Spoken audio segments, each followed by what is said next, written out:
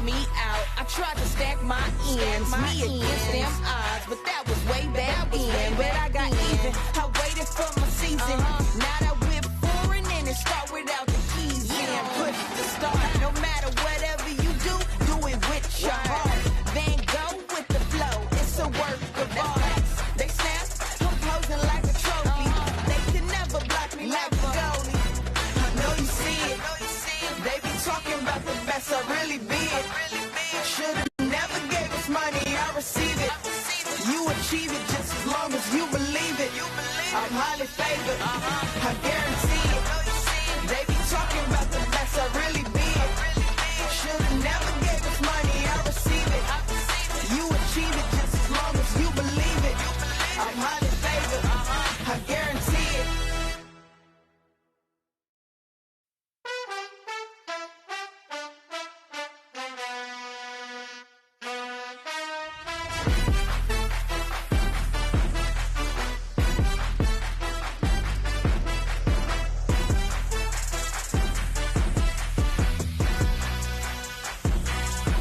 I know you see it. They be talking about the best, I really be it. Should've never gave us money, I receive it. You achieve just as long as you believe it. I'm highly favored, you know I guarantee it. If I'm in it, take a flick. Life's sunny side up, wait a minute, watch me move. If you need a reason, I'ma have to give you two. You know I'm the best, that's the truth.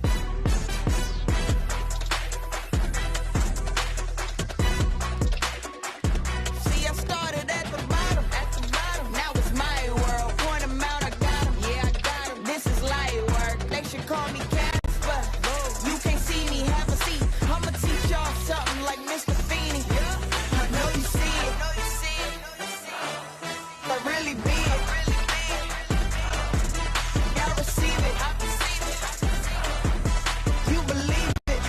I'm highly favored. They guarantee it.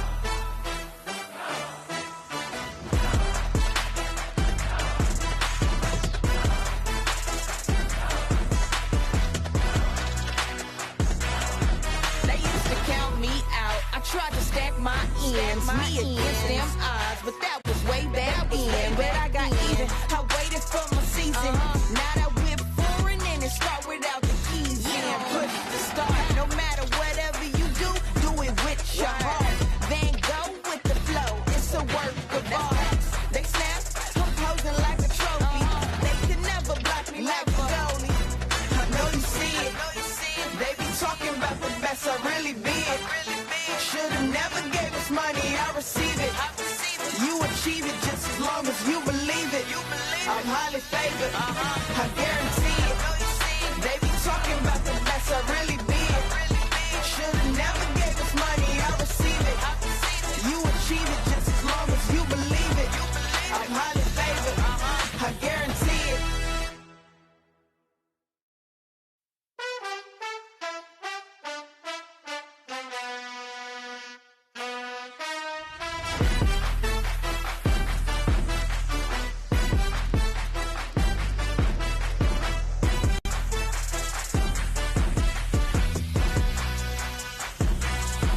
I know you see it. They be talking about the best, I really be it. Should've never gave us money, I receive it.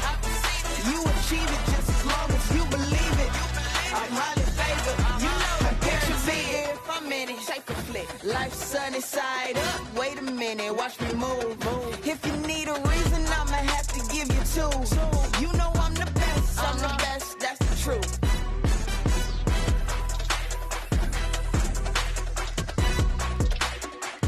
See, I started at the bottom.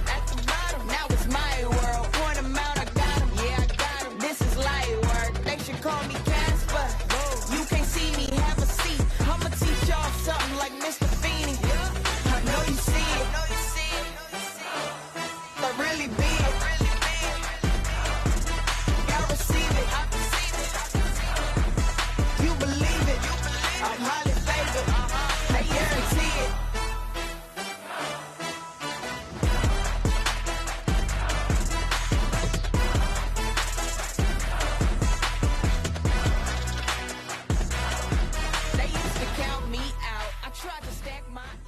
me against them odds, but that was way back then. But I got even, I waited for my season. Now that we're foreign and it start without the keys in. Push the start, no matter whatever you do it with your heart. Then go with the flow, it's a work of art. They snap, I'm posing like a trophy. They could never block me like a goalie. I know you see it, they be talking about the best I really be it. Should've never gave us money, I receive it. You achieve it just as long as you believe it. I'm highly favored, I guarantee it. They be talking about the best I really be it. Should've never gave us money, I receive it. You achieve it just as long as you believe it. I'm highly favored, I guarantee it.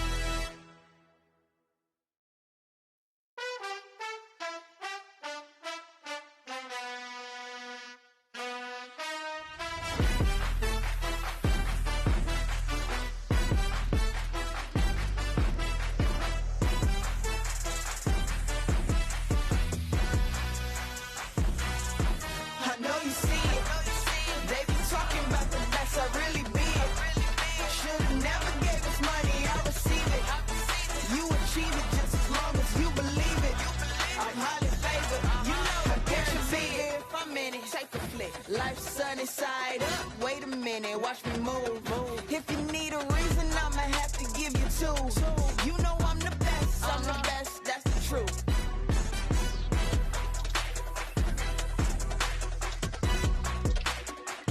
See, I started at the bottom. Now it's my world. Point 'em out, I got 'em. Yeah, I got 'em. This is light work. They should call me Casper. You can't see me, have a seat. I'ma teach y'all something like Mr. Feeney. You see it. I really be it. I receive it. You believe it. I'm highly favored. I guarantee it.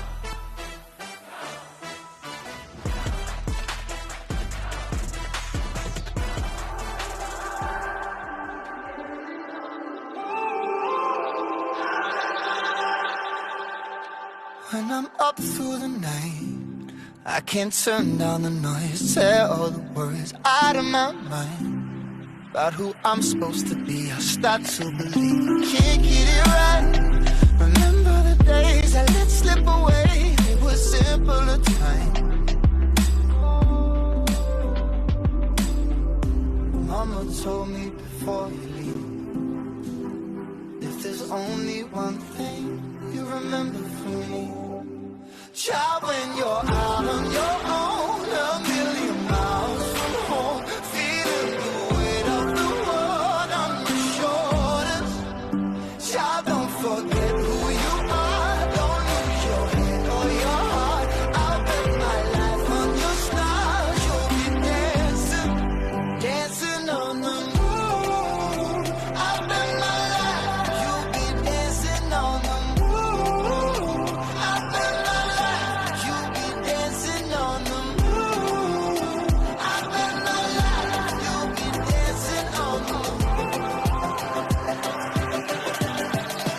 Dancing on the moon.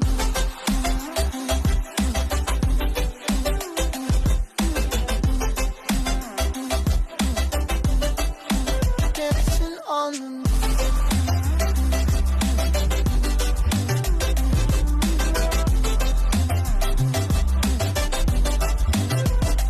Maybe my compass was wrong, and I'm still on my way closer to where I belong.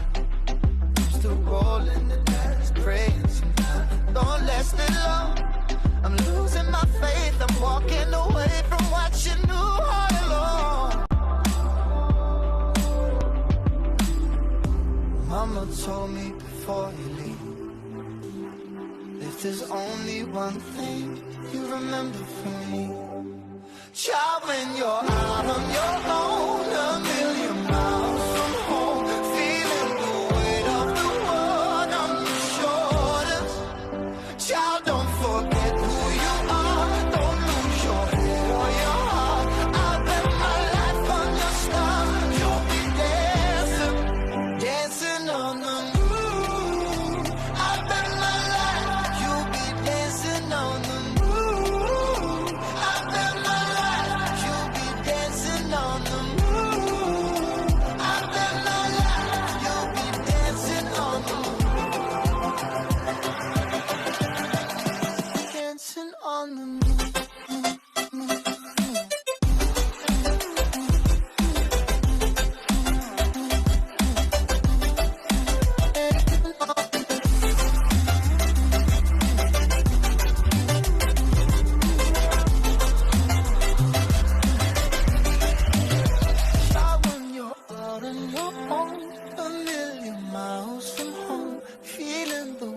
of the world on your shoulders.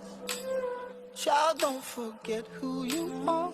Don't lose your head or your heart. I bet my life on your stars. You'll be dancing, dancing on the moon. I don't know where I am, I don't know where you take me, I don't know where you take me. I just follow your trail and I'm losing your mind and I'm losing your head. Let me escape from this unlove, cause I'm a prisoner. I just want to look my way and never back to you.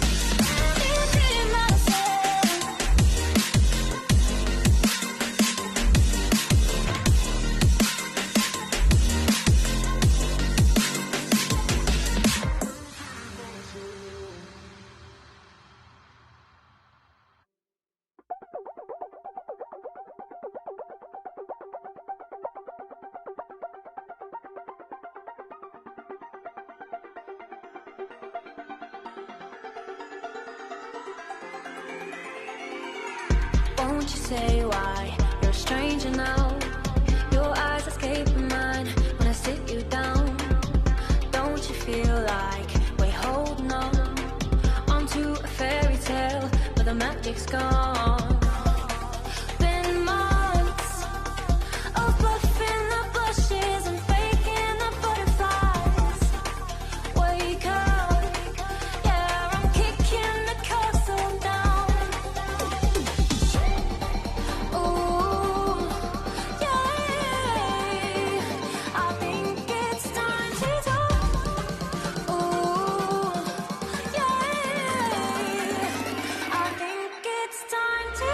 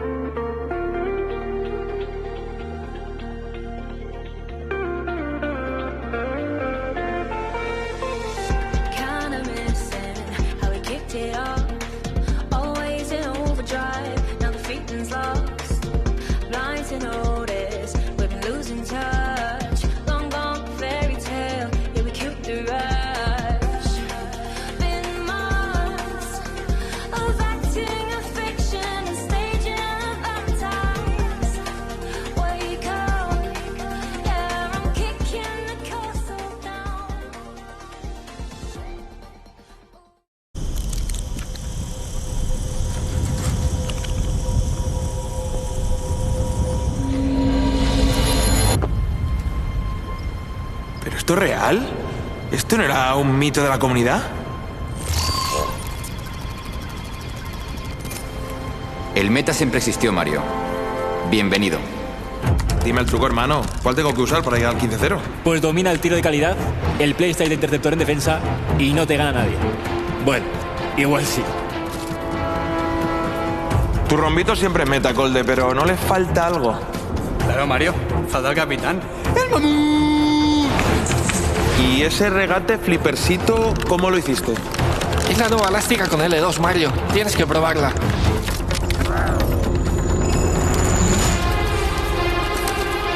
Pero, ¿qué hacía ahí Borja Mayoral? Hay cosas del meta que nunca entenderías, Mario. ¿Pero está bien? Mejor que nunca. ¿Meta o no meta? Mario, llegó el momento. Acompáñame.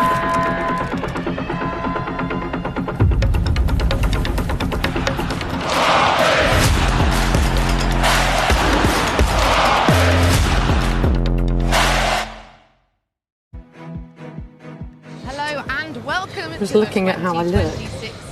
We are live from Barcelona, where the season is about to begin.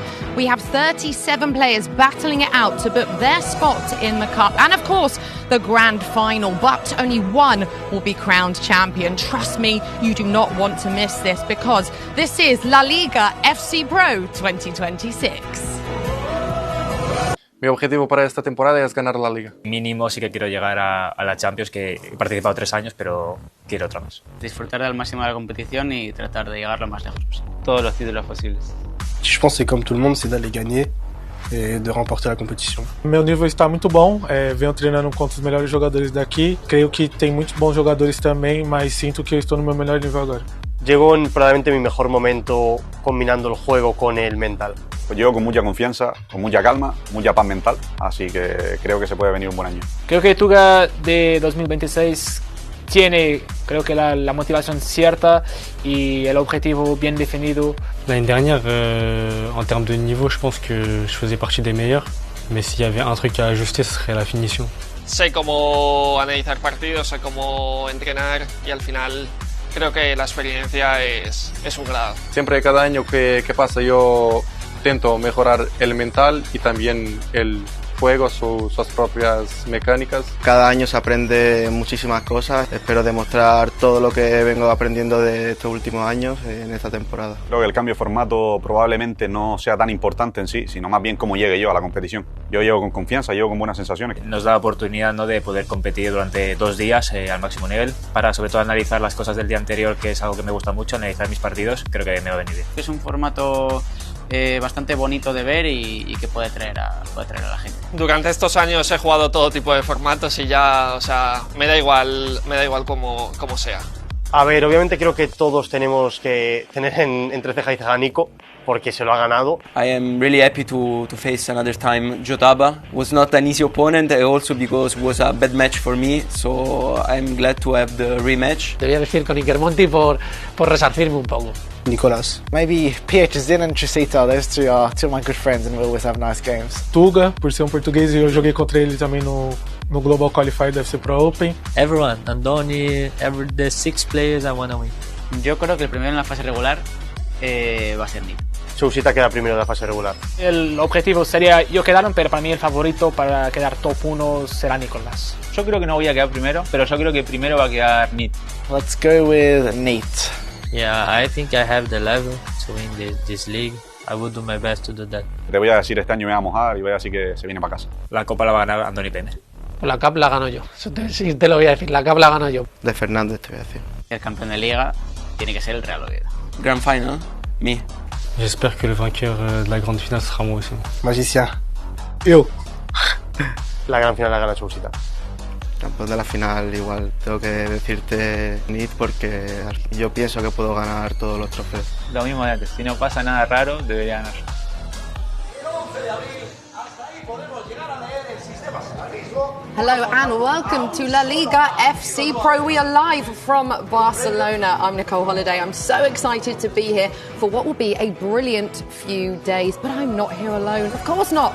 Alongside me is a brilliant team, two of which are joining me right now. It is the wonderful Brandon Smith and Jaime Alvarez. Gravison, I like that you clapped yourself, Grav. I clapped to Brandon, actually. That was quite lovely.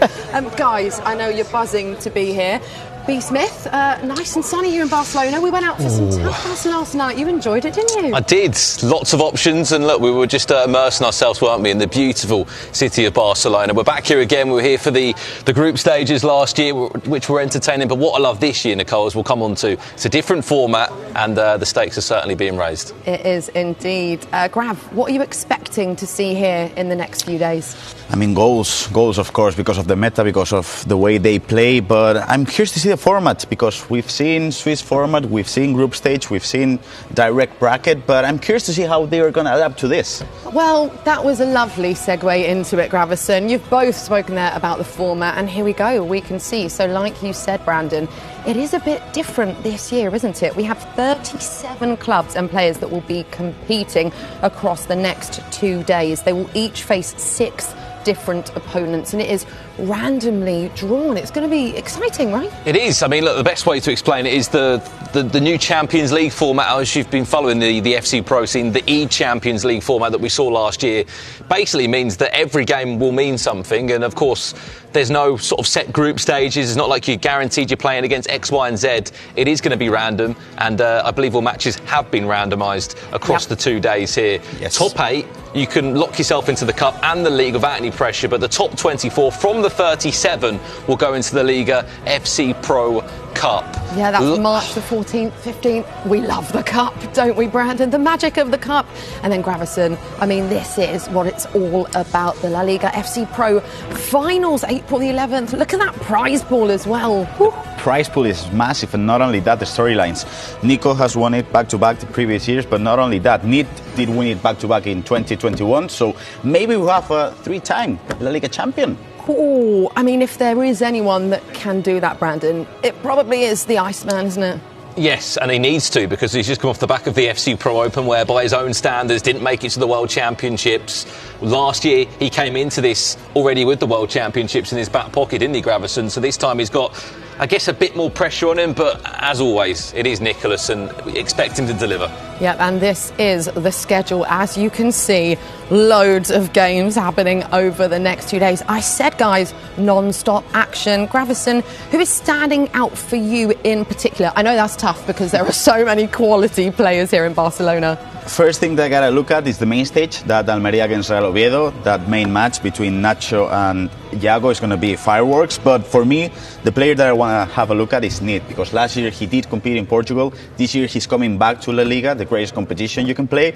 And I'm curious to see if he's going to step it up, because previous to that, when he played here in FC24, he didn't play as well as we're used to seeing him play. Yeah, and Grav, for the players, like we said, the format's different this season. They know who they are playing in the next 2 days. Does that make it a bit easier for them to prepare? I think so, because as Andoni mentioned in the intro, when you go back to the hotel today, maybe you leave here with 3, 6, 9 points, whatever, you can get to analyze not only your match, but your opponent's match, so it's important. Yeah, there are loads of brilliant games coming up today, but we are going to kick things off with this one, our featured match, Iago versus Nacho Abella. Brandon, I mean, we know the quality of both of these guys. I think this is going to be such a good game. And also, I mean, Nacho, he has announced that this is his last season playing. I mean, if you remember back last time we were commentating together, not last season, the season before, Nacho said that he was going to quit that year.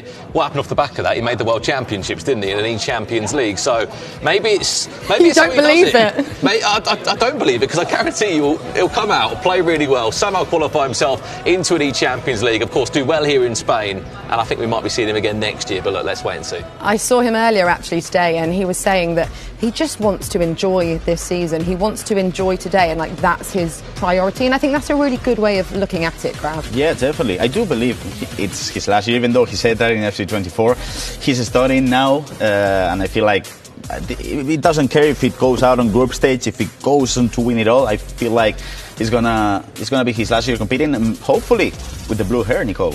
Oh, I was going to say, nicely teed up there, Gravison, because last season, if you guys remember, Nacho said if he won, that he would dye his hair a lovely shade of blue.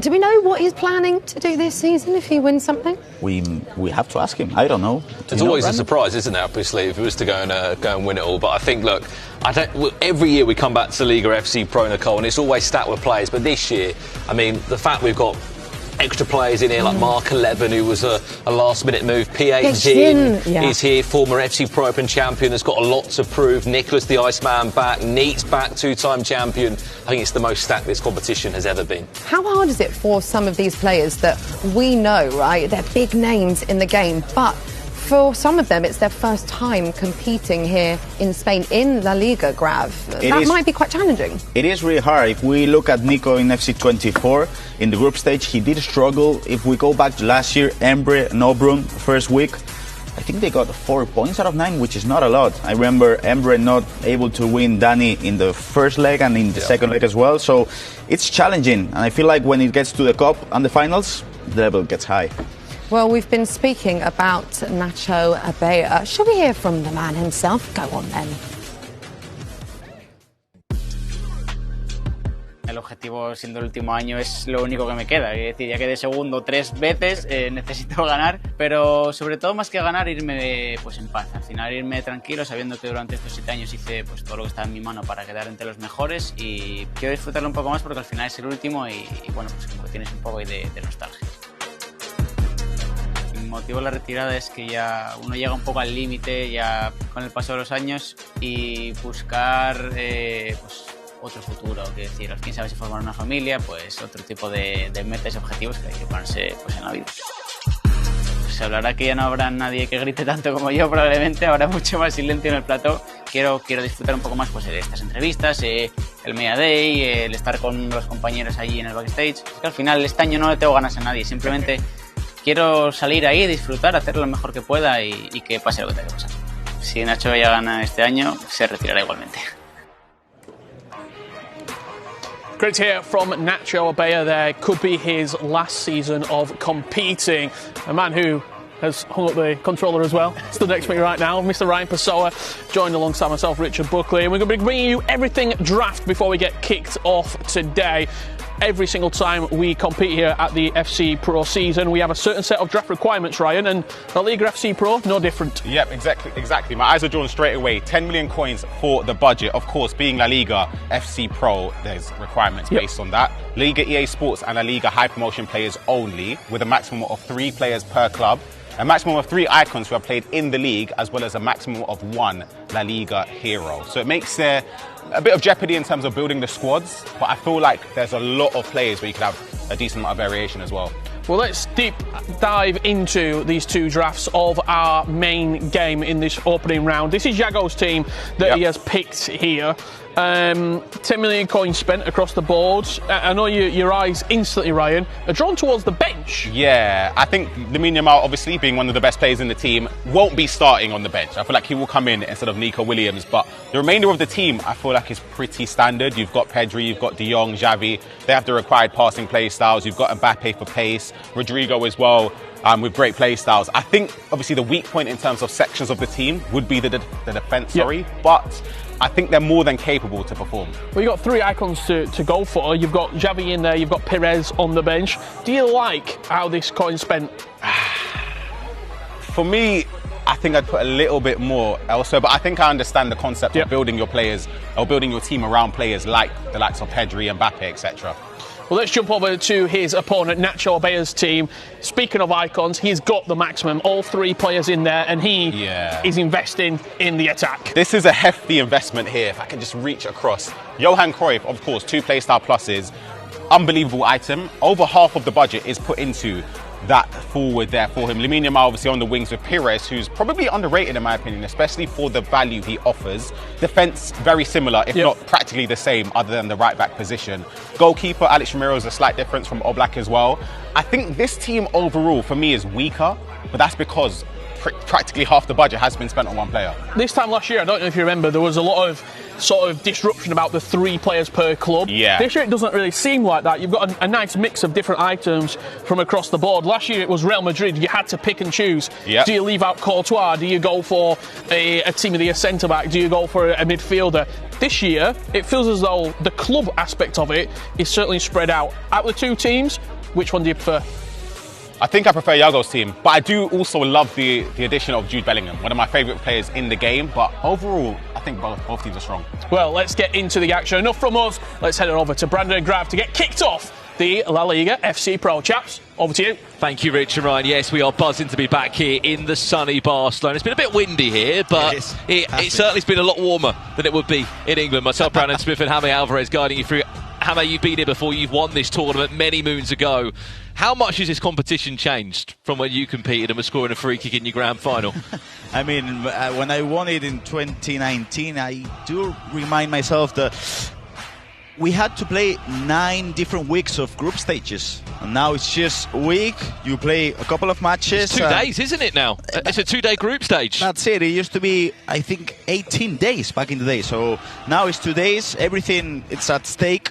And so for example, back in the days, if you had a bad day or a bad couple of days, nothing really mattered. But now it's a whole different thing. You got to perform as best as you can from day one, or you're out of the competition.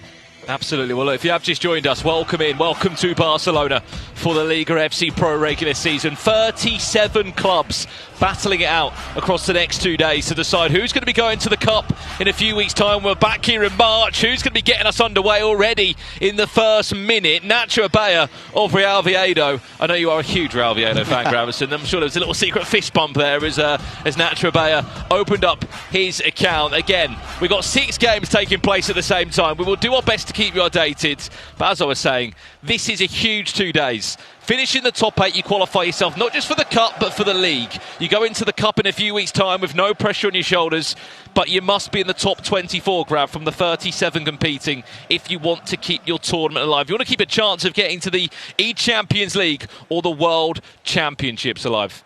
First thing that I'm looking at is Lamine Yamal from Nacho Abella, in which he scored the first goal with. And it's not only that, it's the honorable mentions, the Team of the Year one. And you can see Santi Cazorla, the unbreakable item as a cam. Another interesting I saw him on the bench for a few people. Maybe didn't expect to see him starting, Grav. No, but I didn't. Again, if you're not familiar with the requirements, it was 10 million coins our players were allowed to build a team with. And again, we can see the chat will get you involved. Lots of a bit of love in the chat for you, Gravison, as well, from Mike. I'm sure is that love, or is that... It is. It is love, okay. Lo siento, mi bigote no está aquí, pero te quiero igual, Mike. Grande. For those that are joining, 37 clubs competing. Who are you backing? And which pro player do you believe could become La Liga FC Pro champion? Because as it stands, the last 2 years have gone to Nicholas the Iceman, who is in action just behind us. He's currently playing against Brownie, and he is 1-0 down, believe it or not. That's just 9 minutes in there. We will do our best to keep you up to date with all the games as they unfold. I mean, look, if we say this now, could we jump to... What would be a good game? Could we just jump to a game? Any different game? We've got 6 games taking place at the same time. We'll guide you through the matches as it all does unfold. Probably all eyes go to that Nicolas against Rowney match, which is the first match that we're going to see from Nicolas today. But in this match, you can see Yago just jumping on to game 3. Right, we've just jumped over to game 3 now, which is Real Racing Club against Real Sociedad. Of course, you may remember Nicolas has won this competition the last 2 years. He knows no real introduction. He was a Sevilla player for the last 2 years, but he's changed club and he's taken the hot seat of Emre Yilmaz, Grav. Yes, which is a tough one because Emre did manage to win the cup and he was close to winning that final when he lost in the semi-final against Nicolas. So, I mean, he has to step it up because he's losing now, 1-0 against Rowney.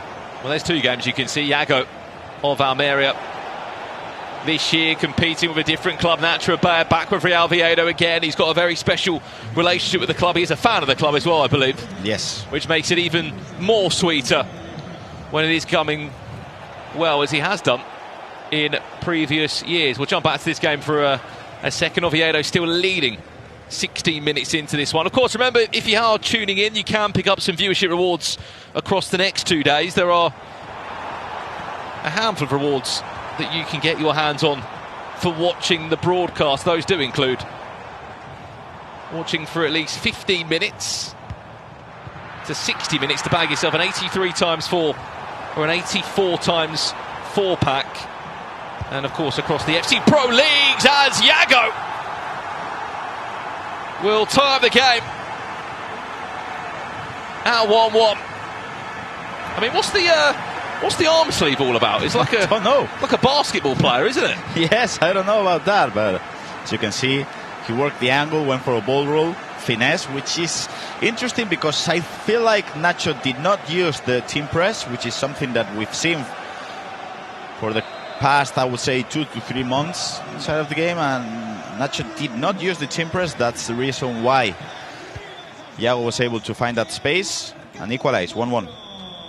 What's with the long sleeve? Yeah, that's... Well, it's kind of like he's done it before. It's maybe just how he likes to play and feels comfortable. Would you play with that, Brandon? I'll be honest, I'm already sweating in this jacket that I'm wearing on broadcast, let alone a thermal. I've never, I mean, don't get me wrong, you can speak on this more than me, Grab, but I've never understood the thermal under the t-shirt for a pro player. Don't know. It's curious because now here in Barcelona it's really hot, and not only that, but as we just jump onto game 2, this is Las Palmas. Yes. Against Espanyol. Yes. David Navarrete against Zidane, who won the double all that time ago. Do you remember Deportivo Alvarez? Yes. That's a finish. And easy that's finish the goal for Zidane. That he scored after just 13 minutes. Cheeky little finish as well, wasn't it? With a little roulette before it. But prior to what you were commentating about, I mean, I do think that, for example, when I played at the Champions League in Manchester, or I played in London, it was so cold over there. Maybe because I'm Spanish, but like it would be 20 degrees and then the fan would be off and I would be just, I don't know, just having so much cold. Welcome to England. Yes. Do you think I'll be a happy man living over at Brighton or Manchester? I think you're probably better off being in Madrid, where you are. Interesting to say as well, there's, of course, some new players that have come into the league this year. Would you agree that this is the most stat the LALIGA FC Pro potentially has ever been, just with the inclusion of PH coming in, Nathan SR and Eli Libertadores champion? Of course, on top of that, you've got Obron back for a second year, Nicholas returning again, and more so, PH the FC Pro Open champion. I think it's the best level we've seen here at the LALIGA FC Pro over the years. I mean, the amount of competitors who've traveled overseas to play here, it's astonishing. But not only that, I mean, the level of the competition, Nico as well. Just to see how the Spanish perform, Daniel Aguilar, Chousita, I feel like the level is the highest we've ever seen. The only thing that we're missing is a world champion, if I'm not mistaken. That's the only thing we're missing, because we do have Champions League, we do have Libertadores champion, Food Champion Cups winners, but we don't have a world champion. Maybe after this year, if Nico is able to win it. This is nice build up from Yago. Oh, I tell you what, Yago, that is superb. From 1-0 down, he's turned the game on its head. He leads 2 goals to 1. New club, new Yago, by the looks of it this year in LALIGA FC Pro. There was no skill moves involved in that. It was just simple tiki-taka around the box. He didn't need anything else, really. It's kind of weird to see Yago play this way, because we know he likes the everything, really. The elasticos, the roulettes, even the step-overs, but it feels like he's transitioned into this gameplay without the need of the skills, and it's working out well for him. 2-1. as you can see, the global standings to your left of your screens. Yeah, keep an eye on those. 37 clubs competing in LALIGA FC Pro this season. It's the top 24 that will qualify for the Cup in a few weeks' time, middle of March. And it will be the top 8 that directly get themselves into LALIGA FC Pro final. Scores across the games then, Gravison. It looks like Zidane's leading 2-0 against Dani Navarrete. 2-1 in our feature game with Iago. Nicholas has pulled a goal back. We will go and show you that when we can. He has pulled an important goal back there. There's also 3 other matches that are taking place as well. In game 4 we have Hugo Sanchez leading 4-1. That's Eibar against Iker Monti. In game 5 we have David Sanchez leading 2-1 against Marin. And in game 6 we have Mallorca leading 2-0 at the moment. Well, we've jumped over to Nicholas's game now. He was 1-0 down. Rowney leading early doors. Speaking of Nicholas, he might be on for a second if he can find the feet of an on-forward midfielder. It was Buchacueno there trying to take matters into his own hands. What a ball that is. If he's onside, Lamine Yamal just offside, but what a ball that could have been. Just to get your thoughts, Grav. 27 out of the 37 players this year are from Spain. Yep. Everybody else is overseas. I mean, I know there was a couple of comments made before from pros maybe not welcoming the fact of non-Spanish players playing in the league. But when there's a €200,000 prize pool in the tournament and the opportunity of the amount of clubs, there's not a league in the FC Pro ecosystem that offers you this amount of opportunity. It is no surprise. It's Raoni leads by 2-1, who is one of the Spaniards amongst the 37. But what's your opinion on that? I mean, 27 out of 37. It's a pretty high number, I would say, for Spanish competitors. And I feel like La Liga has to be the greatest league in the world at the moment, if we talk about FC terms. So 10 players out of 37, I don't feel like that's way too much. Especially when it's not 10 random players. You have Tuga, you have Di Fernandes, you have PH, you have Nathan, you have Nicolas, you have Iago, you have great names. So I feel like the balance is there.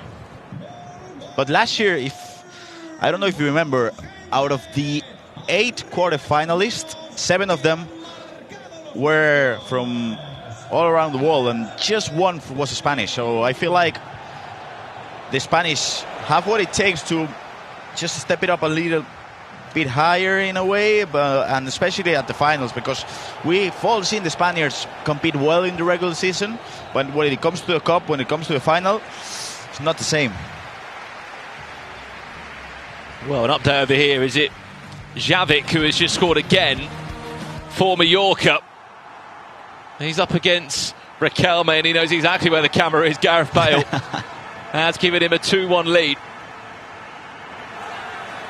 Apparently he's the only player as well in the draft. Obviously players could use 3 footballers from each individual Liga club. He's the only person that has put the Mallorca striker in of Vedat Mariki, who got a player of the month. Of course he is a bit of a veteran, so to speak. I don't think he's got the perfect stats in the world, but he's in the squad of Javik, and look, he is the Mallorca player. I expect him to have a bit of loyalty there.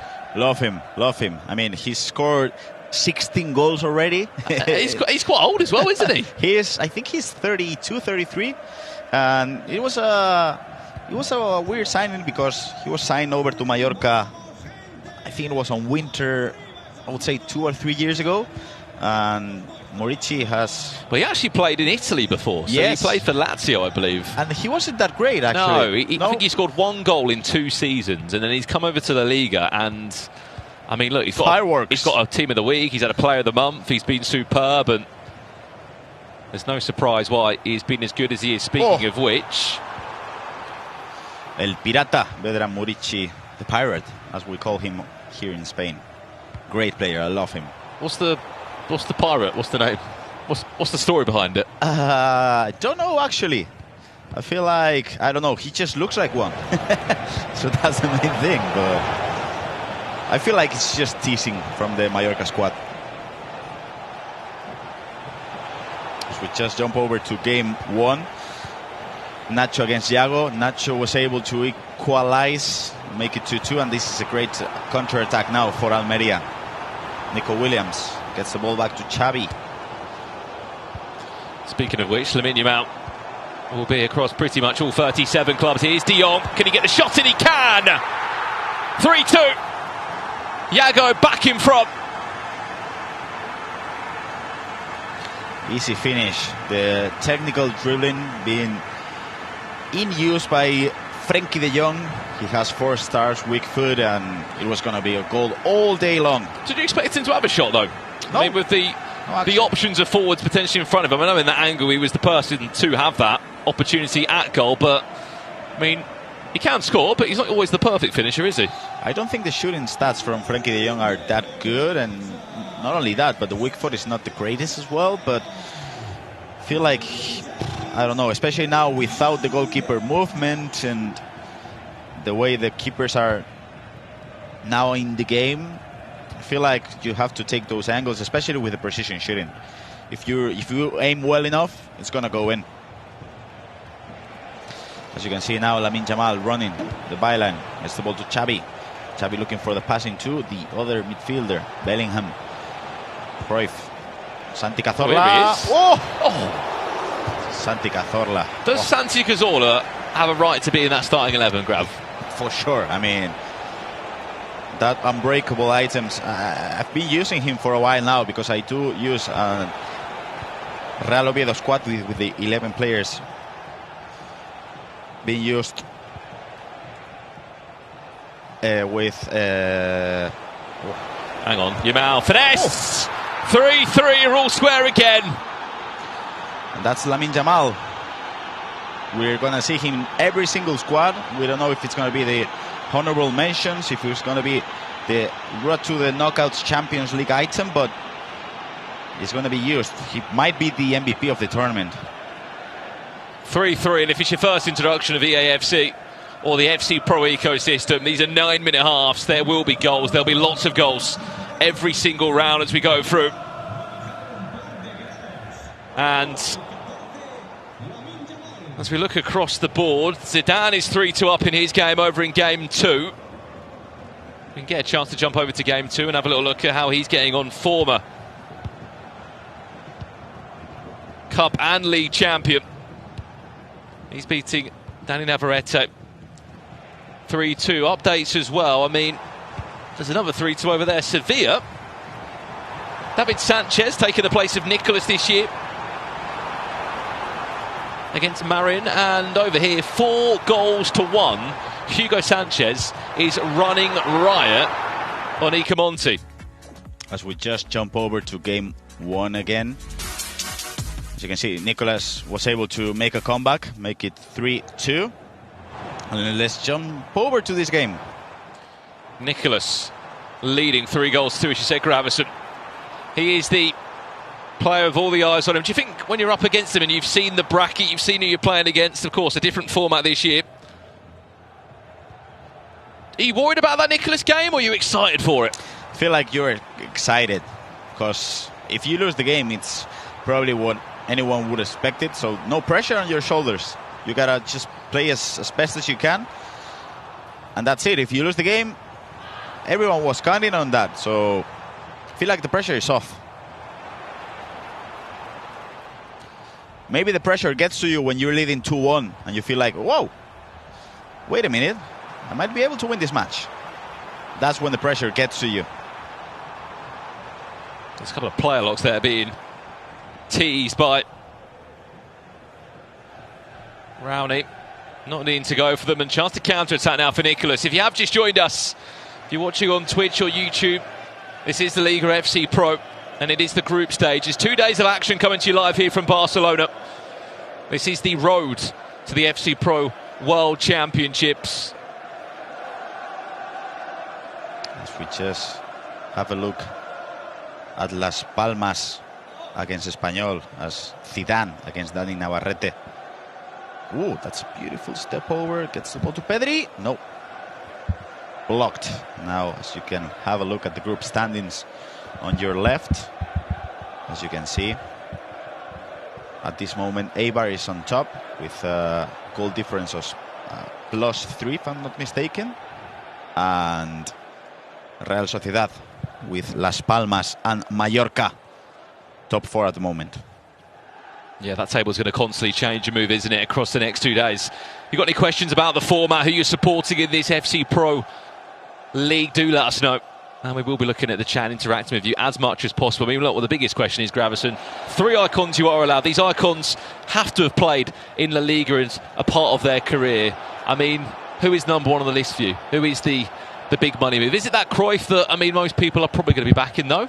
Xavi Hernandez. Everyone's using Xavi Hernandez as a starting midfielder. As we just jump over to game 3 at the moment with the main game, Almería against Oviedo. Yago was able to score 1 goal, and now he's leading Almería 4-3. I think it's Xavi. Every single player is using Xavi in here. So Xavi has to be the pick 1, maybe Cruyff, second pick. And I would say Pires, probably. The Arsenal striker as well. Well, let us know in the chat your 3 icons. Remember, it's 10 million coins you've got as Yago has potentially pulled away from this game.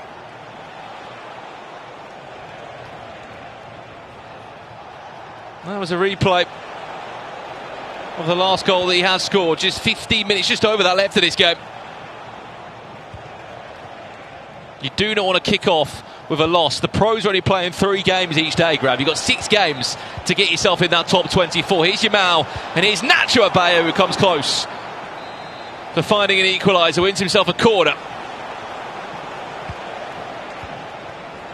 Tell you what, he might have worked this well. Cruyff, did he need to go back inside? Was there a finesse available on his right foot? I think the low-driven finesse will be a goal, and that will be 4-4. As you can see now, a chance for a counter-attack. Look at that. Pedri, Yago could have and should have closed the game there.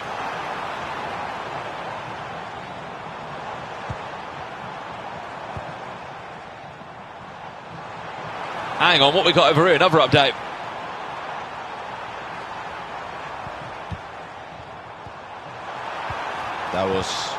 That's from the Nicholas game. Are we seeing a...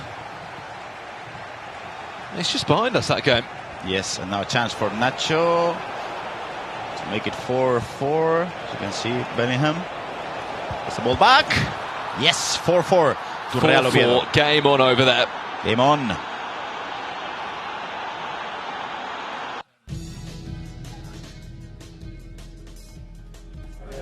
Well, I believe we are going to be checking in with our very own Ryan Pessoa if he is on the ground pitch side for us. Ryan, if you can hear us, what is going on? We've got 6 games taking place in every round, don't we? Keeping an eye on a lot of the games going on. You guys have been honing in on the few games that I've tried to look into. Obviously, Yago versus Nacho is a big game, but there's a few games where I would say the results are sort of set in stone. You've got Di Sanchez performing extremely well. You've got Javik against Sibra Kelme, 5-1, currently leading, which is a resounding lead. And what's happening as well with Hugo Sanchez, the Eibar match, Ryan? I mean, is he playing that good, Hugo Sanchez? Because we've not seen him so far from the casting desk over here.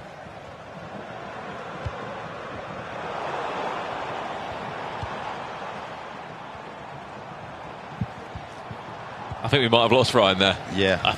But we can tell that Hugo Sanchez is dominating his game, isn't he? He's 5-1 up, and there's 10 minutes left on the clock. We will stay with this one for a second. This game here, 4-4.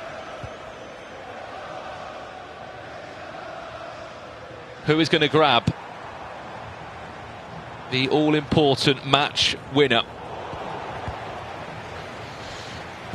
And this is the toughest point of the match so far. Look at Nico Williams. Oh, Nacho! He might just snatch his first 3 points.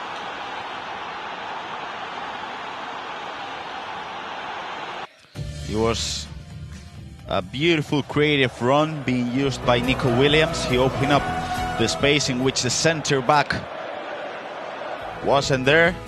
And that was it, 5-4 as we just jump over to game 3. That's Nicolas against Raoni, 4-3 to Nicolas. Can Nicolas hold this one out? I mean, he's an expert, isn't he, of seeing out games and managing.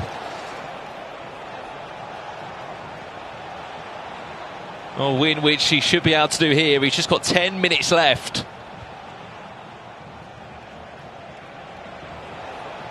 He's already taken 3 or 4 minutes out of the game there.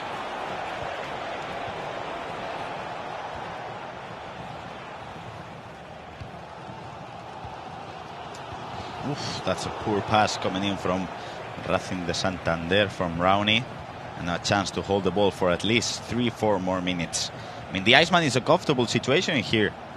How many points do you think will be enough to get you in the top 24? That's a great question. 37 clubs, of course. There's what, technically 18 points on offer, because every pro is going to be playing at least 6 games. I mean, draws can happen, of course. I'm actually thinking 12, 13 points. What do you think, Brandon? Do you think having 12 points I would love enough? to see someone scrape through with 10 points, potentially on a potential goal difference scenario or swing. Because you've got to think 24, it's a lot of spots, 24 spots, but you're probably right, 12 points, 11 points would be around the sweet spot for a top 8. I mean, Top you've 8, got to yeah. be thinking, I don't know, 15? Oh, I thought the pass was going to go to the Pires, and now a chance. That was the chance. Hang on. Is he onside? No. I thought that was going to be a chance for Nacho to seal the deal. Well, this is our first round of action. We've got 9 rounds, technically, or 9 rounds of gameplay we're going to be showing you today. But we've also got so many players here in Barcelona. The first round is split into 3, just so we can see everyone. Where's that going to end up? Ooh. That was Iago's chance. It was a mistake from Nacho. He played the extra pass, and it was a bit of goalkeeping that saved him. That was a huge mistake from Nacho, and that's probably the reason why he has not been competing as much this year. I mean, those mistakes are ones that you simply cannot afford.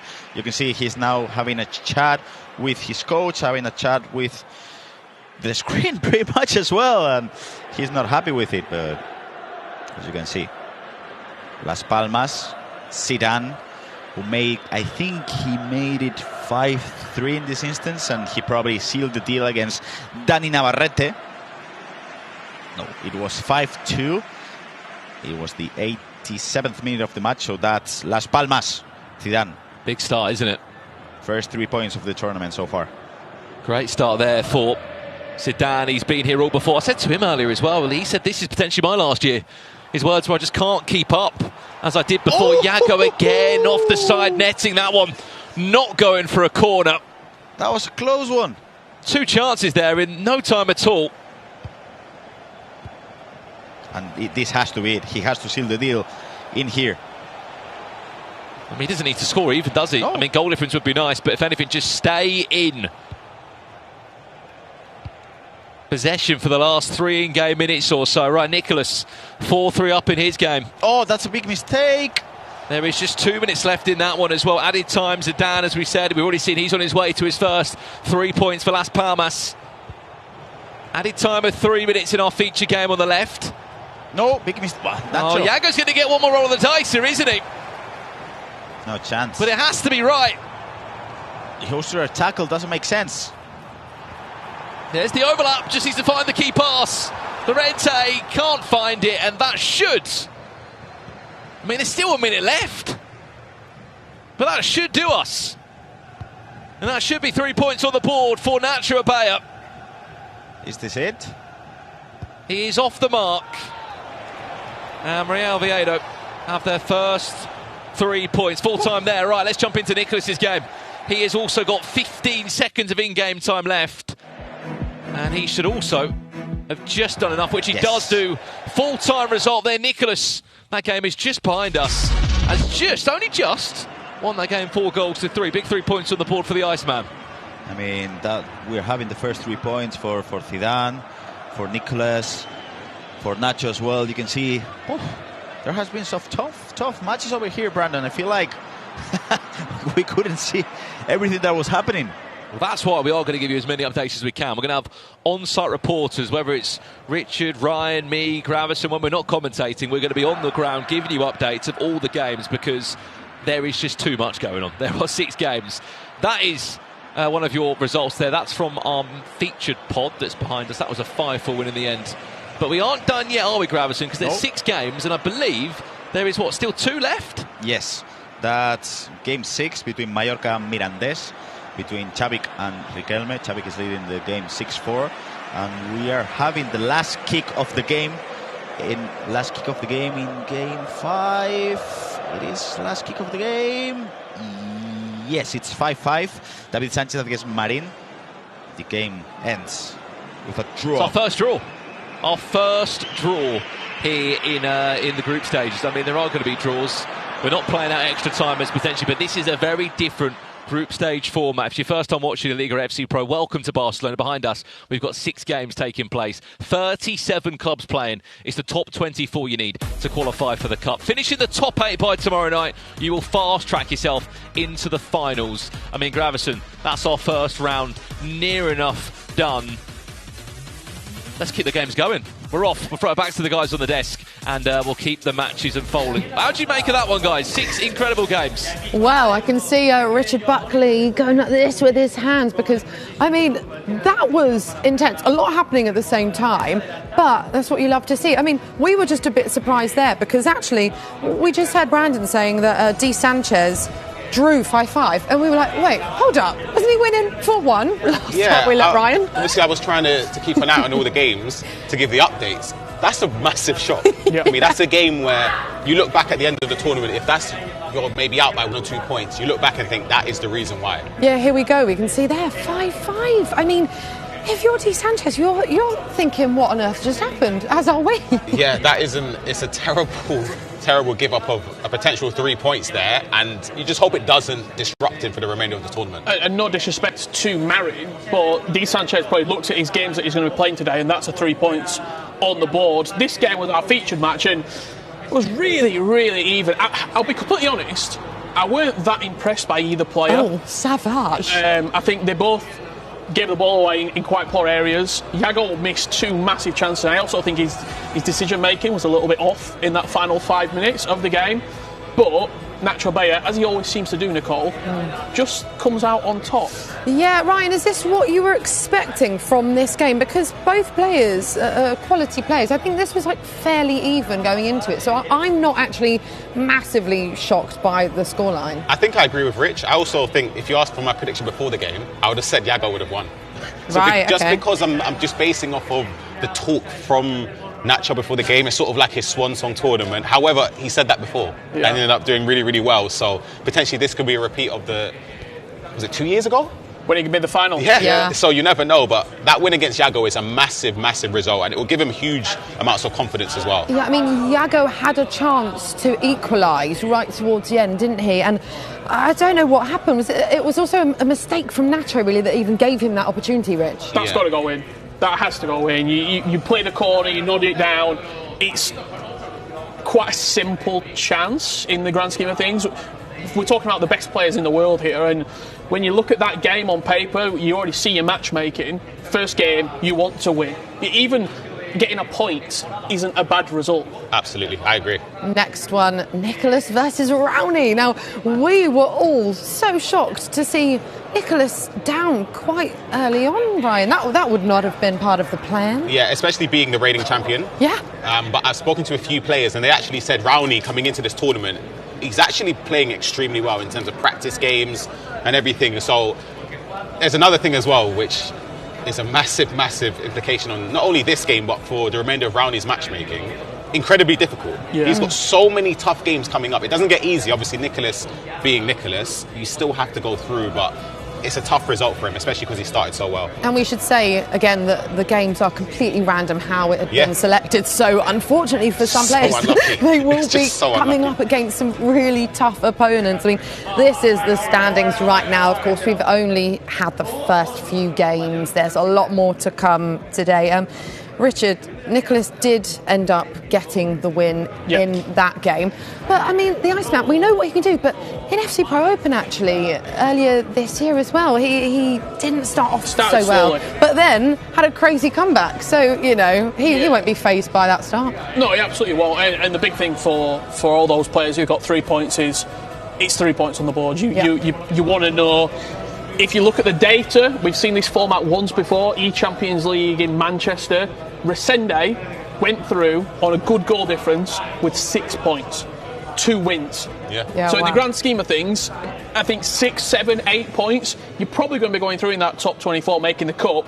Players like Nicholas and Oberon and Nacho Abella, they've got their eyes on that top 8. And that's the big one, where you want to be making it into those finals and not having to go to the cup thinking, OK, I've got to win 2 games to qualify through.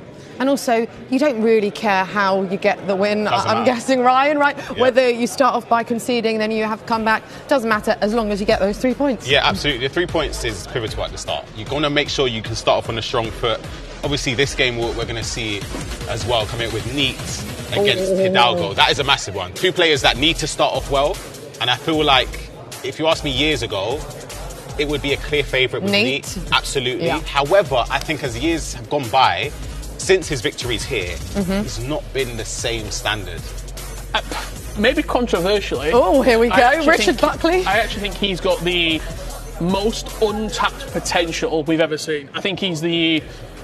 Everyone says he's the player, he's the one. When he was winning in 20 and winning in 21, he was the next Tex, for example, back then. He would have been going on to do what Emre Yilmaz is doing now, what Anders Vergen is doing now, and he's not done it. Yeah. He's not performing. He was the Spanish player. Yeah.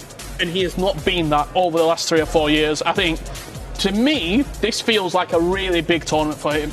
Yeah. What's crazy is he's still, only 22? But it feels like he has been around forever. He might have been his prime. I mean, possibly, right, because he won La Liga, 2020 and 21? Yeah, back to back. But it has, like you just said, Rich, it's been quite a few years since then. I mean, I don't know, maybe his time has come and gone. Is that really harsh, Ryan? I don't know. As Rich said, untapped potential in terms of... I wonder what the reason is. Is it external factors? Is it just not having the level of motivation after winning? But I think he can do it.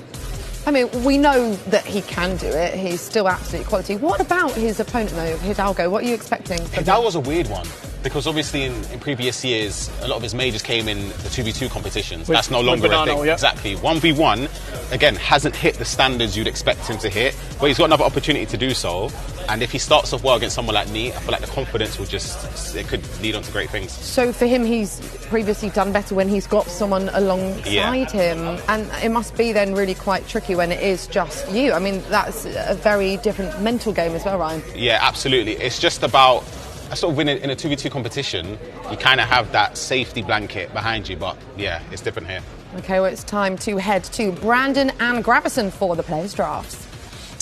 Thank you so much, guys. Yes, we are getting ready to jump into our next round of action here. Of course, if you're not familiar with how the FC Pro ecosystem works, there are requirements, draft requirements that are used for different competitions such as the FC Pro Open and leagues such as the FC Pro La Liga, where we're here today. 10 million coins, Gravison, was the budget. 3 icons of players that have played, of course, previously in the league. 3 players per club. We're going to break these down. First and foremost, Neat's draft. He's gone for Xavi, who you said in commentary is the man you need. He's the number 1 player on the team sheet, right? Yeah, for sure. I mean, it has to be. I feel like every single player is going to use Xavi. The curious picking here is because you have, as you mentioned, the maximum of 3 icons. Of course, you're going to use Pires because he's not that expensive, but then Bale, Cruyff up on top. It's a difficult one. And then as a keeper as well, I find it interesting, this option, because Alex Remiro is one of the few keepers that has the footwork playstyle, the footwork plus playstyle, because we've seen the far reach, we've seen the 1v1 playstyle as well, but the footwork as a plus, not something we see much. Something I want to talk about as well, and the chat could get involved too. Who else could they use? Because there's the 3-club rule in La Liga, which normally means Courtois is out the question. Marc-Andre ter Stegen, I believe, is also on loan at Girona. I don't know if he's had any special items, but your 2 options are Jan Oblak or Alex Remiro, team of the week. I mean, chat, if there's someone that we're missing here, please let us know with the draft requirement rules. Is there someone they're missing? I think there's someone. You guys know I'm a Real Oviedo supporter, so they might know a keeper from Real Oviedo, which is fairly good as well. I was going to say, you can't play Santi Cazorla in goal, can you? No, he's a very small man. He's a very small man. Right, we'll change drafts as well. This is Hidalgo's draft. Spoke to him earlier today. He said, look, I've been playing a lot coming into this, but I haven't been playing as much as maybe I've had in past years. I look at Hidalgo and I kind of think, is he potentially coming to the end of his pro career here in Spain. That's his draft. David Beckham features, but where are you looking, Grav? I'm looking for a couple of things. 3, actually. This draft is quite interesting. Hidalgo's drafts are really interesting, always, and he does mix some things up. Lamine Yamal, not the Team of the Year version, the Road to a Knockouts one. Valverde, even though he has tiki-taka, his passing stats not great for a midfield. Then David Beckham, which is an interesting one, even though I feel like Nicolas did use him in the FC Pro Open. We've not seen him that much. And then on the bench, the main man, Santi. One player I want to speak about, and I mean it's someone that the chat might have realised too. There's one player in this team. I'm not looking at Cruyff, I'm not looking at Beckham or Bellingham. I'm looking at the left back of Espino. We're going to go into more detail on him now. Of course, Rayo Vallecano. Why is he in the team? Is that the best option for a fullback with the price and with the club situation? I feel like the club situation is one of the things that you should mention, because it has to be Álvaro Carreras as a left back, but if you're using 3 Real Madrid players, you have to change something. You have to look at different options. And especially when you're looking at a fullback, you got to look at 2 play styles. Bruiser and then the quick step as well. And I feel like Pacha Espino can be a decent option because of the bruiser, because of the intercept. But I feel like if you don't have the quick step on a fullback or a centre back, you're doomed. And that's the reason why I don't really like Pacha Espino that much. But it can be an option. He's in the team though, isn't he? He's going to suffer. He's going to suffer. He is. I'm telling you. Is he going to be the weak link? Probably. We'll have to wait and find out. Game 1 is done. Game 2 is ready. Richard and Ryan, it's over to you boys to take us into this next match. Thank you very much. We will do. Big games coming your way. And shall we say, Ryan Pessoa, a few of the big hitters that we're going to see in this year's LALIGA FC Pro getting ready behind us now. Yeah, even away from our featured game, a debut as well. Mark 11, that's a big one. Obviously coming in sort of like a late announcement into the LALIGA FC Pro, which will be an interesting game. He's up against Polly Chris, a few other games as well, which will be hopefully high scoring like the first round. We got last year's Cup runner-up in Jotaba as well, starting his campaign.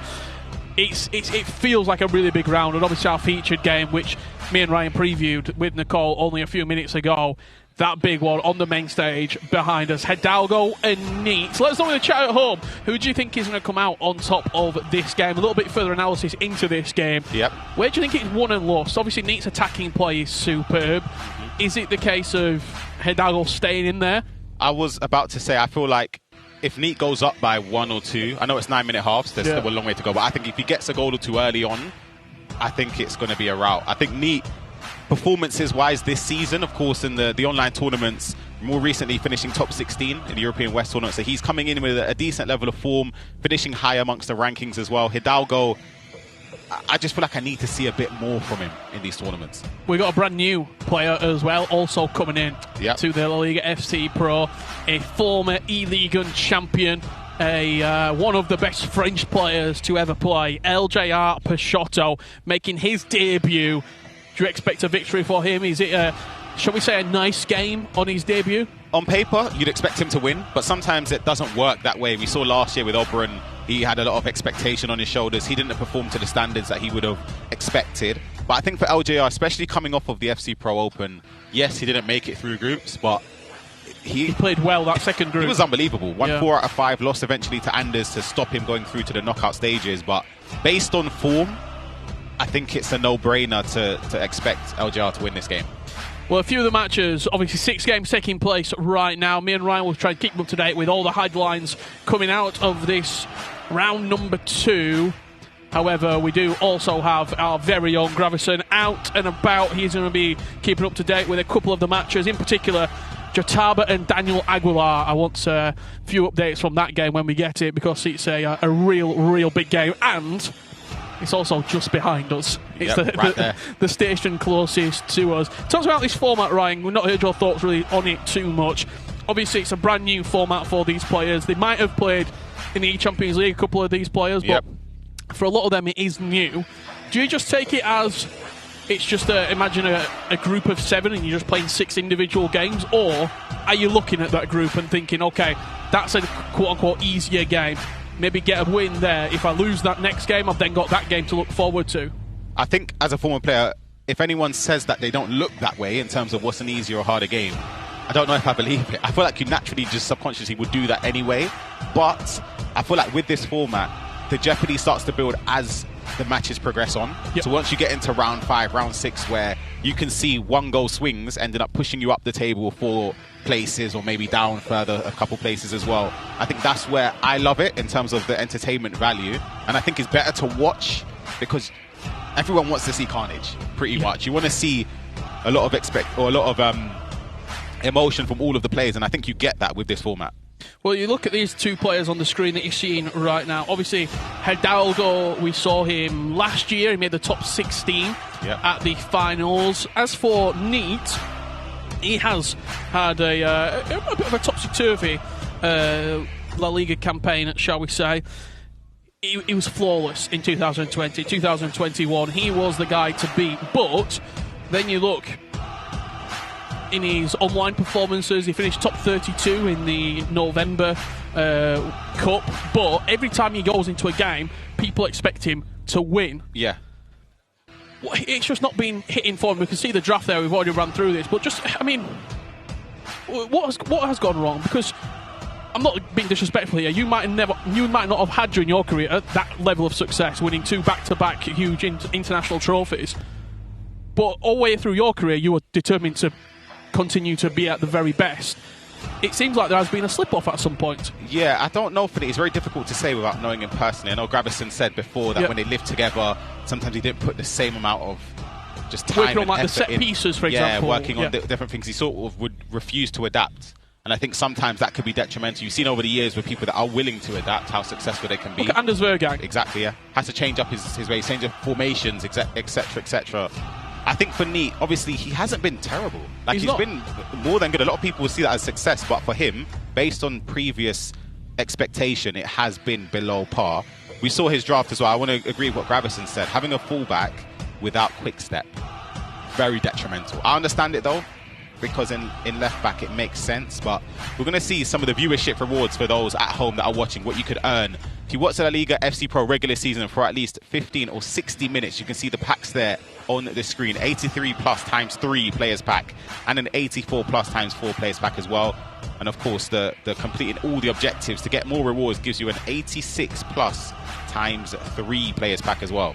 Yeah, absolutely. As always, link your EA account and make sure you tune in from February 11th to 12th to be eligible for rewards. I think last year we also saw some showdown items released for the finals of the league. So I'm not saying they're coming again. All I'm saying is we saw them last year and they were a huge success. Let's get this game kicked off then. We are underway. Atletico Madrid and Villarreal.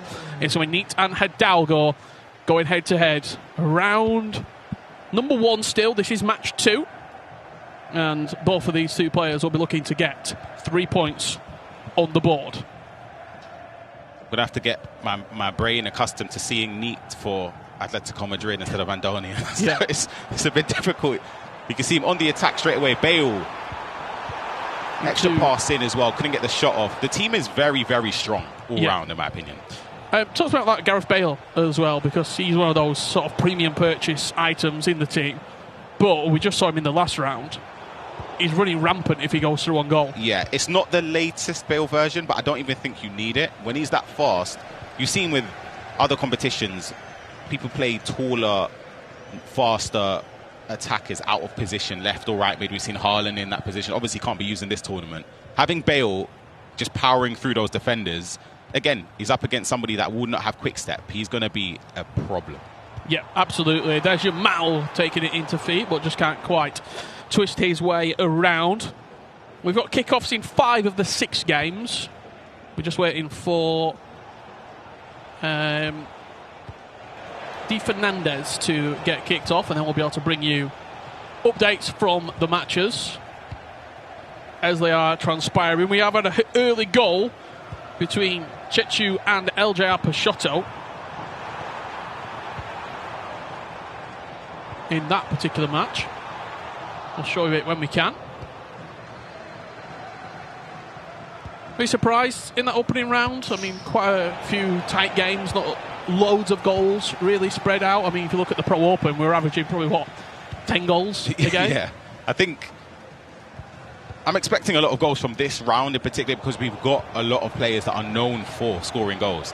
but sometimes it doesn't even work that way. You can see an attack here, can get that through ball into Yamal, takes it in his stride, in on goal, goes for the near post, and it's 1-0 for Hidalgo against Neat. Massive goal there. Sort of, I would say, against the run-off play, because he hasn't had tons of opportunities in these opening minutes, but he's made that one count, Rich. Surprised that he went for the near post there? Yeah. Didn't open up the body? Yep, I really am, but it worked, because you can see they're just taking it in his stride and was able to get that low driven outside of the boot finish towards the near post. Well, let's see what's happening between Polychris and Mark 11. Mark 11 here, debutant here in the La Liga FC Pro, recently gone on loan to Team Falcons to help facilitate this move into the league, and he will be up against a La Liga through and through in Polychris, who last year he did play really well. I think Polychris is a little bit underrated, you know. Yeah. I think he's one of those players, though, where it's sort of like a glass cannon. Like, offensively, unbelievable. Defensively, though, wow. We're in trouble. Yeah, but going forward, probably top 3 players to watch in the tournament. I actually think he's unbelievable, and I think in the previous tournaments that have been happening, the European West online tournaments, he finished top 26, joint ranking with Manu Bashore, who, of course, world champion multiple times. So he's playing really, really well. Well, let's see what else is happening. I gave you an update from El Peixoto in his opening game here up against Chechu. That's Johan Cruyff twisting and turning, trying to play through. Jude Bellingham gets the strike away. Perez now can't quite fire, but interesting start, Ryan Pessoa. Yeah, not the best starts for him. Like I said, sometimes if games were played on paper, it would be a resounding win, but it's not going to be that easy, because I feel like when you come into another league and you're not the native player, there's sort of like a target on your back already. Yep. And players will sort of try to play to their optimum They play levels. up. Yeah, they do. They really do. This game as well, jumped in almost at the right time with that attempted roulette.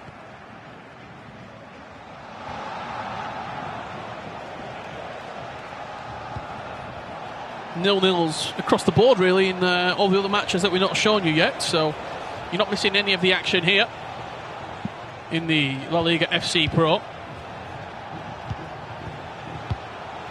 9 matches that we'll be bringing you today. 9 rounds, should we say, of action before we kick off tomorrow, closing out the group stage standings, shall I say. Gareth Bale trying to get away from his player, but couldn't quite do it as we head back to El Peixoto and Chechu, back to Atletico Madrid and Villarreal. David Beckham. Interesting. Thunderstruck Item's got a lot of important passing play styles as well. I think on this game, especially in midfield, you need incisive and tiki-taka. Tiki-taka, I think, more so than incisive, just to be confident to play those first-time passes. That's just about onside, where you can work it to try and get into the box here. Johan Cruyff twisting and turning. Beautiful cancel again. Jude Bellingham. Great goal. And it's a wonderful finish there. Great build-up play for Hidalgo. The McGeady cancel inside the box. Lovely. Twisted the other way. Recycled then that extra pass, and Hidalgo, when he has got the ball in the box, has looked very, very clinical. That finish coming in there from Hidalgo, 12 yards out. Jude Bellingham with it. Very neat-esque finish. Yeah, genuinely is. Getting a taste of his own medicine, and he finds himself 2-0 down. His first match of this league phase. Just looking ahead as well for some of the other games he would have playing today. He's also got a game against El Peixoto in the horizon ahead of him, which is obviously not going to be an easy game. See Riquelme as well.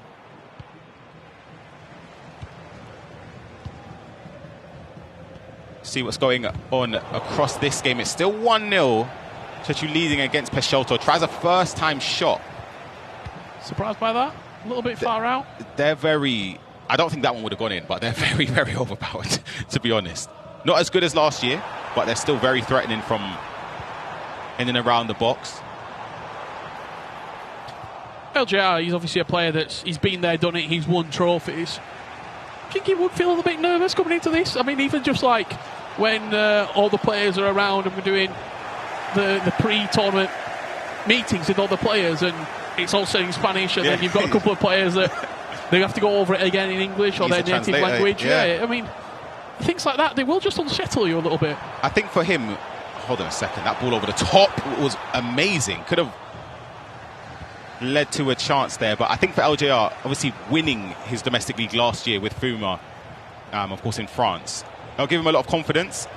I think his recent performances in the FC Pro Open will give him confidence as well, but I do think he'd be a little bit nervous, naturally as well. I mean, a lot of these players as well behind us are also competing for FC Pro World Championship spots, which is a huge incentive. We've not even spoke about that yet, really, because we don't get into that until the finals. But a lot of these players, that's the incentive. That's why you come to different leagues from all around the world, because you're looking at E-Champions League, FC Pro World Championship and tournament victories. See Chesita and Dayu going head-to-head. We're just in a replay there, or a pause. We know at least one goal has gone in that game in favour of Dayu. It looks like it's the Betis man. It's 2-0 down. Wow, I was about to say last year Chusita let me down in terms of expectation. But we'll see again what's going on in this game live. Could there be an equaliser? It's a big mistake there, and then sort of gave an opportunity away. Could have scored. It looked like the pass was there for a second, and then it had to be a finesse shot. Yeah. Then it had to be a Yamal finesse shot. Nita's got one back here, 2-1 now. Hidalgo leads against Atletico Madrid's representative. Goals sparse at the moment, Ryan Pessoa, across the board. 0-0 between Di Fernandez and Alaritz. We've got only one goal between Chechu and Elja Peixoto. That was the finish that gave Neat a foothold back into this match. Just looking across there, Jataba and Daniel Aguilar. I think is that 2-1? Yep. Between those two players. So, I mean, we've only played a half yet, but nobody running away with these results at this current standpoint in the matchups. That's a lovely through ball, but Eder Militao with set plus kicking in just sweeps the ball away. I think that's so important as well when building the squads. Obviously 10 million coins can get you quite far, as you can see with some of the teams that are built, but having the play styles in those important positions, like a centre-back with intercept plus, I think is so important. If Evo's were allowed, how many players do you think would actually be in the squad or Evo'd? I mean, full-backs, probably centre-halves. Is it correct? Maybe Yamal would have been the only one in the team. I was going to say Yamal and Cruyff. It could be 8 or 9. Yeah. Robert Perez, couple of step-overs inside the box, opening up the space. Can he find the angle? Extra pass into Yamal, but he's just offside. Right? Yeah. The pass, the whole passing sequence was sensational. He had a chance to play across the box there with Perez, didn't opt for it. Had a couple chances where in the box you don't really need to overplay it. There's no... Well, obviously, you can still move the keeper this year, but it's not as drastic as previous years. It's half a step. You get that angle, shoot, and you shoot from that far out. It goes in. Precision shooting. As long as you're not aiming wide. Yeah. Yeah. You're going to score. So I think this is the 1 year compared to previous where you actually don't need to play perfect. You can just take those shots, and they could eventually lead to goals, which Neat needs in this game. Last few moments of this first half, though, it's only going to be 1 minute added on. And it's going to fall the way of Hidalgo, building up with Beckham on this near side. That's a lovely pass into Cruyff. Extra one into Rashford. Finesse shot. Good save from Ramiro. Corner drifted into the back post. Militao will win that first contact. Heads it down, but can't quite find his way through. You can see all the games there at the bottom of the screen. All the results at this current moment as the table there as it currently stands. In this match, half-time between Hidalgo and Neat. We made of it, Ryan. I feel like the last 2 or 3 minutes in game, either player could have scored. But I think it's currently fair. I think Hidalgo does deserve to be winning in this game. This one, though, Polychris up against Mark 11, 2-2. And we might have jumped in at the perfect time. Yeah, absolutely. Seeing Mark 11 here. I mean, obviously we don't know the ins and outs, but I think the loan move was officially announced yesterday, the day before, so cut it close. Not sure how long he would have known he's going to be playing in this league, but a player of his quality, he can do it on a dime. That's a big chance there, straight to the goalkeeper. I want to talk a little bit about Mark 11 because obviously, look, he's dominated Australia. That's his region. He is one of probably the best ever player easily to come out of Australia. He's done it on the global scene. It's lovely. For a long time. That's a finish into the top corner there from the man we're talking about. But this year, didn't make the Pro Open. Yep. No domestic league in Australia. Do you think that maybe because we've just not seen him a lot, but this feels like a huge, huge opportunity for him? This feels like maybe the only opportunity. I think play-ins he's probably locked in through his performance in Australia, but this is it for shall we say, mid-season. Mm-hmm.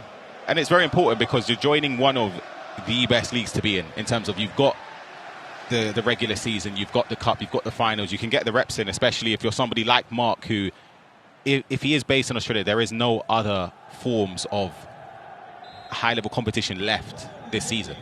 So he needs to make sure that, of course, he can keep performing well, but playing against some of the best players in the world will always do someone the best of. Great practice. Yeah, it's incredible to have. We're going to jump back over, though, to the featured game we were focusing on, of course. We left it at 2-1, and it's still 2-1 just after half-time. Jude Bellingham, lovely double tap through ball into Gareth Bale, and that is a save and a half from Jan Oblak. That's got to be a goal, though. Yeah, I wonder where the aiming was with the precision shooting, if it was aimed towards the corner or not, but it should be a goal. We're just going to see this attack come out here from Hidalgo. Can he make anything of it? He goes backwards, so it's a perfect opportunity to bring in our very own Gravison, former LALIGA champion. Grav, what are you seeing from a couple of our other matches? Anything of interest? I mean, the Game 4 has been absolutely fireworks at the moment because Chechu is leading 2-1. He was leading 2-0 and Leandro Peixoto was able to make a comeback, but it seems like the Frenchman is struggling. Do you guys think Leandro Peixoto might start this tournament with a lose, Ryan? It's possible, and I think it'll be something that he would have dreaded, to be honest with you. Talk me through what's going on with Chusita in his game. Yes, on Game 5, Dayo is currently leading 3-1 against Chusita. Wow. To be honest, Chusita is playing poorly at the moment. Dayo could be easily leading this game 4-0, and Chusita, he did make a top 4 a couple of weeks ago on the online EU bracket, so I don't know, it feels like a tough start for the Coruña player. Surprised by that, Grav? Yes, for sure. I did think Chusita was going to be a top 8 competitor in this tournament, and he's not playing well. And just very quickly, obviously your opinion, you know Neat very well. We were talking, obviously, I'm sure you've got opinions on it from before, but just on this particular game, yep. Are you surprised by this result? I am surprised, but I did listen to Juanqui, who was just beside me, the coach, and he did say that Hidalgo was playing really good coming up to this tournament, so I'm surprised, but Hidalgo's playing good. Well, Neat's just put it in the back of the net, Grav. 2-2, we'll get up to date with you later on. A fantastic response, right? Yeah.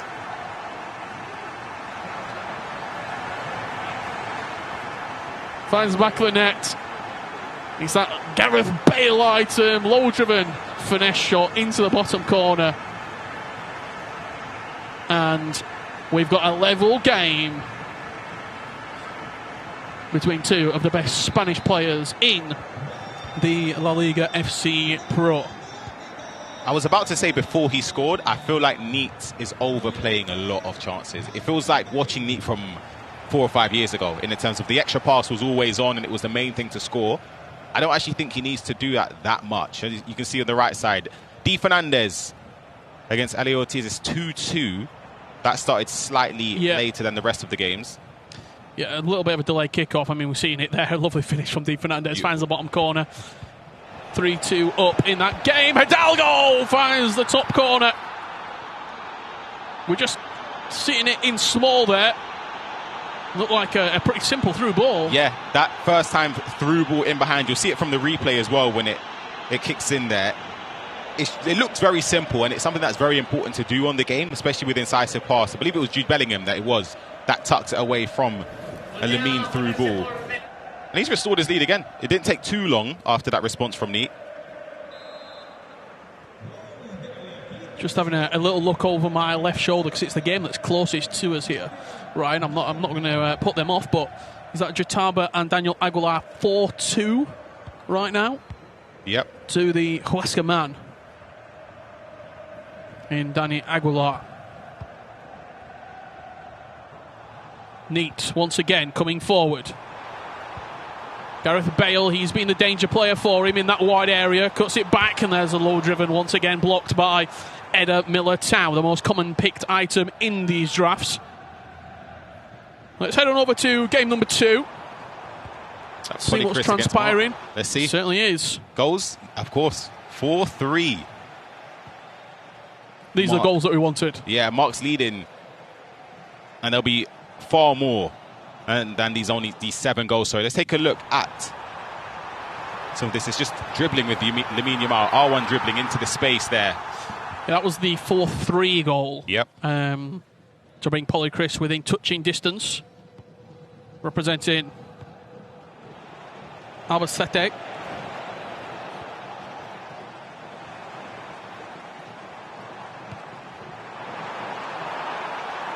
Xavi, lovely driven pass there into the box, a dangerous area, and it's forcing Mark to go long on that occasion. How high do you rate pinged pass as a playstyle plus? Right up there. Same. I was going to same here. I might prefer it to incisive. I think for me, as a playstyle plus, out of all the passing playstyles, I think it's the best one if you've got the other ones as well as a base. It's the one that I see the most impact. 100%. Ping from pass. silver to gold. Yeah, that's what I mean, yeah. Whereas from no tiki-taka to silver, huge difference. You need tiki-taka. From silver to gold, I see a difference, but it's not I couldn't even drastic. tell you. I couldn't tell you what the difference is. Genuinely, I can't notice it. This game, 4-2 in favour of Hidalgo.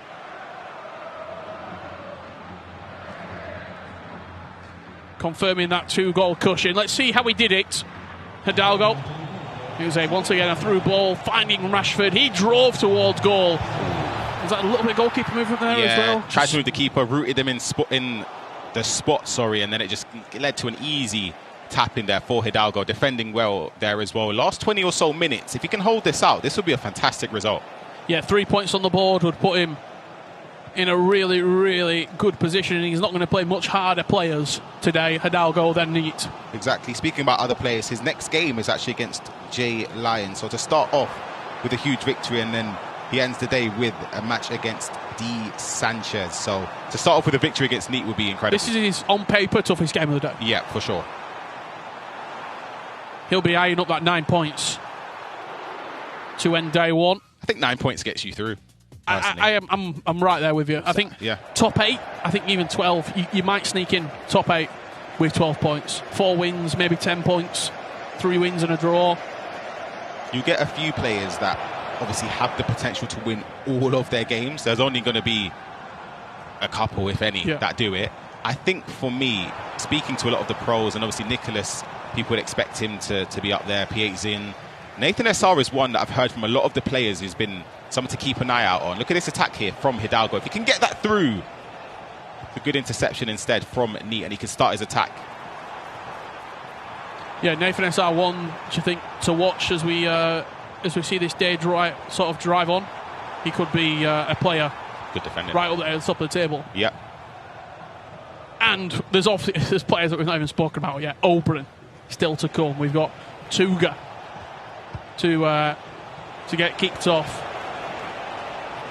There is action unfolding all day long here. Johan Cruyff can't quite squeeze that through with the through ball, and once again it's Neat to come forward with numbers. Those red and white shirts flying forward. Gareth Bale can't quite get away. What we're seeing here, it's a potential goal there coming through.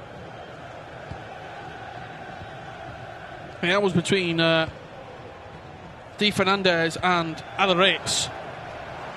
Chasita and Deyu, by the way. 5-4 now. Chasita leading. Wow, he's turning it on his head. Needed to as well. That's a goal we saw Jeju against LJ Pashot. You can see on the right side of your screen.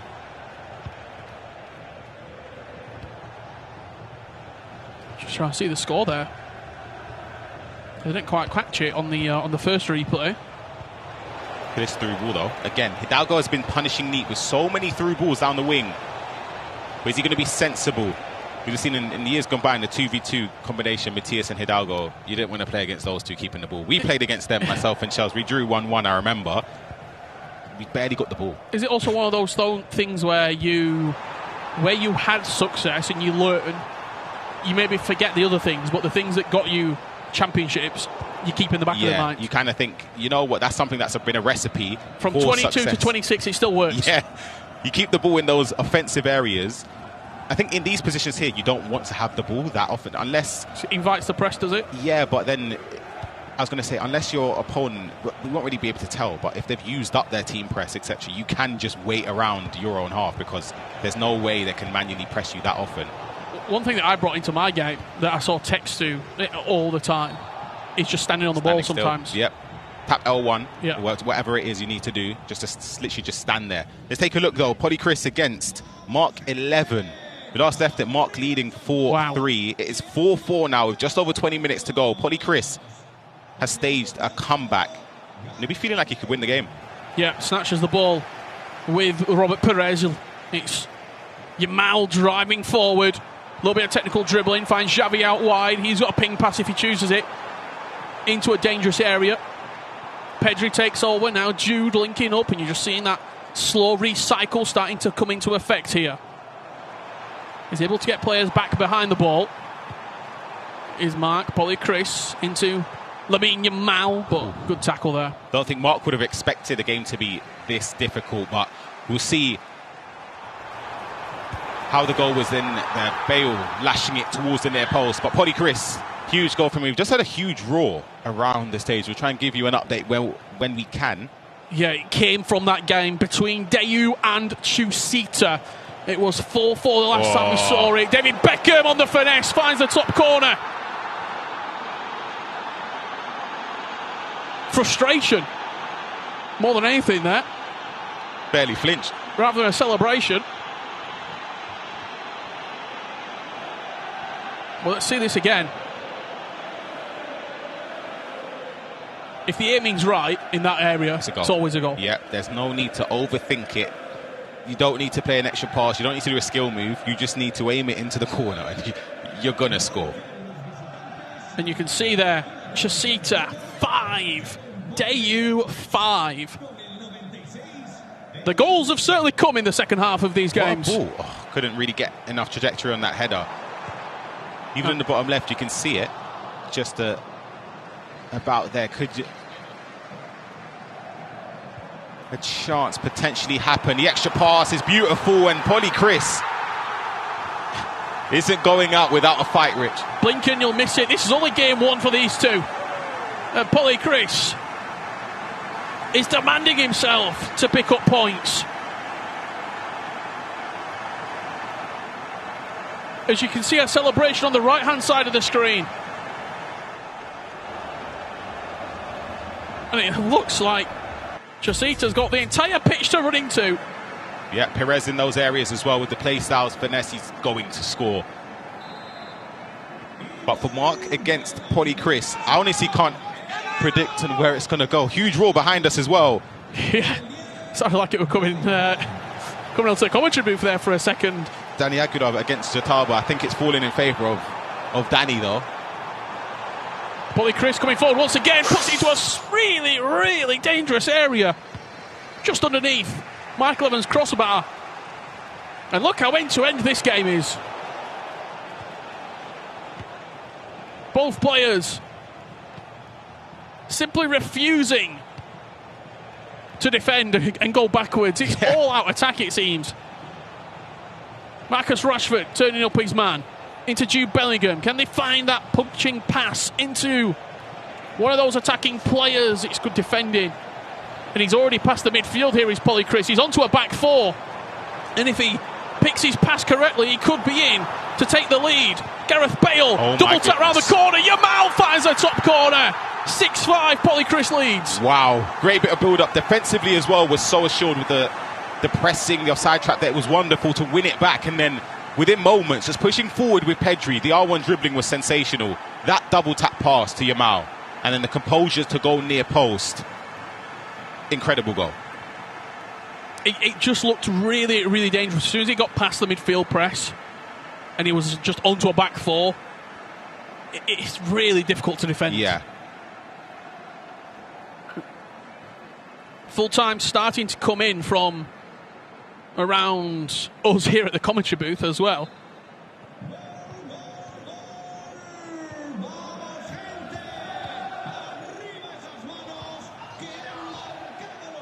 Polychris 6-5 up.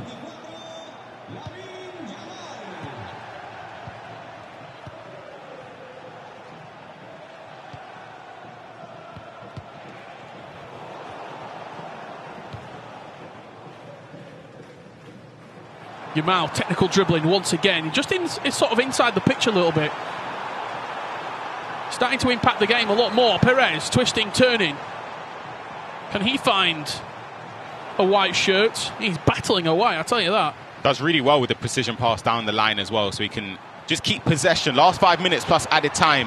Polychris is in an area of the pitch that he would love to be in, and he's played it into an offside position there for Mark 11 to try and stage a comeback. Last few moments. What do you get? Maybe 2 attacks from here? I think against Polychris, yes. And that's one. There's also a situation where he could end up conceding again. Yeah, well, you can see the bodies flying forward. Because of how this sort of format is, there's no point, in my opinion, trying to play for a draw. Yeah. Like, I think 3 points every game. Sometimes a draw go for it. It's worse. Yeah.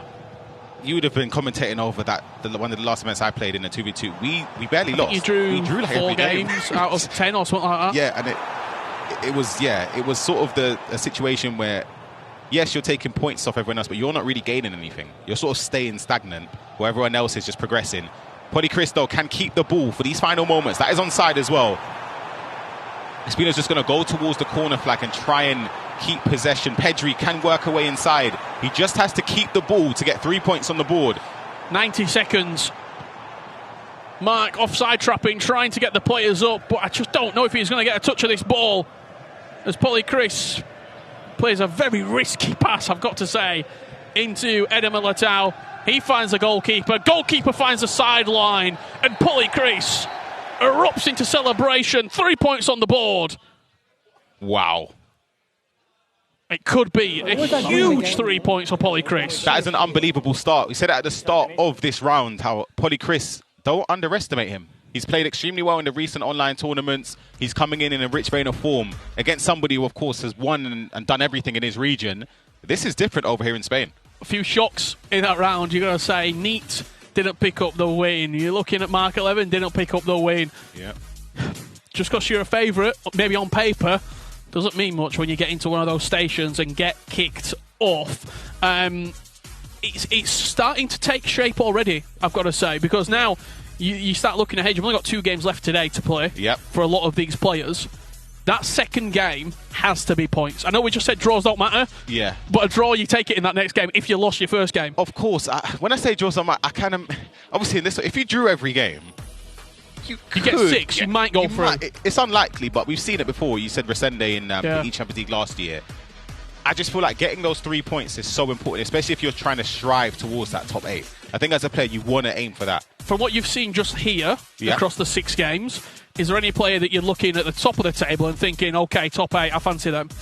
Hidalgo, big win for him. Massive win. Considering his upcoming games as well, I'd probably say he's had the best result so far. Hidalgo on fine form with a bit of a shock beating Neat. But let's head on over to the desk because there was also 5 other games that we need to find out what happened.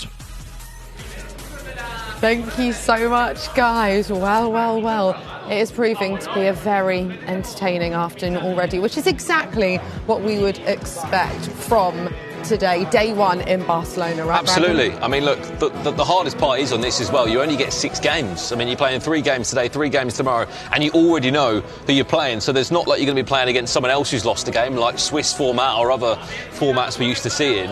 You know who you're playing against, and for some players, that's not looking pretty right now after what we've just seen. I know. Well, what have we just seen, Grab? Some brilliant games, some surprises as well, especially early on. I mean, it's been pure entertainment, right? For me, there's just storylines coming over here. Mark 11, and not only him, but LGR Peixoto, two monsters of the competition from outside of this country, struggling in the first game, which is something that happens if we look at FC 25, FC 24.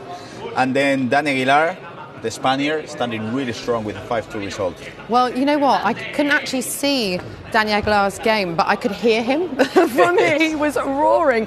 We can have a look here at the highlights from that game that you just mentioned, Grav. Polly Chris versus Mark. I mean, it was a really, really brilliant game, actually, to be watching end to end. Mark seemed really frustrated. Brandon, did that result surprise you? I think on paper we know that Polly Chris is a veteran that's played quite a bit in La Liga FC Pro. He was here last year, but then when you're playing against Mark 11, who, don't get me wrong, he's flown in from Australia to play in this. He's obviously loaned from his esports team across the Falcons to then represent this club for the first time in Liga FC Pro. At that point there, you think he's running away with the game. You thought maybe it was job done. Next thing you know, 5-5, and then an absolute eruption from Polly Chris saying, look, you might be a new player here in Spain, Nicole, but doesn't mean you're getting an easy ride. Yeah, I mean, it's important, Grav, that Mark can kind of step away, dust himself off and go again, because the games are coming thick and fast today, hey? That's the thing. He'll probably play in 30, 40, 1 hour, and you gotta be on point, because if you lose a match, of course you're gonna be still aiming for the top 8, and it's possible, but if you lose a couple of them, that top 8 is gonna be tough. Okay, let's have a look then at the results. What has been going on? I don't know about you two, but I have been running around trying to get my bearings with everything that has happened. I mean, Chechu LJR Peixoto, Brandon, that was a very interesting game, wasn't it? Yeah, absolutely. I mean, look, full of goals, wasn't it? I mean, one I wanted to talk about too is Neat. As Gravison said, he went to Portugal last year to change up his league, but came back home to Spain, where he's won this competition 2 years before. He loses to Hidalgo, who, if I'm being honest, I wasn't really expecting that from Hidalgo. He openly said, I haven't been playing as much of FC 26 this year. So a bit of a surprise him on there. What I love is, because there's been so many brilliant games already, we totally forgot about Neat Hidalgo, didn't we? The featured game, and that was a big shock. You're right, Brandon. Maybe we need to give Hidalgo a bit more respect, Graf. For sure. I mean, I had the chance to talk to Hidalgo just a few seconds ago, and he told me, I wasn't expecting that.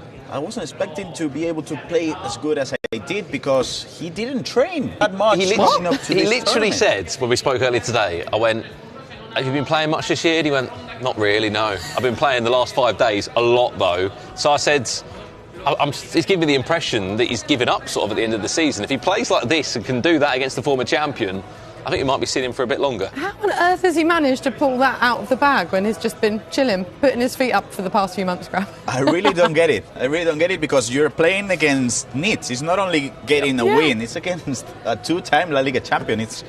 I don't get it. Well, it's crazy. But one man that we were just speaking about is about to join us. Polly Chris, I mean, come on in. Come join us. Hello. Hi. How are you, boss? Done. Oh, we're doing it. Hey. Congratulations. Thank you so much. I mean, that was a great game for us to watch. What was it like for you?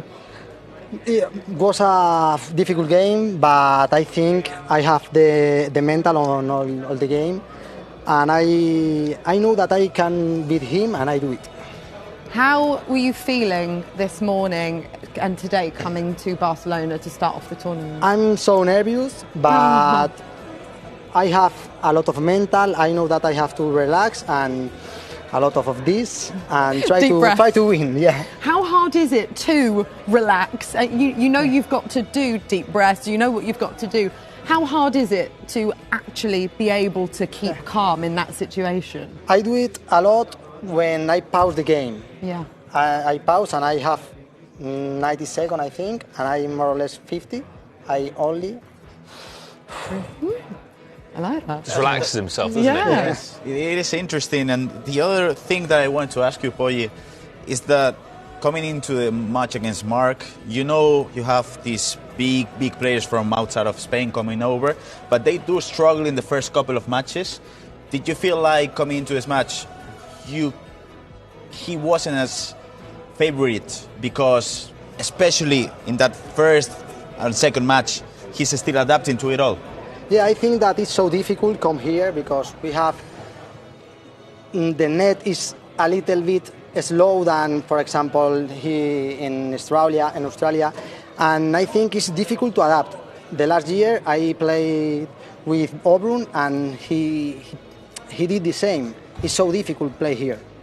Question for you, Chris. How do you feel about all these big names coming to Spain? I think out of the 37 players, 27 are Spanish. The other 10 are overseas that have come in. Nicolas, PH, Nathan SR. How does that make you feel? I think this is the most stat league probably in the world. So good for the league, and the Spanish people have to beat him. We have to work, and try to beat him.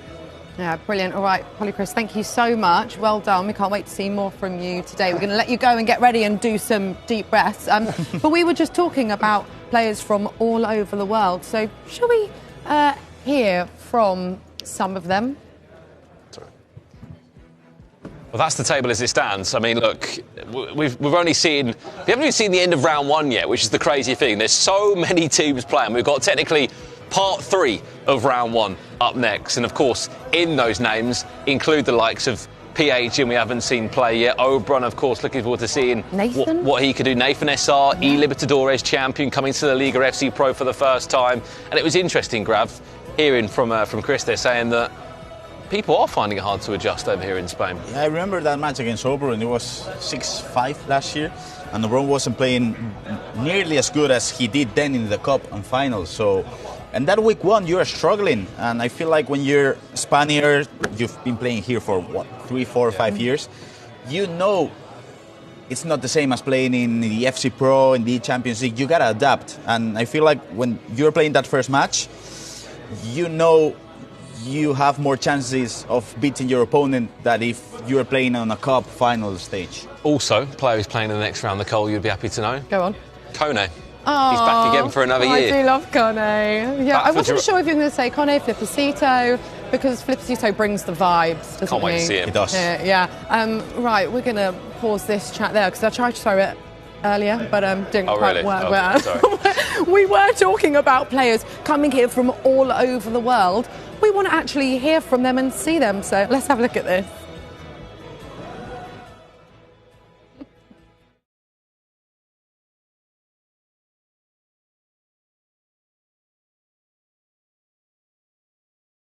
Una liga que yo puedo mejorar mucho porque tiene aquí muchos buenos jugadores, tanto españoles como gente que viene de fuera. Yo creo que los extranjeros deciden venir a esta liga, sobre todo que es una liga que acoge muy bien a los extranjeros. Les gusta jugar en España sobre todo, les gusta también la competición. I think this is probably the hardest league in the world right now, so that's why I want to be here. Everyone wants to be here. It's the best of the best. I think that every league is different from each other. In every country there is a way to play, and this is important, for example, for foreign players like me, to understand the way Spanish playing and to try to find a way to beat them. También es el hecho de ser una liga 1 contra 1, no me gusta depender de nadie más que de mí solo. Y yo creo que muchos también piensan lo mismo. Otra cosa es el tema del draft, que por ejemplo en la liga jugamos con jugadores específicos de la Liga Promotion. Entonces hay que adaptar lo máximo posible. Los jugadores que lo consiguen más temprano son aquellos que son favoritos a ganar. El jugador que más me ha sorprendido es Butragueño, porque es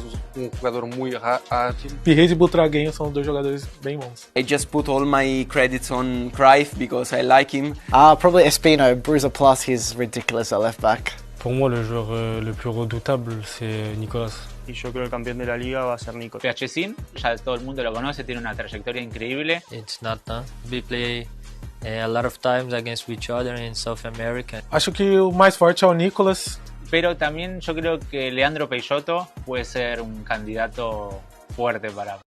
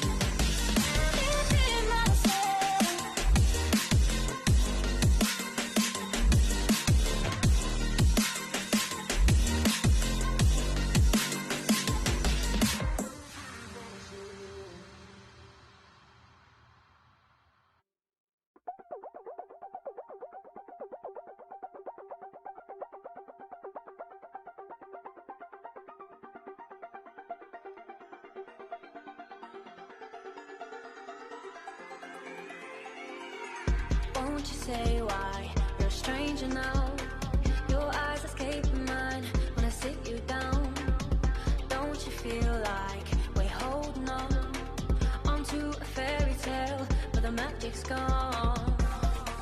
Been months of bluffing the blushes and faking the butterflies. Wake up, yeah, I'm kicking the castle down. Ooh, yeah, I think it's time to talk. Ooh, yeah, I think it's time to talk.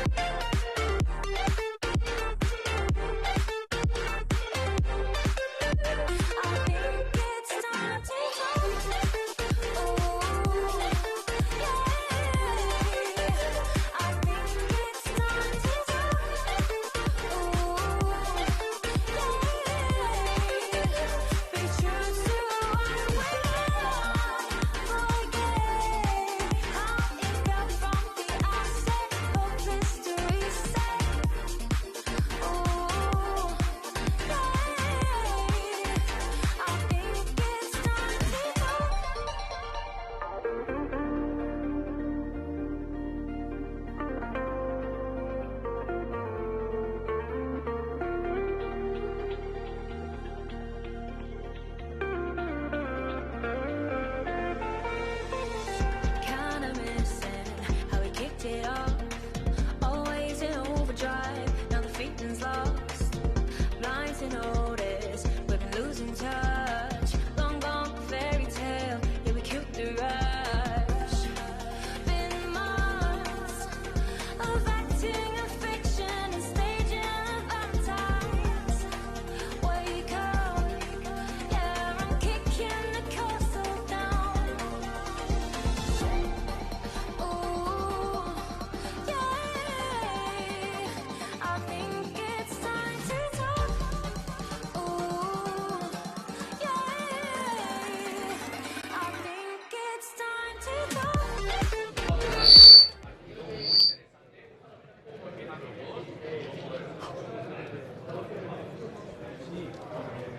Hello, welcome back. We are in a very sunny Barcelona. I mean, to be fair, not that you can tell right now. Although we do look glowing, boys. Richard Buckley has ran through the studio to join us. Ricardo Bacalero, as we decided to call him when we are here in Spain. How's it going? I mean, some brilliant games we've seen already today, and we're only a few hours in. Yeah, absolutely. I think that last round were quite interesting. A few of the favourites not quite doing it. I thought the interview with Paulie Chris were quite insightful as well, sort of saying, I think, peeling it back a little bit, the Spanish players not always happy that so many players from non-Spain come into their league and play. And I think he'd probably taken it among himself to say, look, you can't just walk in here and take spots away from us. You can't just walk in here and beat us. And I think Mark Levin will be very disappointed not to pick up 3 points there when you look at his 6 games that he's going to be playing. Yeah, I think that's a good point. Do you think there is something in that, Graf? Yeah, for sure. I mean, not only that, but I did hear you and Ryan talk about the points that you should make to make it into the top 8. Yeah. And you got to win against Paulie Chris. You got to have plus 3 points in there, because if not, now he needs to win, I would say 4 out of 5 matches. Least, yeah, 10 points at least. And that's a difficult one. Yeah, next up, we've got loads of good games coming up, but featured match is, and we all know very well, Tuga versus Adri Dominic. What are we expecting from that one? I mean, Tuga surely favourite, Rich? I would be very surprised if Tuga didn't win this game. Yeah, you say that, but what have we seen already today? I think Tuga's slightly different from the players that we've spoken about who have lost, in the simple fact that the way that he plays the game, he doesn't get himself into these end-to-end scraps. If Adri Dominic goes up early, very similar to what Nasada did against him at the FC Pro Open when Nasada beat him 7-3, if you can pull away, Tuga, in my opinion, is not going to score 4 and chase you down. But if you let Tuga go 1 or 2 goals up, I can't see Adri Dominic winning this. He's also in very good form this season, Tuga. He's been playing really well. Okay, Grav, you're nodding your head. You don't Agree. see anything other than a Tuga win? I mean, you don't expect much from Adri Dominic here? You never know. We're in Barcelona. Anything can happen. Anything can happen indeed, but not But in it this won't. match. Not in this match. I mean, Okay, I'm trying, Adri Dominic. I'm trying. no, it's just that I feel like Adri Dominic, when we get to these games of transitions, I'm talking FC26 kind of game style, I don't think it suits him. And I feel like Tuga can adapt. He can play the transitions, but then if he wants to keep possession for 5-10 minutes, he'll be able to do it. And I don't see a way in which Adri Dominic can win this match, to be honest. Yeah, I mean, Tuga's won a lot. He's very experienced, Rich. That's probably also going to count for something here, you'd imagine. Yeah, I think so. And I think form is something that's very important in FC as well. And coming out the back of the Pro Open, he'll be disappointed not to have booked a World Championship spot from that. This is now his next opportunity to do so. I know it's a long way away, but he'll have eyes, top 8, got to be, get to the finals, then go into the Cup, get some extra prize money, guarantee your spot there. So, yeah, I think Adri Dominic, he was good last year, finished top 16 in both the finals and the Cup, but I do think he's going to start this league phase 0-1. Okay, well, we'll see what he will be able to do this afternoon. Some other games that are about to kick off as well. I mean, Oberon. Yep. I'm looking forward to seeing him. I mean, a lovely guy. I do love Oberon, but we also know what he can do. I think he's gonna win comfortably against Alberto Beca. Even though Alberto Beca did have a really great regular season last year, he didn't qualify for the Cup, but he did win against Chosita, I think 2 times, and then against Embre, he did get a draw in one of the games. So I feel like he's always just one game away from that from that Cup. But I feel like Oberon even though he's not playing that good this year in FC Pro, in online tournaments, I feel like he's the favourite coming into this match, Rich. Sorry, how do you remember, Grav, all of those results? I don't know. I'm actually going to slightly go against Grav here, and I think we might see, in the grand scheme of things, a bit of a shock. He's been playing really well recently. Albert, he finished top 32 in the recent Cup in Europe, Europe West. Geography not your strong suit. Europe West, which is a very, very tough region. Obviously, with England, with the Netherlands, Spain, Portugal in there as well. So he's coming in with good form. And again, I think form is very important in tournaments like this. And yes. I think Oberon, I mean, you saw it last year, he did struggle in the league phase. He got grouped at the FC Pro Open, which is very un-Oberon-like. And I think we might see a little bit of a shock in that match. I'm curious to see that Andoni against Kone match. I was just about to ask you about that. Me too. I mean, look, 2 players that we've seen for years here in La Liga tournaments. Andoni, I mean, I would be backing Andoni. I don't know, what's his form been like recently, Grav? He's not playing well this year Okay. so far. But Kone's not playing well either, so I don't know. It's a tough one to call. I feel like Kone, after last year, that game against Flippercito, that game that we all remember, he has to come back with a win. He has to start with a win because it was so unfair to him, that couple of matches he played last year, that I feel like the universe owes it to him. He has to win. The universe owes him. Will that be something that he's thinking about already, that he's aware of? Probably. Probably. We're already in game. Here we go. Tuga, Adri Dominic. Right, it's time to head to our casters. Brad and Ryan, over to you. Thank you so much, Nicole. Yes, we are already in our 3rd round in this part of games, and they've already kicked off, Ryan. I mean, look, as we've seen already today, such a stacked selection of players, 37 different clubs all battling out to try and do what they can to get into the top 24. And we've been speaking highly of all the players we've seen so far. We forgot the likes of Tuga, who are playing in this round, PhD and Oberon. The list goes on. There are so many stat names here in Spain, but only 8 of them can guarantee themselves a spot in the finals this weekend as Tuga gets the party started. And just backing off what Richard said, I mean, expecting that Tuga is to go and win this opening game, I do agree with him. Yeah. It's been nice to see Tuga a bit more on the international side this year as well. He was at the FC Pro Open, wasn't he? I think this is the best Tuga we've seen in the last few years. I think he's coming in a rich vein of form. 1 win away from qualifying for the FC Pro World Championships, losing out, of course, in that FC Pro Open. It was close. I think it was against Nasada. I believe, in that knockout stage. For this game, though, you'd expect him to win. I think these two, the only thing they have in common based on last season is that they both lost to Nicholas, who was the eventual champion. But I think for Tuga, just based off form, it just seems only right to root for him to win this game.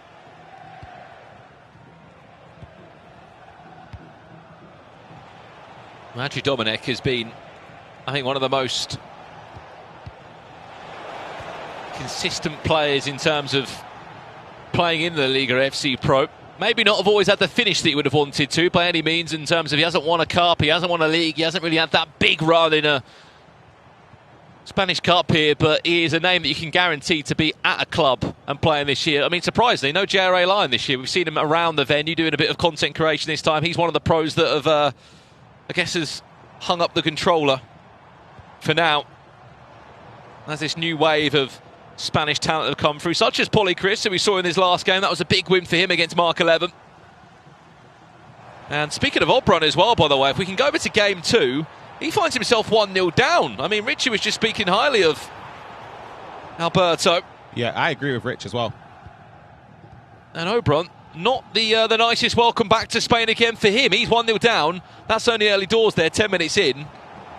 But no one is safe. He might have been a previous Italian champion and have had runs, and maybe in the world rankings they represent how good you are. But, I mean, here it's just 6 games of FC. Anything can happen. Yeah, Tuga's toying with him on the edge of the box here. Could have had an opportunity to drive into space, but he cuts back, finesse. And he's 2-0 up, and it looks easy for Tuga. He's kind of, in many ways here, Ryan, as well, just with his career, he's been at the top for such a long time. He's getting older, but he's kind of getting better. Yeah, he went through those phases of course, when there were those 3 majors years ago, qualifying for basically every single world championship without fail. Then he went through a couple years of falling off a little bit, falling under the radar, off the pace. And that's normally where you stop playing at that point, don't you? Exactly. When you've had enough, and you're not maybe enjoying your FC as much as you would have previously. But that's not the case here. I think it's the opposite. I think it's motivated him to show that he can still compete at the highest level. He showed it this season with the FC Pro Open, as I said, 1 win away from the World Championship, being locked in. Over here, though, in Spain, he's still wanting to have that hunger to try and be the best here. Hang on. Goal back. Or not, sorry, we're looking at Kone over here. Kone and Done. I thought we were looking at the Obron game. 1-1 over here. I mean, Kone's a great example as well. I mean, Ryan, not last year, the year before, he made a world championship, I believe, didn't he? He had an unbelievable run. Up against Andoni as well. It's not going to be an easy game. One of the toughest ones you could get at the start of a round. Of course, there are other games going on. We'll try and keep you up to date with everything that's going on throughout the games. Flippercito last year, I remember that first set of games, he was devastated. I remember he was in tears outside. He said he was going to come back in form, though. Unfortunately, he didn't. He is certainly one that will enjoy being on camera as well, Flippercito. We'll keep you up to date with his game, and more so, we have to speak about Nathan SR. He's playing against Jay Lyon. Again, there's 6 games taking place at the same time. You can see, as it currently stands, Kone 2-1 up in his game against Andoni. Again, he's just signed for Celta Vigo this season, formerly of Atletico Madrid, and formerly having some unbelievable runs out here in Spain. The 6 games in this round, of course, Tuga against Andrew Dominic, Osasuna against Malaga, Valencia against Leganés, Obron against Alberto. Again, Obron has unfortunately not found a goal back in that game. If we can get over to it when we can, Obron against Alberto, game 2.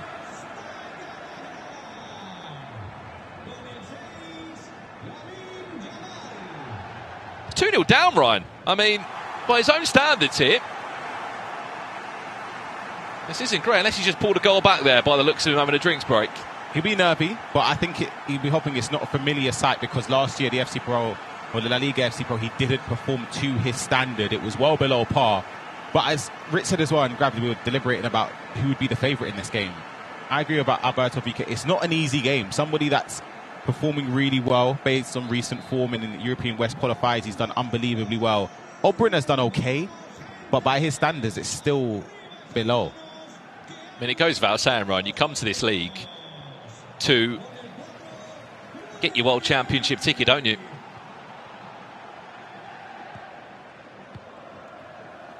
You get your Champions League ticket, your World Champions ticket.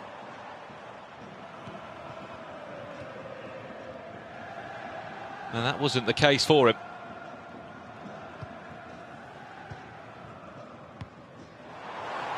Speaking of which, Obrun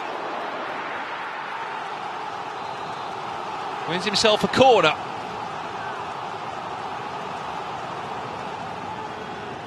What can we see here from the former FC Pro Open runner-up? Ball into the box.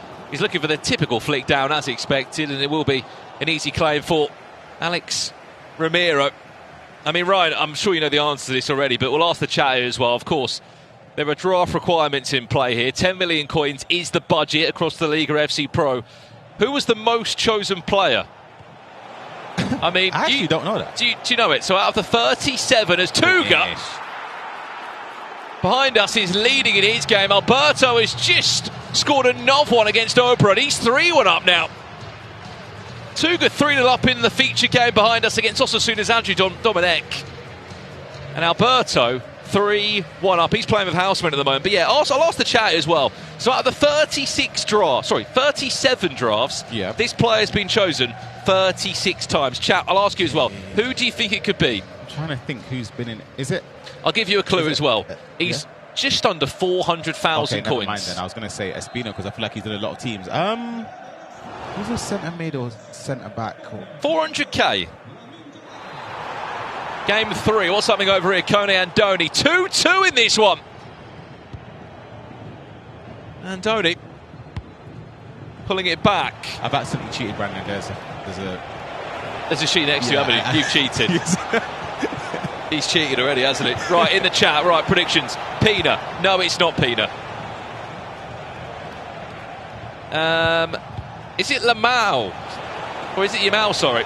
Lamine Yamal. I mean, it isn't Lamau. He's been chosen 18 times, his Champions League item. I thought it'd be more than that, you know. I actually think it's quite obvious now that I know it, but I wouldn't have said it. Is it Frankie de Jong? No. Again, okay, I'll give you another hint. Doesn't play for Barcelona. So that probably means he plays for... the obvious. Real Madrid. 36 times he's been chosen. I think it's his Champions League item. That's a brilliant through ball into Robert Pires! Kone! 3-2. It's an FC26 goal right there. Trigger the run. Andoni didn't do much wrong. He actually tracked the run manually himself. You can see there was a couple yards between the defensive right back there tracking Pires, but it doesn't matter. When you have that first time through ball option on, you can play that pass with assurances that your player is going to get there. And then once you do, it's just about having that composure and decisiveness to score. And that's exactly what Kone done there. It's a difficult goal to concede, though, on the other side of things, because you feel like, what have you done wrong in that scenario? You've tracked the run, you've run alongside the attacker, and you still don't get there.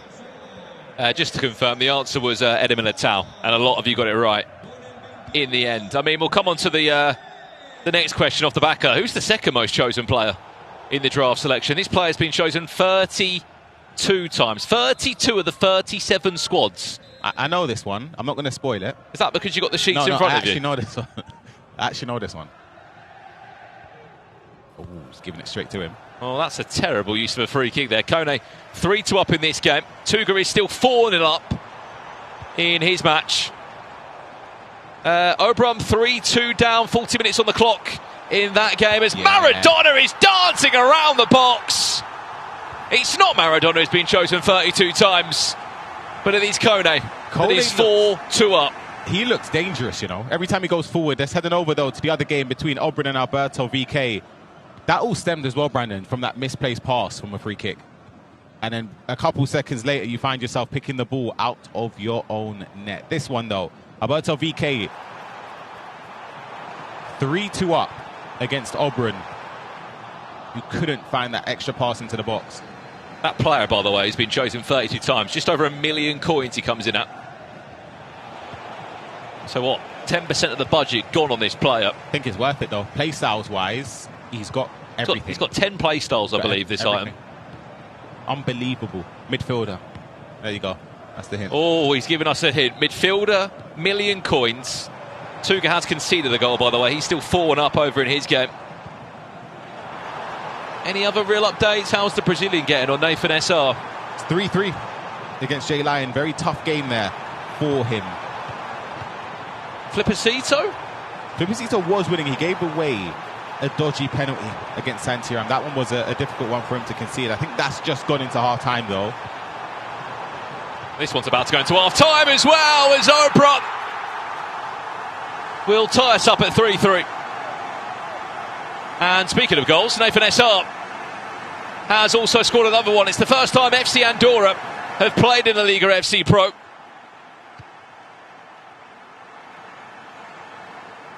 Nathan SR, one of the fellow South Americans that have made the journey over to play in LALIGA FC Pro. You remember Resende last year playing for Real Sporting, who made it into the final, didn't he? He played against Nicholas in the grand final. He did lose that, but he still got his World Championship spot.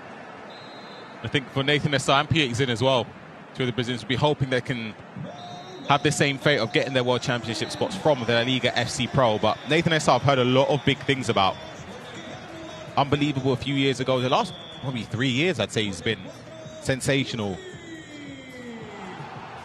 3-3 over there. A lot of you were saying Cruyff, by the way, was the answer. It was Bellingham. Thunderstruck Bellingham was your answer. The second most used player in these FC Pro La Liga drafts. Again, you are joining us for the group stages here in Barcelona. We're here for 2 days of action. Right, back to game one now for a second. Tuga was 4-0 up. He has conceded the goal, Ryan, but we just kicked off the second half and we're hoping for more of the same. Very much in control. Yeah, we've seen some results sort of turn on their head, though, especially from round one, where some players were up 4-1 or so, and they ended up drawing or losing games. I think for Tuga, though, with this much experience, he's probably one of the very few players that would be confident to see out a game. Could have scored there to make it 5-1. He's got a corner where he would have definitely had a lot of practice around. So keep an eye on there. The little knockdown. You can see Jude Bellingham over to Yamal. Well, what can... An important tackle there. I mean, in your eyes, Ryan, what is the perfect way to take a corner right now in the game? I think exactly what Tuga done there. You play it towards the back post, you do a player lock to try and find a player to knock it down to. Is that knocking it down in the box or outside the box? It depends on sort of the player that's you selected, in my opinion. I think you can have success either way. You don't even necessarily need to player lock it. I think for people at home, maybe they think it's a little bit overcomplicating it. You can just knock it down and just hope someone can latch onto it. Player locking it gives you the 100% that the player is going to receive the ball. In terms of heading it back to them on the edge of the box, would that suit more of like a finesse? Yeah, absolutely. I think a shot outside the box is very fruitful in this game because of the lack of goalie movement being that impactful nowadays. You can just knock it down, take a touch, go, pretty much.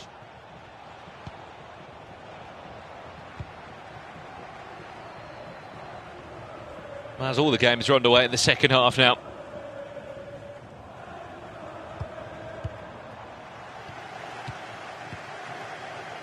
Back to game two now. Alberto VK. What a start he had against Obram, who is back again in the LALIGA FC Pro for a second season. Was not the FC Pro Open that he would have wanted, Ryan, by any means. Didn't make it to the finals. He was a runner-up of the tournament last year. He already qualified for the World Championships off the back of last season as Alberto fires himself in front just minutes off the restart. No better way to kickstart that second half for Alberto there. And Obram finds himself losing again. As I said, last year Valencia didn't have the greatest of tournaments here as well, and the result stays the same, albeit a long way to go. Could be a familiar start for him.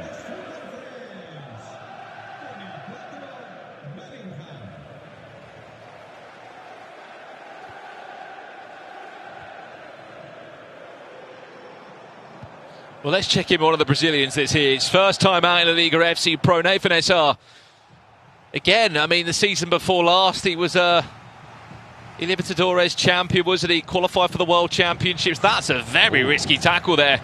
He's got away with it, and Levante are going to make the most of that. 4-4, Nathan SR will not want to see that one again. I'm not quite sure what happened there, Ryan. Yeah, I was about to say the same. I don't know if he's like, I don't even know what's happened there. All I know is that space for Yamal, you're going to get punished, and exactly that happened there. The finish in at the near post to make it 4-4. I don't really know what happened though on the ball there, if it was a slide tackle or not. I can't really tell. I think Eder Militao's gone down. Somehow the players avoided the animation of potentially going down for a penalty. I mean, you haven't been short of goals in this game. 4-4, by the way.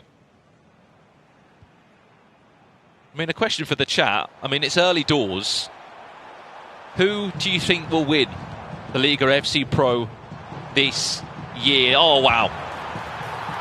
Nathan SR nearly straight down the other end. Seconds after, with that very same player, Lamine Yamal. There's the flick down we spoke about, and there's another corner one. Mbappe tapping it round the corner. Going to see it again. Militao flicks it down. Mbappe can't get the shot away this time.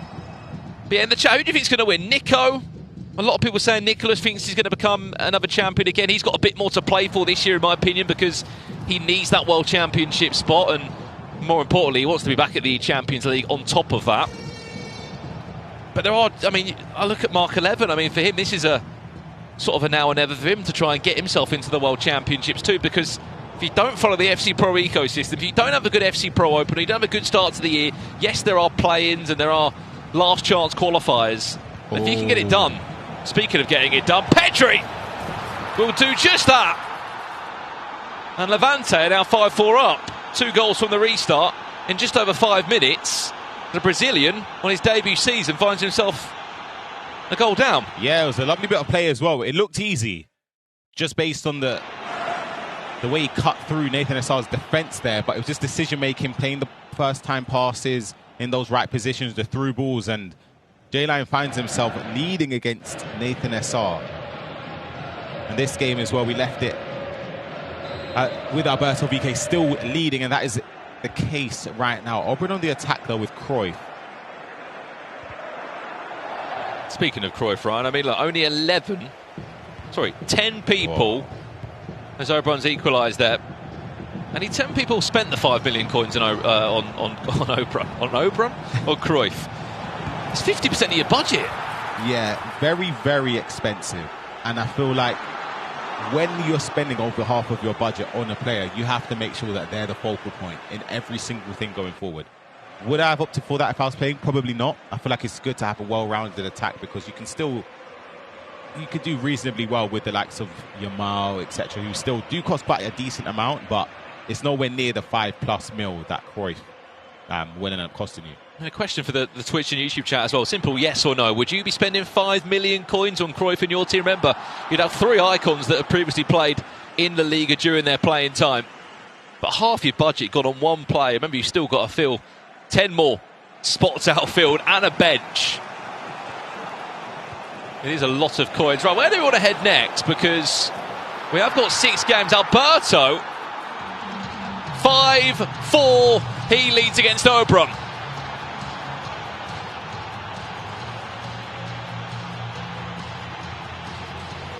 Well, let's jump over to game 3. Andoni against Kearney, 2 of the old guard in Spain. 4-3. Girona are leading this one.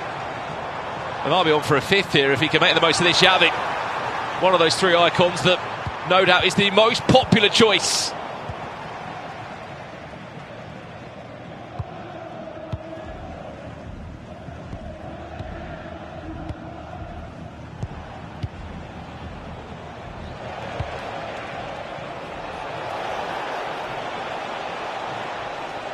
Might actually surprise you, to be fair. I mean, it surprised me. Who do you think's been the most chosen icon? Xavi. It's not. I mean, I'll ask the chat. I mean, who do you think's been the most picked icon out of all of the teams here? I mean, it's out of 2. Do you want me to answer it again or no? I don't need to give it away just yet, but it's 23 teams he's in. De Jong, extra pass, blocked. And how close it is, by the way. Sorry, 22 teams he's in, this player. Xavi's in 21 of the teams, and this player's only 155k. Yeah, bargain. 155,000 coins. It's not Iker Casillas. It's not Cruyff. He's definitely not that cheap. Heavy. Is he going to get there? No way, yeah. I mean, the Arsenal route's in you. Yep. I don't want to spoil it. I think you know who it is. Kone loves the counter. Tell you what, he's won a free kick in quite a dangerous area. This is goal scoring shooting distance. Absolutely. I'm going direct here. No doubt about it. And the answer, by the way, is Robert Pires.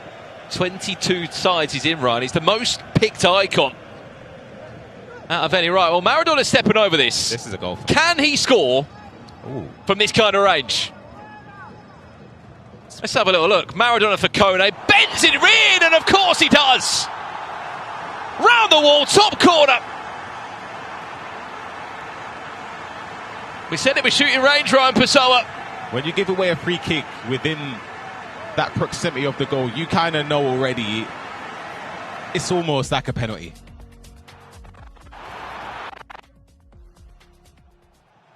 Well, there's a bit of breathing space now for Kone there as we head into the last 20 minutes. Over here, though, speaking of breathing space, offside anyway. There isn't much here for Obron, who looks like he's going to be kicking off his LALIGA FC Pro campaign with his first loss.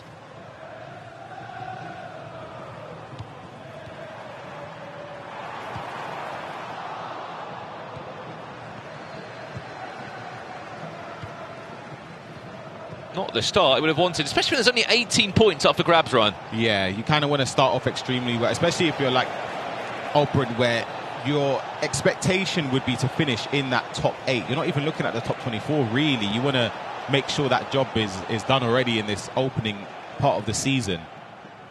But as we said, Alberto Vicky, that's a very tough opening game. It's an awkward one because he's coming in, as we mentioned, on form. Offensively creates a lot of chances. Defensively knows how to keep the ball in important areas as well. It's a horrible first game.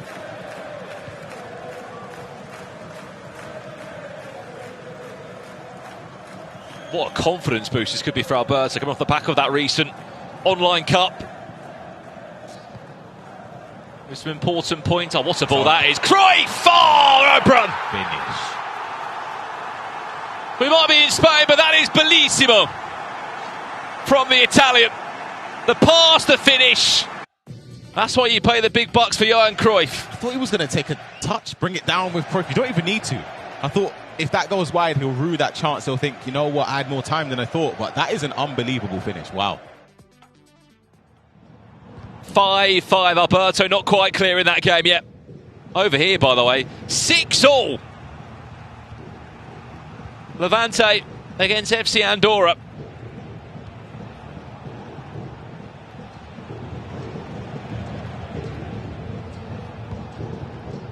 No, it says Rowney, but it is Jay Lyon there. Could he? I was about to say, is that Rowney's brother?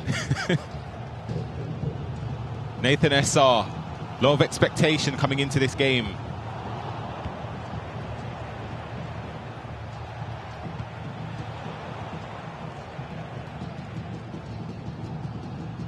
How much would it give you, Ryan, just in terms of a little bit of a boost to get those first 3 points under your belt?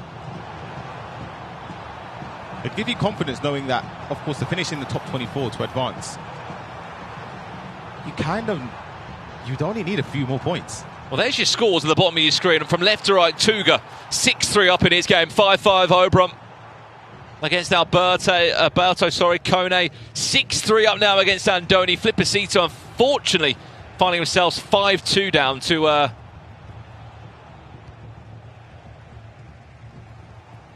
the JRG there, I believe. Here's Nathan SR, last 10 minutes. It's lovely. Oh, it's a good tackle. It's just that last pass that was... Look at the through ball. Letting him down. To correct myself, sorry, Santiram leading against Flipacito 5-2, and our last game is Burgos versus Castileon. JRG unfortunately, losing that one 5-3 to Magic Sen. Well, into a pause we go very quickly now, as we look to round up the games from technically our first official round one. This will give us a good chance after this round to look at the actual league standings of how all 37 clubs are well placed. Yeah, the league will slowly start to take shape after the upcoming rounds as well. I think everybody's played other than PH if I'm not mistaken. Let's take a look at the original feature game anyway between Tuga and Adri Dominate. Last time we seen it was Tuga leading 4-1, I believe. Don't know if he's got more after that. Let's see. 6-3. So of course that game is practically done. We'll see the dying moments of it, but a handsome victory for Tuga.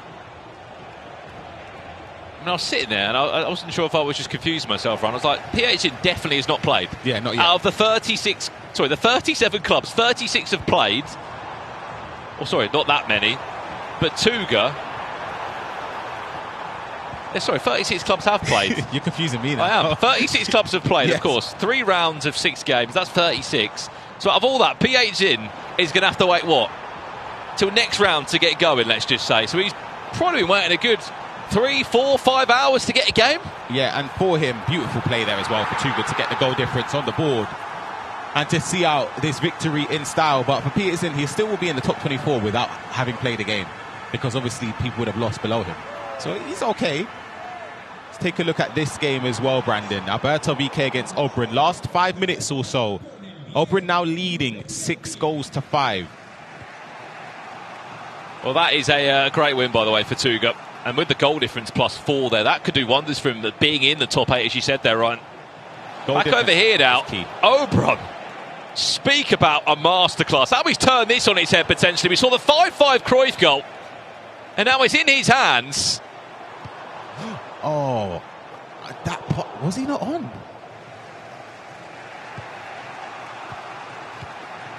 I don't know if he expected that. He's never been in front of this game, Ryan Oberyn. He's about to walk away and pick up 3 points. I didn't expect this. How well Alberto is playing. Oberyn's done so well. As we said, Alberto coming into this game, I would have put him as a favourite. I said it. For Oberyn to come away with a victory here, as it seems it could be changing though. Hold on a second. Gareth Bale gets a corner. Oh, wow. Last few minutes. 2 minutes added on, Brandon. Just under 2 minutes left from the additional time. And he's got to defend a corner. Right, we spoke about corners quite a lot in this game. Let's see one now. Flicks it down potentially, and then there needs to be someone to have the shot, which Bellingham could do. What a save. Great save from Oblak. It goes out for another corner. This time, where's the flick off going to go? Bellingham. Again! And off the chest of Eder Militao. It's frustration for Alberto. He'll leave match one with 0 points, but for Oberyn, he will pick up a huge 3 points. How he's turned that around, by the way. Speak about the levels of some of the international players that have come in. Look at that performance from him. Yeah, that is a huge win there. As we said, it looked as if he was destined to lose that game. Best case scenario, maybe sneak a point. But the fact he's turned that game completely around, you can see how dejected Alberto VK is, and I understand it as well. Well, as you can see, that's the technically the end of the first round of action there, a third of the way through our games. We are still underway in this game. J-Lion against Nathan SR. Last time we saw it, I'm pretty sure it was about 6-6.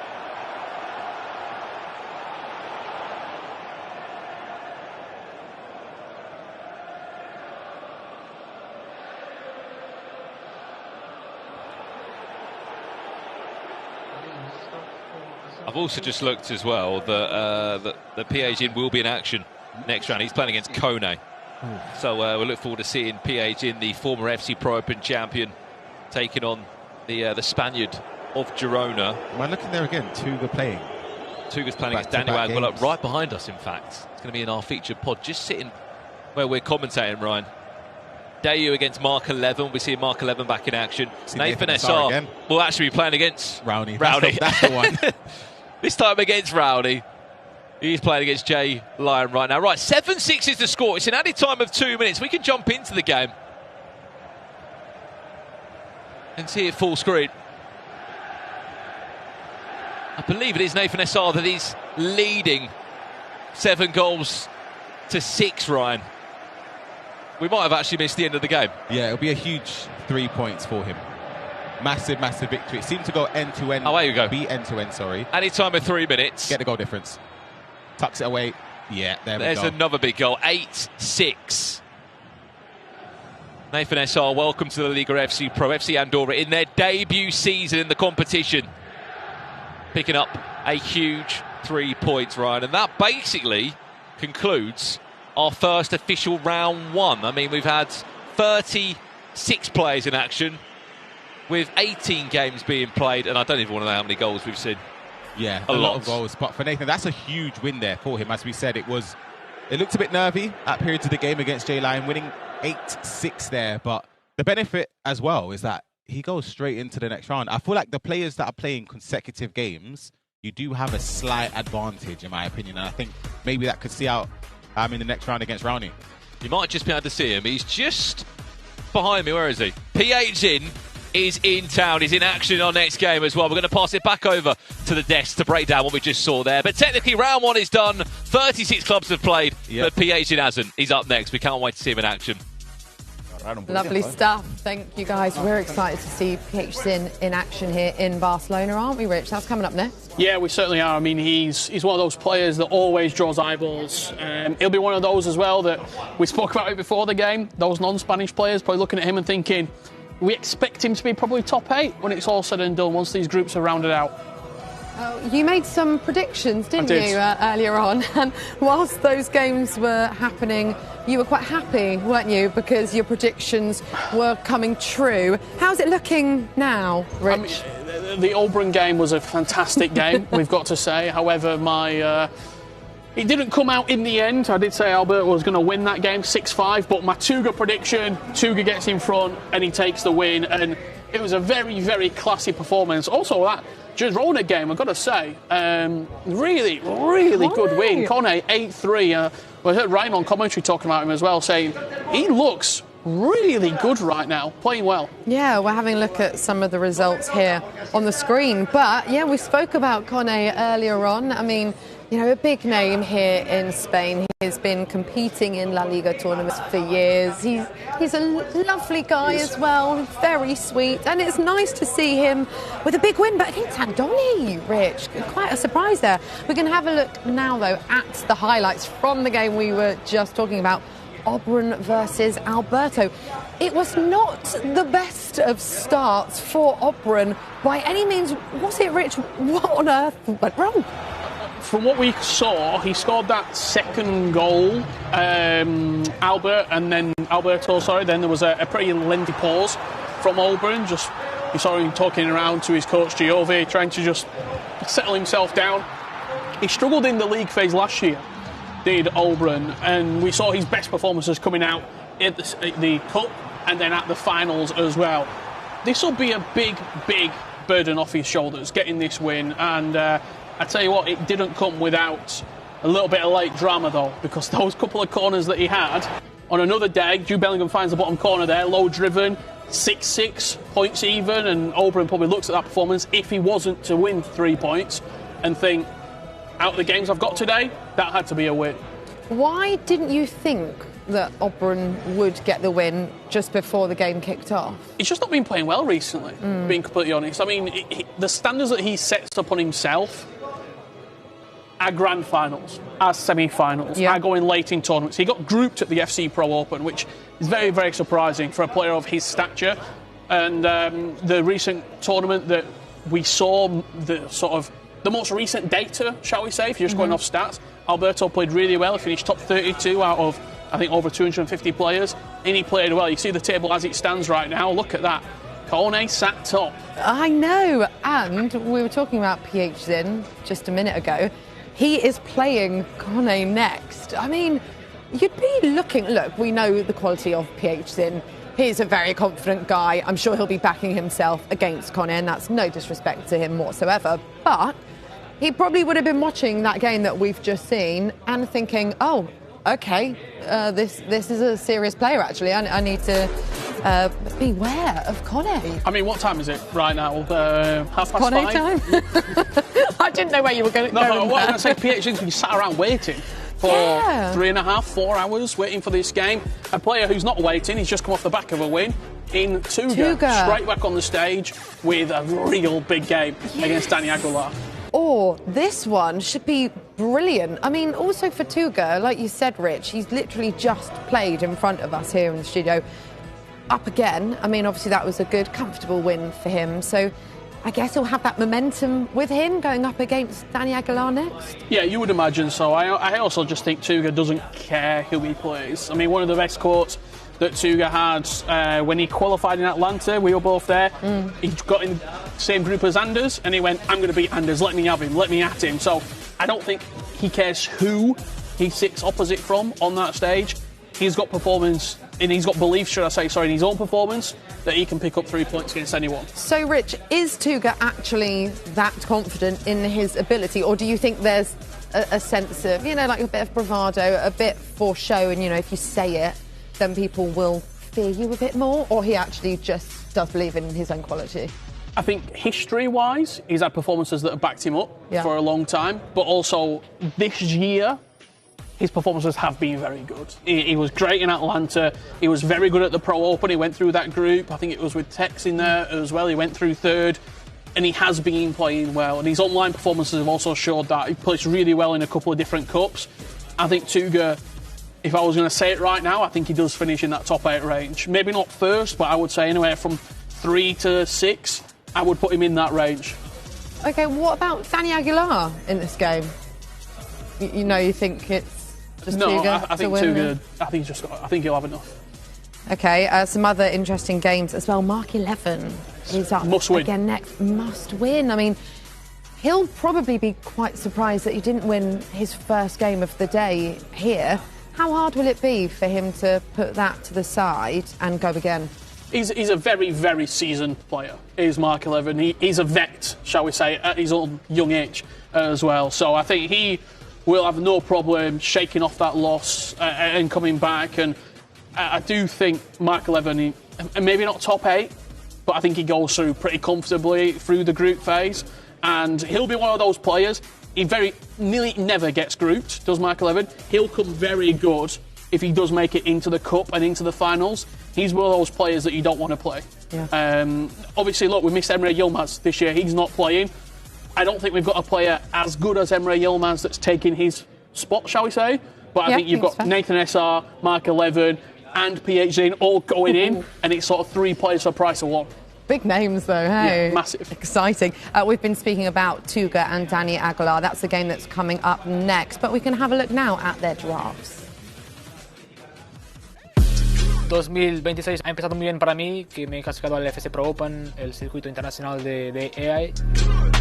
Es mi 7ª temporada, sigo teniendo esas ganas de competir, pero también disfrutando cada día, incluso disfrutando los media days, porque eso nunca se sabe cuándo va a ser el último.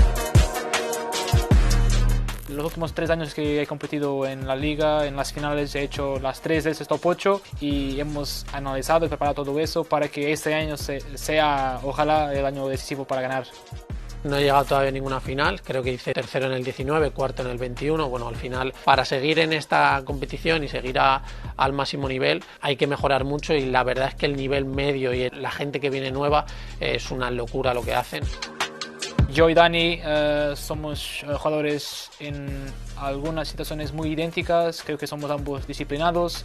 Me veo pocas cosas en común, aparte del peinado con Tuga, que ya como llevamos mucho tiempo, esto desgasta mucho, pero cualquier partido, incluso ya no con Tuga, sino con cualquier portugués, es un dolor de muela. Y nuestra carrera también, especialmente en la Liga FC Pro, es muy parecida. Tuga empezó a competir creo que el mismo año que yo, que fue FIFA 19, y bueno, es indudable que sobre todo a nivel internacional tiene una experiencia increíble. nuestro partido va a ser muy igualado. Él también creo que es un jugador que obviamente que es muy bueno y también es difícil sacarlo del partido mentalmente, que es un jugador que para mí es muy disciplinado. En la competición nacional como es esta liga yo me veo igual de fuerte o más que él. Partido complicado y difícil ganar, pero estaré aquí para hacerlo. Well, we can't wait for that game coming up very soon, of course. It's the battle, you could argue, of the old guards. Tuga against Daniel Aguilar. So they've got more in common than just the hairstyle. I mean, I love the hue between the two of them. We're going to be looking, Ryan, at some of their gameplay moments from the last round we saw. I mean, let's jump into the clips and let's see what we're dealing with. I think first and foremost, we're looking at Tuga's win. That was a big win, by the way. I think he scored like 7 in the end. Let's play through one of his clips and one of his goals and we'll speak about what we like about it after, Ryan. Yeah, the way Tuga's playing this year is, of course, he's always been disciplined.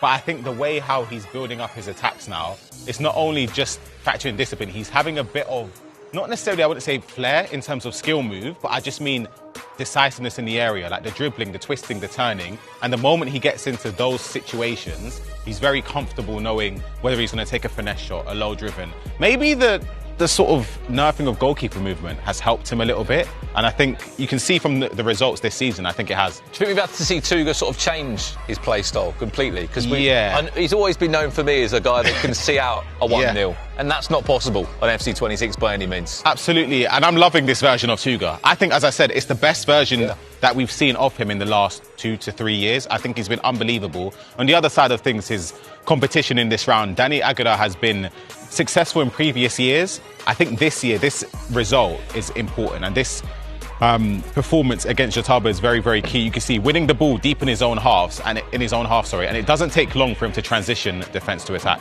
Yeah, look at this. This is Daniel Aguilar. There's the through ball. Xavi got it started. Pires, the cheapest icon, I think, out of all of them that are being used, who has been chosen the most in all the teams, delivering the goods. I cannot wait for this one, Ryan. So what are we waiting for? Should we jump over to the lads? Let's go. Over to Richard and Gravison to take us through the start, technically, of round 2. Over to you, boys. Yes, chaps, thank you very much. Round 2, moments away from getting kicked off. I found Gravison. I'm back. We're going to get things underway. We've got, again, some real big hitters coming your way. One player in particular, if you just stand, doesn't matter, we're not on camera anymore. What we're going to say, if you stand to your right of us or slightly, we'll see PH Zin making his debut. The only player not to play yet in the Pro Open, in the La Liga FC Pro. The featured game coming your way. Wow. Tuga and Dani Aguilar. What do you expect, Graf, from this? Wow. It's a tough one. I feel like even though my heart is with Dani, we went out for dinner, the both of us. I don't know. I feel like Tuga is the favorite, and I feel like he's going to be able to get the 3 points with the way he just played in the first match, but not only that, the way he carried himself in the FC Pro Open, both in the qualifiers and the regular season. He's playing really good. I feel like the game suits him. On the other side, Pablo Enrique, PH, against Kone. It's a tough one to call. It's a tough one to call because Kone did have a good match against Andoni, but Pablo Enrique, PH, is a whole different beast. Certainly is. Let's jump on over to Daniel Aguilar. Obviously, you was with him in 2022, one of his best performances at the Team of the Season Cup. Yes. I think he finished top 6. Oh. If memory serves it correctly. Yes. Talk to me about as a person, Gravison, rather than we know what he's capable of on the FC pitch. Yep. But as he's getting a little bit older and he may be starting to look at other things, is the fire still there? Yes, but it's not the same as 10 years ago. We did have a chat about this last night, and of course it still matters the most, and of course you train as best as you can, but for example you're now getting old, and yesterday he did have rice for dinner because he didn't want to have anything that would be hard to digest. This lunch he did have chicken because he didn't want to have any carbs. So you can see now he's 27. You're starting to get older, and Rich, what can I tell you? You gotta take care of yourself. Yeah. having a quick look at the chat. Let us know who you think is going to win this game. Will it be Tuga or will it be Daniel Aguilar? We can see you at home. And also, the other games taking place in this round. We've got some big players coming your way. Dayu and Mark 11. There's Tuga's draft if you missed it. We've got PH Zin against Kone. We've got Nathan SR once again stepping in against Roni. Zidane and Marin, and also Alberto 1999 and Alrix will be your 6 games in this round. Talk to me about this team, because obviously we had a little look at it earlier, Grav, and I know there was a few question marks about the left back. Yeah, in particular. Talk to me about Jude Bellingham, because he is. We've seen him also getting forward and influencing play in the attacking area of the pitch. The thing with Jude Bellingham is the amount of play styles that he has, especially the silver ones. I mean, he can go forward, he can run back, and because he did earn the intercept after Real Madrid got a few wins as well, I feel like he's the total package. If you want him to defend, he will. If you want him to attack, he will as well. He has to be on the starting 11. On the other side, from Daniel Aguilar, for me, the best midfielder possible is just Bellingham and Xavi. I mean, that combination is just way too much, but I don't know. I feel like I'll probably use Cruyff as a striker if I could. What do you think, Rich? Would you go for Gareth Bale, maybe another option? Yeah, I think Gareth Bale's a great option to lead the line. I think sinking over half of the budget in one player in Johan Cruyff is excessive. And I always am in the sort of the ballpark of a better team rather than one outstanding individual. R9 has dominated this for a long time, this tournament. Ronaldinho has dominated this tournament for a long time. Those players, nowhere really to be seen. Even Vinny Jr. Even Vinny Jr., of course. And I want to ask the people at the chat, how are you doing with the swaps? Is anyone able to get R9 on those swaps, or are you struggling? To be honest, I'm struggling with the squad battles matches. You're still struggling to dink the goalkeeper with the German players? With that chip shot, I'm telling you, I might go over to a hotel and let's see if we can get paired up so you can help me, because that's a tough one. Yeah, it certainly is. Well, we're about to get underway in round 2 of the La Liga FC Pro. Tuga once again in action against Dani Aguilar. Somebody said, we got someone Stinger in the chat. He said, no R9, mate. We are taking Evos and packs. No. Someone said all 10 tokens acquired.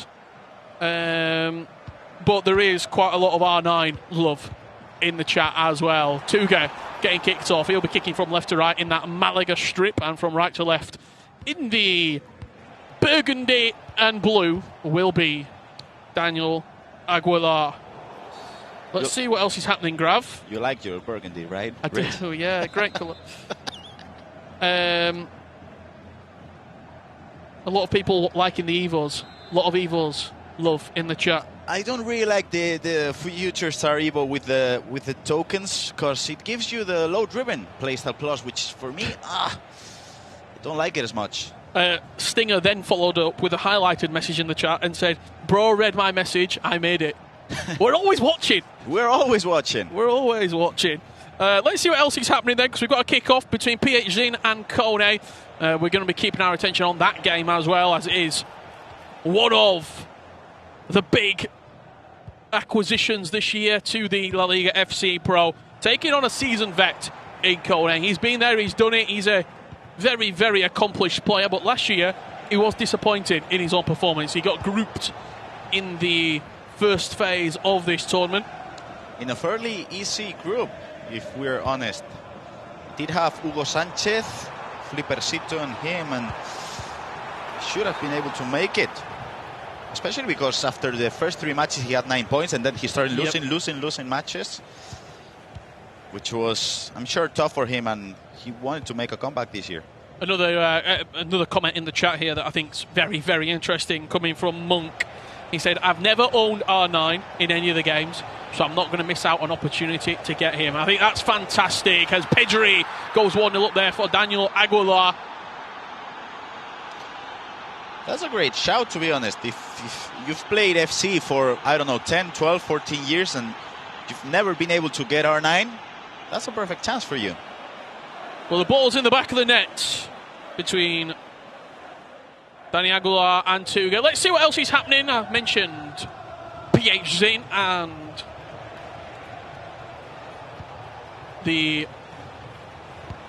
man we were just speaking about in Kone. Yes. Currently, I think he was top of the table when we saw the last update, simply through goal difference. He had quite a substantial goal difference lead. However, PH Zin will have been watching for the last 2-3 hours, and he'll have been eager to get his hands on a controller and kickstart his campaign.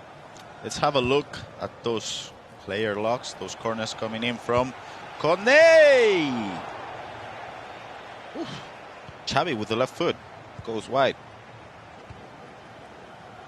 On game 4, we have Nathan playing against Rowney, with Rowney currently leading 1-0. In game 5, we have Marin against Zidane, with Marin leading 1-0.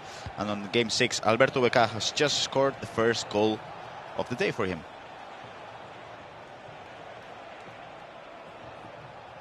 Plenty to get our teeth stuck into across the grounds. And if there is some big emerging stories, I'm sure Ryan Pessoa will be on hand to give us any updates from those other matches. I can see the Kone fans just giving him support on the chat. Trying to see if I can see any PH fans. Brazil, where are you? Can't see you. We have the Portuguese fans rooting for Tuga as well. And Di Fernandez. Di Fernandez as well. We want to have a look at the support for your players. It's a late night for the Aussies. It is. With Mark 11, but he is in action right now, taking on Dayu, and does find himself 1-0 up as it currently stands. That's a lovely play and a great finish. PH Zin is here, and he is locked in. What a goal. I mean, we all talked about the third man theory, in which you're looking for a player, but you gotta get the ball to the cam so he can make the pass. And you can see that that theory from FC Barcelona just played perfectly. 1-0 as we just jump over to Daniel Aguilar against Tuga, Huesca against Malaga. And Dani, looking for the second goal.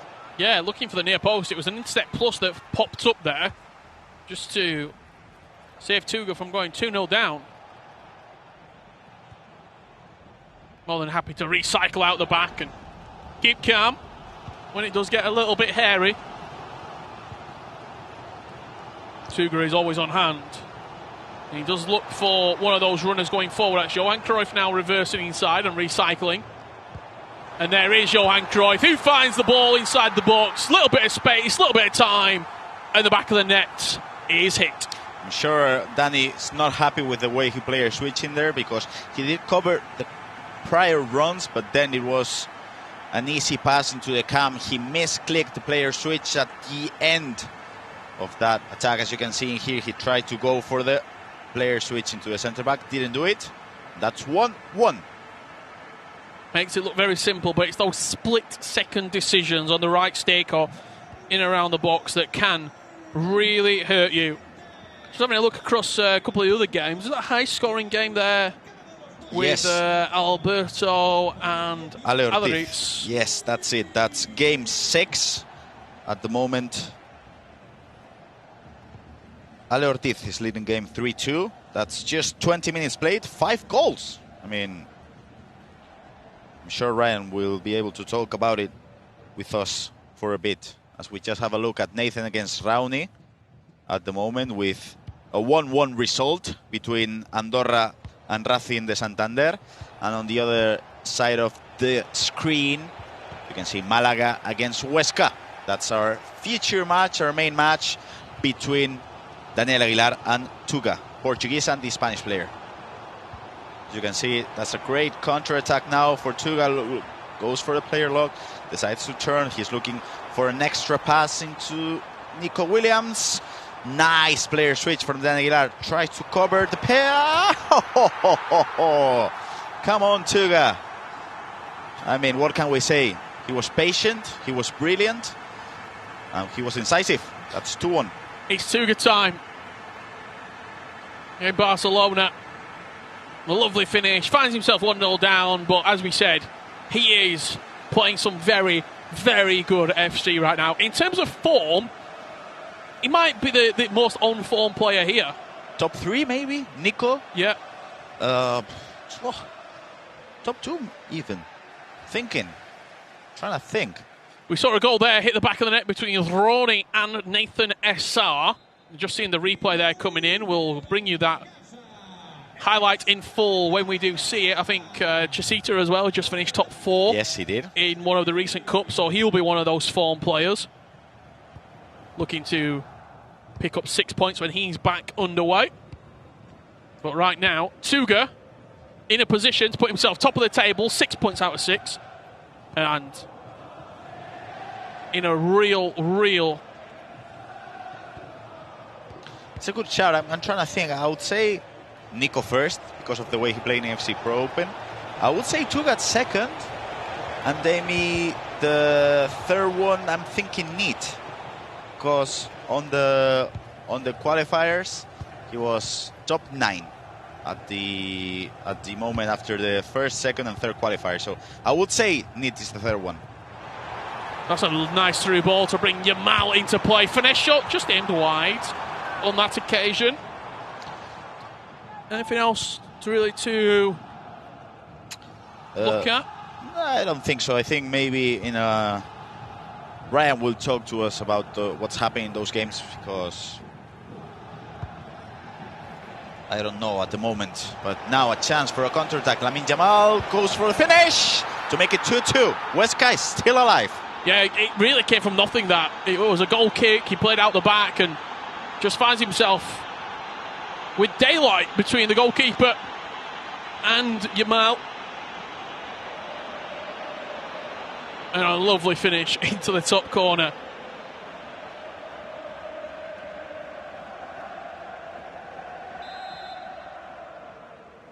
Huesca and Daniel Aguilar level pegging as we are slowly approaching half-time here. Let's see what's happening between PHZ and Kone. That was our sort of second game, shall we say, that we were keeping a very close eye on, because there has been goals and they have been flying in as we join the game at the perfect time. Whoa! Johan Cruyff wheeling away in celebration. Is that 2-3? Or was it Girona? No. It's a finish. It was a finish from the Real Sporting striker. Is it 2-3? We might have a look. It was an offside trap that was played poorly. From Kone. That is 2-3. So Kone Turned the game scored 3 around. goals. Well, let's have a look at those goals that brought Kone back into this match. We can show you them now. This was the first one. Xavi round the corner to Yamal, and right-footed strike there into the back of the net. Again, a lot of space for Perez to drive into. The goalkeeper came but stood up to it, and it was an easy finish in the end. And then around the corner, Yamal into Bellingham. What's going on? Not sure what happened there. Did he slip? Did he slide tackle? I don't know. They had the sprinklers on before the game. The pitch is wet. And since we last saw this game, PHZ was in pole position. He was looking good. He was playing well. Kone has turned up, though. He has, yeah. Especially attacking those transitions and defending well with the intercept clause. He's using Bartra, which is an interesting choice for a centre-back. Some that I might not use if I was him. I don't know, because it's a tough one. Of course, every single one is going to use Eder Militao, the prime-time player. But then the other centre-back, maybe Vitor Reis, the future star with the intercept plus. What a wait for a counter-attack! Maradona! Woohoo! 4-2. Some performance that we're seeing here from Kone. PHZ, every time that he's called upon to defend at the moment, Kone, he's cutting him open. First time pass round the corner, right-footed strike into the back of the net. 4-2, 2-goal cushion for Kone. Maybe he's hearing us. Probably. When we're talking about Tuga being top of the table, he wants to keep his place there with a 6-point perfect run so far for the Girona man. When the camera gets back to us, you'll see how close we are to PH and Kone. Yeah, literally right over our shoulder, these two players. Thankfully, both got headsets on. Thankfully. So they might not be hearing us. Also, our audio isn't the one going out in the room. It's the Spanish broadcast that is being projected out. As we approach half-time, we will be hearing from our very own Ryan Pessoa to give us a few updates of other games that is happening. As you see that table right now, and there is one man sat comfortably top, and it's Kone. He's Girona. chilling. He's chilling there, comfortably at the top. He could look to go 5-2 up here as we approach half-time. Ping pass out wide. Perez back to Xavi. Can he pierce that defence of PH into Maradona? Twisting, turning. Just can't quite get the shot away. Great performance so far, though, Grav. I mean, brilliant. Brilliant way to start the game. We didn't see the 3 goals he scored. We saw them in the replay, but he was playing good. As we just jump over to game 1, in which Daniel Aguilar and Tuga are still 2-2, just as we go over to the second half. Yeah, even playing field so far between Tuga and Daniel Aguilar. It feels like a game of little chances, but when they have got in front of goal, for the most part, Grav, it's been perfect. I'm sure Danny is comfortable with the way his players switching aggressively, looking for those offside traps.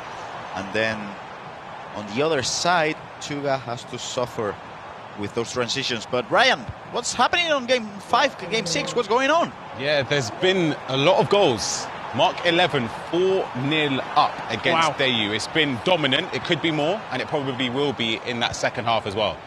Do you see that game? I mean, it's coming from a place he lost his first game. Do you think he realised how important it is? Yeah, I was speaking to Denman as well. We were saying that once he's in flow state and he's sort of urging him to forget about what's happened. Top players will drop games and points in this format, so it's just about focusing on what's next and trying to bounce back. The other game you mentioned as well, Marin's leading against Zidane 3-1. Again, it could be more. It actually very, very easily could be more. Still the second half to be played though. Do you think Zidane can make a comeback, or is it a difficult one? I think what benefits Zidane is that it's 9-minute halves. You still have the capabilities to have more time, to create more chances, and we've seen him over the years. You especially, Gravison, will know. He's somebody that has a lot of belief, even if he's losing, so I think he can still do it. Thank you very much, Ryan. We'll check in with you on the desk in a little while. But that's what's happening from across the games and across the grounds with our very own Ryan Pessoa. Back to the commentary desk with myself, Richard Buckley, and the 2019 La Liga champion, Gravison. 7 years ago. That's a lot of time now. I'm comfortable here just casting with you, Rich. I don't look back on those times. Look back with joy. Yes, I do. Because then, also, you didn't have PH in. No. No. And Emre Yilmaz from last year. No. It was just me, Danny, Zidane and Donny. That was pretty much it. A big player that we're not seeing this year for the first time in a while, JRA. I've seen him around the venue, but he's not playing. Do you think there is maybe a bit of a changing of the guard here at the FC Pro La Liga? Definitely. I mean, Nit is now... This is his 6th year competing here. So for Nit, for example, he used to be so young. He used to come here when, I don't know, just full of hunger when he was 16 years old. And now he's a veteran. Same as Chosita, so definitely, 100%. It's a pass. The touch has been passed, and now we have seen, we still see a couple of players still competing at the highest level, even though they're quite old. I mean, Danny, Nico. Nico's 26 now. Yeah. Danny's 27. In esports terms, they are quite old. Veterans. Yes. Yeah. Especially in esport as well, where 16 is, for us, you can get into it. We got a few very young players here coming through, 18-year-olds, who are looking to make a mark on this tournament. Down to the byline. Here is Daniel Aguilar, just whipped into the box. It's going to fall nicely at the back post, and that's ricocheted up and over the crossbar. As you can see on the right-hand side of your screen, it is 4-3 right now. Girona still leading. Let's jump to that game in full, and we can see how PSG looks to force his way back into this tie. Look for the advanced defending from Eder Militao. Gets the ball to Cruyff, and that could be a great chance for a finesse. Ooh, blocked by De Jong. Yeah, just a couple of bodies in the way. Too many to force his way through. We'll see the goal that did close the gap. Whoa. Bruiser came out and activated, but Gareth Bale too strong. And that's a low-driven shot. That's why Gareth Bale's in the team. PSG's getting loud. 4-4. That's the thing with the Brussels playstyle. I don't know if you agree with this one, Rich, but I feel like Brussels, when you have a body type which is small, which is Pachaspino is quite small, he's not that tall, and if you activate that Bruiser, even though it helps you with the strength, you are still a small item. So if you look for that, I don't know, that you start spamming the X, when you're playing against, I don't know, Gareth Bale, Thierry Henry, those big wingers. You can't do it. You can't move them. Just look how close we are, by the way. We're so close. to that booth. It's almost, I mean, it's right there. PhD, and you heard that shout. Probably came through the microphone at home. Yes. 2-2 here. Still all level. That's beautiful from Tuga. The close control dribbling with Yamal opened up the space. And the finesse shot, perfect, into the bottom corner. Dan Aguilar went for the advanced defending because he thought Lamine Yamal was going to take it with the right foot. And just a quick turn, open up the angle for the left foot, finesse, and goes in. And that's the thing with FC. You might think this is a poor defense from Danny. I don't think so. I think it's just a 50-50 situation. You think he's going to shoot with the right foot. You go with the advanced defending. He goes the other way. And you know. But you know when Lamine Yamal is just turning, you know. It's over. It's over. Yeah. That's sweet too. Instead, you're praying that he's aimed wide of the post or he's aimed too close to the goalkeeper. But from that angle, you don't really need to aim because your body's already going that way.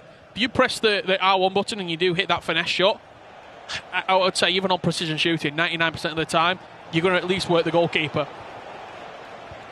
100% Rich. Now, Malaga is leading the game 3-2. And what's happening in other games, Rich? Yeah, I'm just looking across the board. If we can go there, Station 4, it's Nathan SR and Rowney going head-to-head. And it's 3-3 right now between these two. Nathan SR did win his first game. I believe it's 8-6. Yes. In the end. And he's looking to pick up a maximum point haul of 6 points given his position today.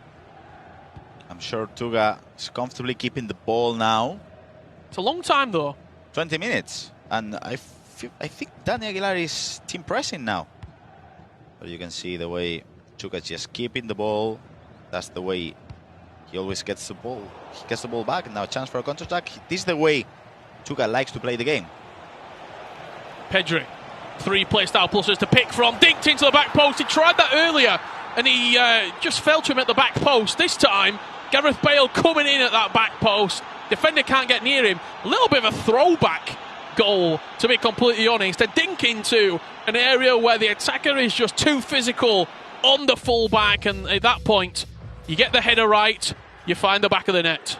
That's the thing with Gareth Bale. I'm having just a quick look at his stats. That's 86 jumping stats, 86 heading accuracy. It's going to go in. Just as we go over to this Granada Las Palmas match, that's 4-2 to Marin. Zidane is struggling at the moment. He got a win in his first match, but now he seems to be struggling for a bit. I just saw someone in the chat as chance there doesn't come to anything, saying that's why you don't play around with the ball with that much time left. Do you agree? I think so, especially 9-minute halves. From 75 onwards, it's a lot of gameplay left to play. And you have to be perfect. And you also, I think, there's enough time there to progress the ball forward and try and score again. We're not playing champs here where 75 to 85 goes by in a flash. It's a lot of gameplay left to go through. I agree.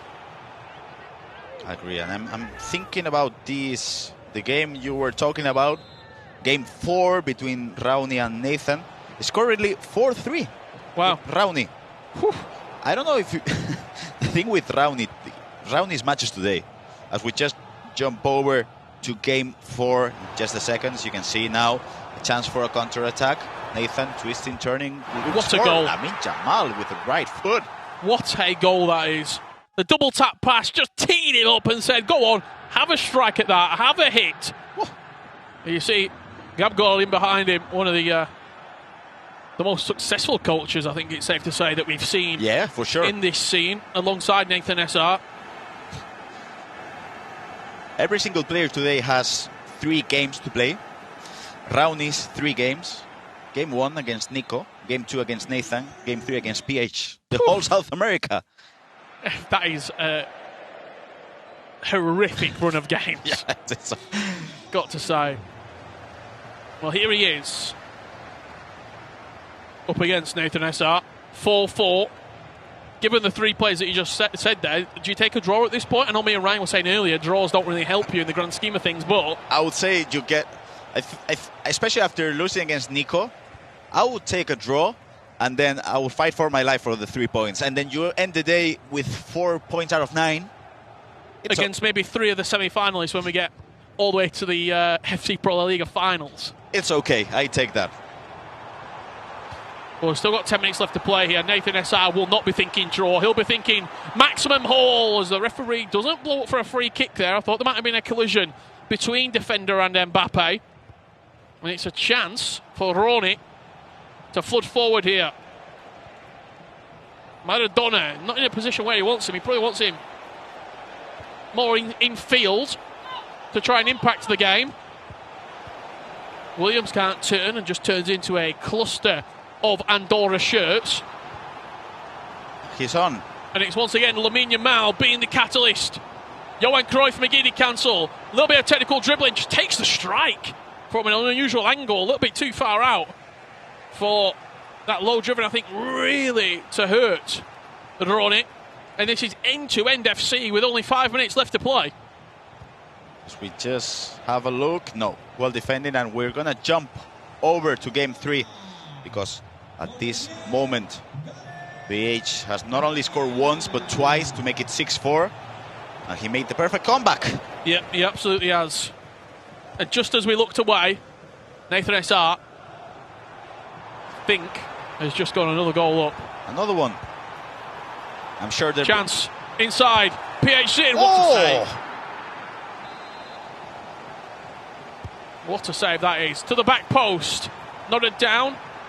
Not cleared though for Girona.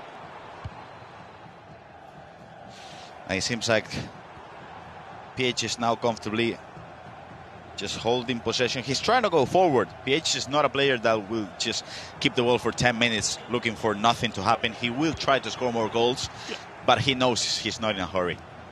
Just looking across the other games, we've not been to our featured match for a little while. Daniel Aguilar and Tuga.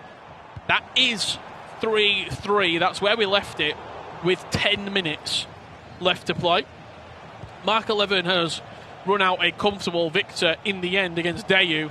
And a chance for Kone. Dinked over the goalkeeper. Did it get there? Did it have the legs? Not quite. Just headed off the bar. Under the crossbar, should I say. Sorry. And now we jump over to the main match, game 1 between Daniel Aguilar, between Tuga. As you can see, 8 minutes left to play. Daniel Aguilar holds the possession and looks for another attack. Yeah, we'll be bringing you all those full-time results with Nicole at the desk. But some of the big takeaways as Daniel Aguilar fires himself 4-3 up. That perfect run from Tuga looks to be coming to an end. Wow, I mean, the team press came just on point, and the timing from Danny was amazing, because as just the team press came on and the players went to defend on a 1v1 basis, he went for the ping pass into a striker. He knew it was a 1v1 situation between a striker and centre back, and it's a similar situation in which I said before, it's not a poor defense, it's a 50-50. Bellingham can turn to the right foot, left foot. Tuga thought he was going to turn to the right foot, which wasn't, As you can see, they're controlled perfectly by Jude Bellingham to make it 4-3 with the left foot. What a goal. Sorry, am I seeing that correctly there? Just, I don't know if you saw it in the bottom right. Was 86? 84-16 possession? 84% possession? Nah, that's gotta be, no, impossible. I mean, I will ask Daniel Aguilar when this game ends, but it's impossible. That was the translation, correct? We've seen Tuga hold the ball for a bit, right? Yeah, yeah. That was the correct translation, right? Yeah. That was possession stuff. Yes. You know your Spanish, Rich. That's right.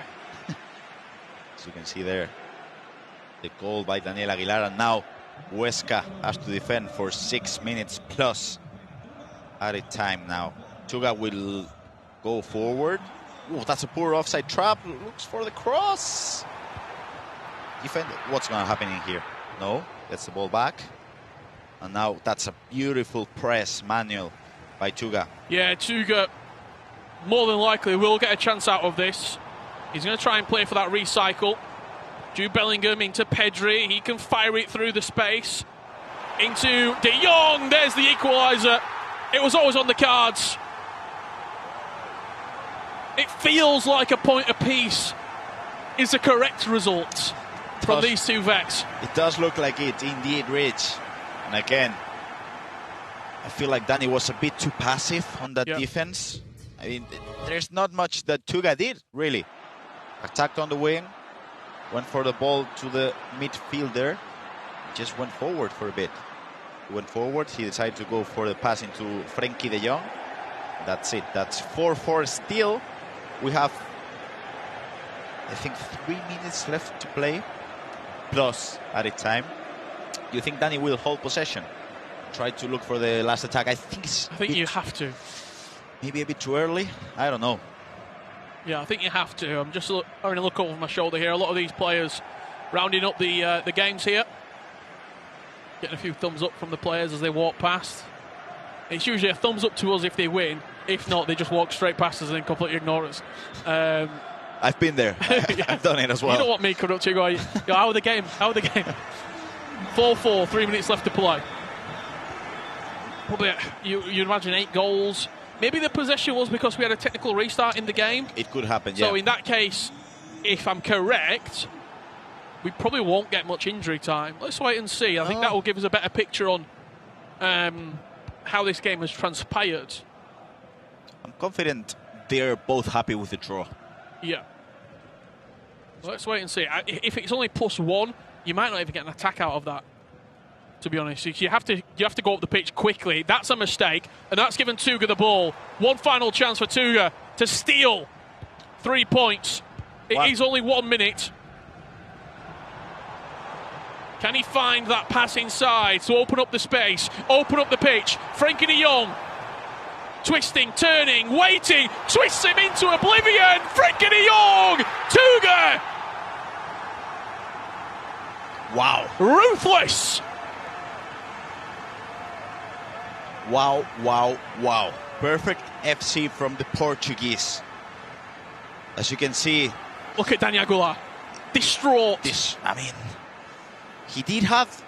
He tried to just hold the ball for the last attack, but the manual press from Tuga was just in time, especially with the advance defended by Nico Williams. He got the ball back because he was aggressive, and then with Frenkie de Jong, the left stick dribbling was just amazing. And we thought a draw was coming in, but I gotta give it to Tuga. He was aggressive when he needed to, and he was passive when he needed to with Frenkie de Jong. 6 points for Tuga. Last minute winner. He does the job when he needs to. 5-4 victory. He will roll away in the end. We said it at the start. On form right now, currently. He's probably, I said probably top 3, top 5 right now with how he's playing. And those results like that, they showcase how good he is playing, because there was not a doubt in his mind. Maybe Daniel Aguilar thought, I'll take a draw here. Tuga was thinking all the time through that game, I'm winning this match.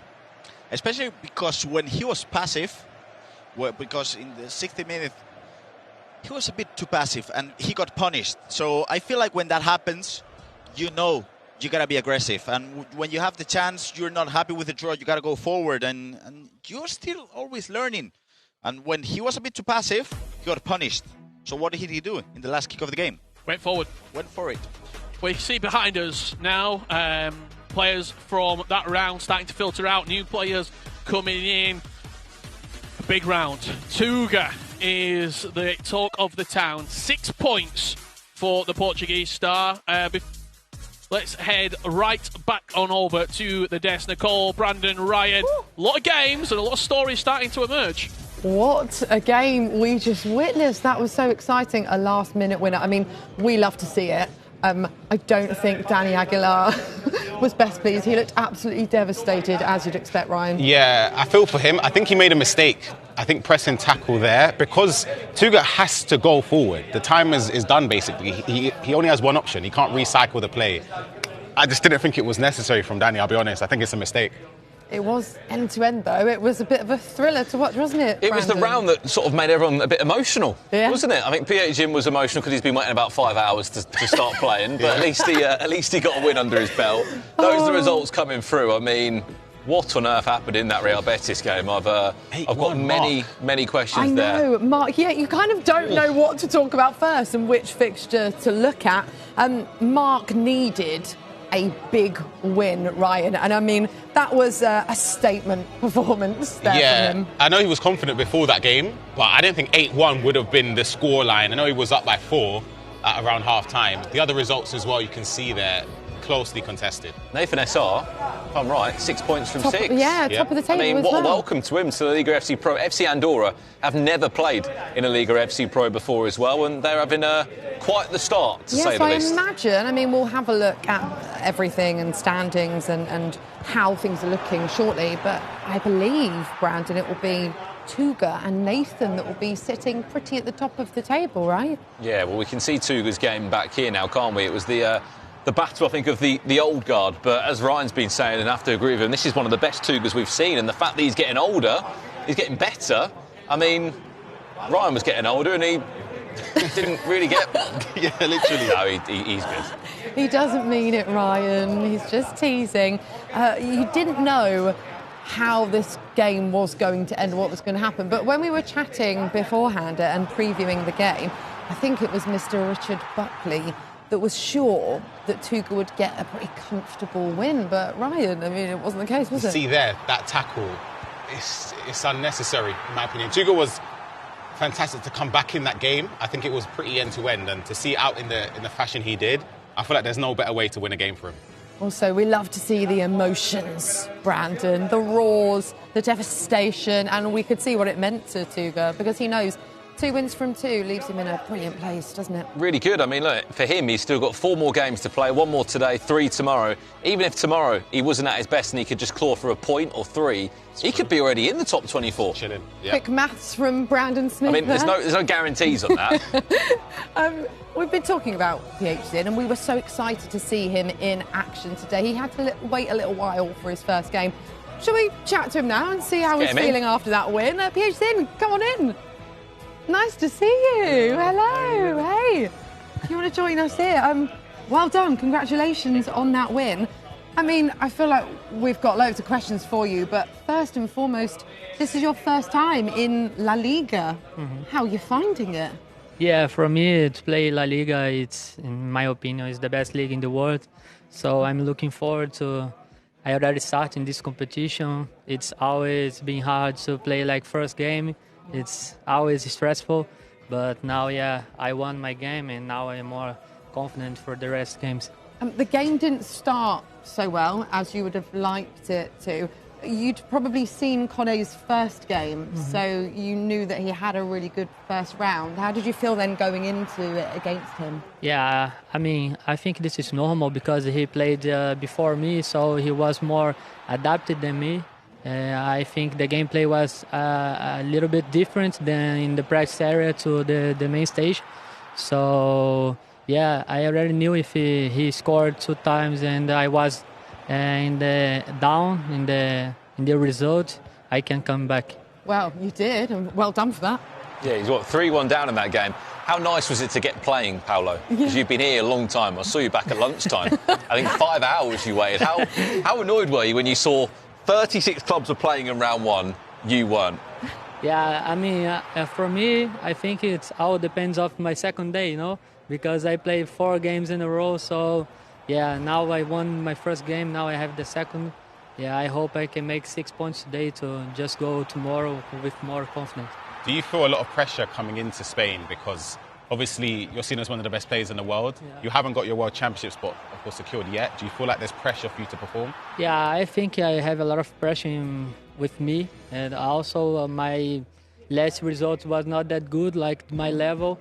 So I think this is also, it's one problem I have because I put so much pressure in my head and everything. But yeah, it is what it is. And I need to win this league. I came here to win. I think they're trying to tell us to wrap up this interview, PH. I don't know what's going on right now, but we're going to carry on talking. Oh, was that you? Alert. An alert? Yeah. Oh, is it? It was a fire alarm. I'm thinking, what? No one's... When you were a couple of goals down in your first game, like we've said, you've been waiting hours to play, you're in a new league. Did you have that belief? Did you know that you would come back and win? Yeah, of course. When you play, fair enough. When you play against these top players, you know you can start like the game with 2-0 down, 3-0 down, and you need to have like a good mentality to come back. So I think I had in this game, and I feel more confident for the next games. Yeah, brilliant. Okay, we're going to have a look at the standings, how things are looking right now. I don't know if you've had a look at the table yet, seen who's sitting at the top. You, of course, have 1 win from your first game, which is brilliant. Here we go. Yeah, so Tuga is at the top. And Nathan. We spoke about it, didn't we, Ryan, when we were commentating, the goal difference being big for massive. Tuga, and it has helped him. Look, he's got a +5. He's just above of Nathan SR. Paolo Neto, we'll catch you later. Thank you so much. We're going to let you go. Get ready for your next game. Sorry, thinking of Brazilians here. Yeah, what? Paolo, PH in. We'll see you later. Speaking of Brazilians, to recover myself there, FC Andorra's Nathan SR, as you said, is joint top of the table, but his goal difference just lets him down ever so slightly. I think if I'm just looking at that, if you're Ibar and Hugo Sanchez there, you're thinking, I played 1 game. Goal difference is pretty. Winning the next one will mathematically put him. So unless someone below him gets crazy amounts of goals scored as well. But he's in a strong position, only playing 1 game. I know we're still early on in the competition, but it's just a good thing to see as well. Really good to chat to PH Zin there, Brandon It was Smith. PH Zin, wasn't it? It wasn't Paolo Neto. Get it right, gosh. And he spoke really well. And I do find it really interesting, Ryan, because when you are coming into a new tournament, a new league, new players around you, there's a lot of eyes on you as well, right? When you're PH Zin, when everyone knows what you can do, everyone's watching him. He's had to wait all that time for his first game. Yeah. And then he's a few goals down. I mean, to have that calmness, composure, to not let that get to you is impressive. It's hugely impressive. I'll be honest, I was very impressed by Kone in that first round. And the start of that second round against PH Zin, I thought, hold on a second. Have I overlooked Kone a little bit, thinking maybe he could actually be a contender based on how he was performing? But it just goes to show how well PH Zin is playing. He didn't have any experience on that main stage before that game. He had to sit waiting in the wings cold, and he still managed to come back against someone like Kone, so you have to commend him for that. I have to say, just to go on to that, I think PH Zin's got a lot to prove because he was meant to play in the league of the MLS last year, didn't get to play in that, and let's be honest, since the FC Pro Open, it's been a bit of a slippery slope for him, so he needs to try and get himself back up the mountain. And up the mountain he shall climb. Right, more action shortly, but for now we're just going to take a short break.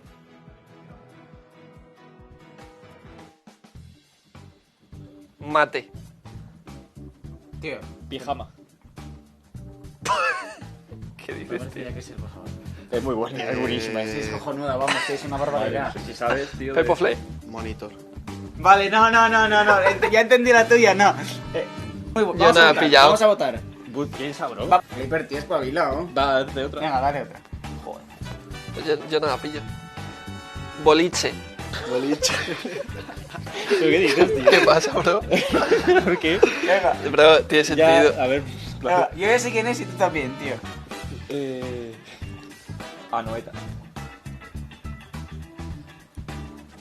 Guamita.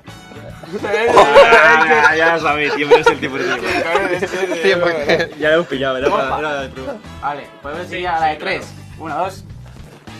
¿Cómo vas a decir monitor? ¿Monitor de qué, bro? Porque yo qué sé. Pero no pues sabía yo pensaba que decir. digas tú, porque Pero ya era pijama. obvio DJ después. Pijamas, Ahora tío. Nicolás. ¿Eh? DJ Pijamas, que juega ahí. Hostia, ya ni Pero puta podría idea. haber dicho la palabra en verdad. La miña mal. Habilidad. Aura.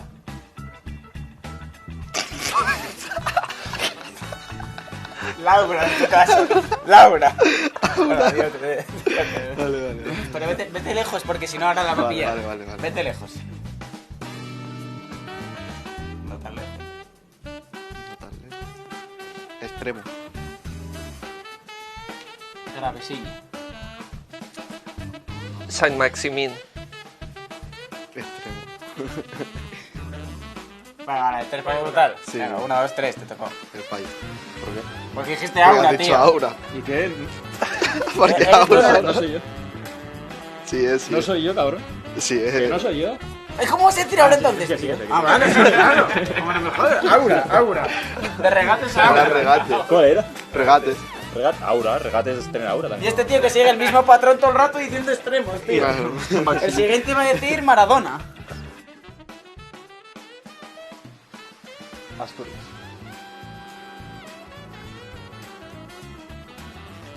Graves. Goat. Referente. ¿De qué te ríes? Mundial. Bueno, ya gané, Alfonso Ramos. Es que parece, es que no sé. En cuanto escuché Asturias dije, ya. Bro. Es que esa Pero mundial. Hay que ir sin más allá, tío. Pero es que no sabía qué decir. Que Se has puesto muy fácil, tío. Profesor iba a decir yo. Pues mira, hubiese dicho profesor era cojones.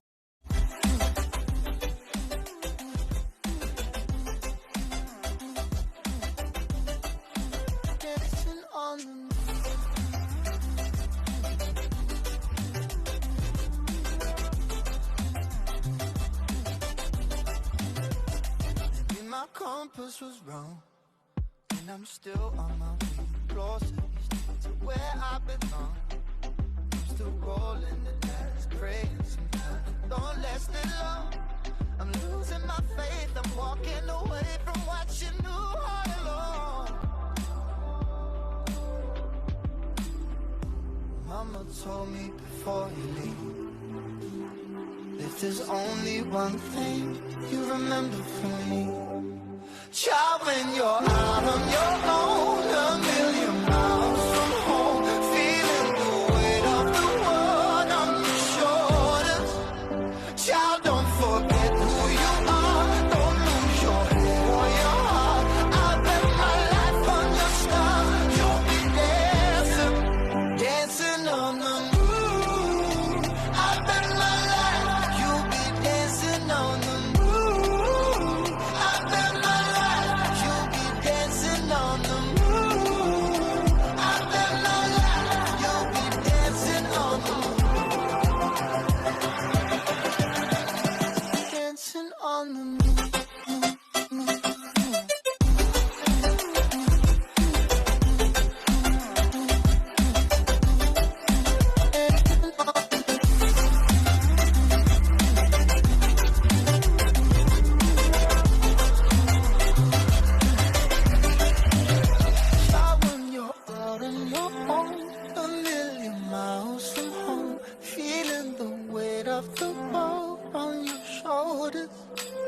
Child, don't forget who you are. Don't lose your head or your heart. I'll bet my life on your stars. You'll be dancing, dancing on the moon. I don't know where I am, I don't know where you take me, I don't know where you take me. I just follow your trail and I'm losing your mind and I'm losing your head. Let me escape from this unlove, cause I'm a prisoner. I just want to look my way and never back to you.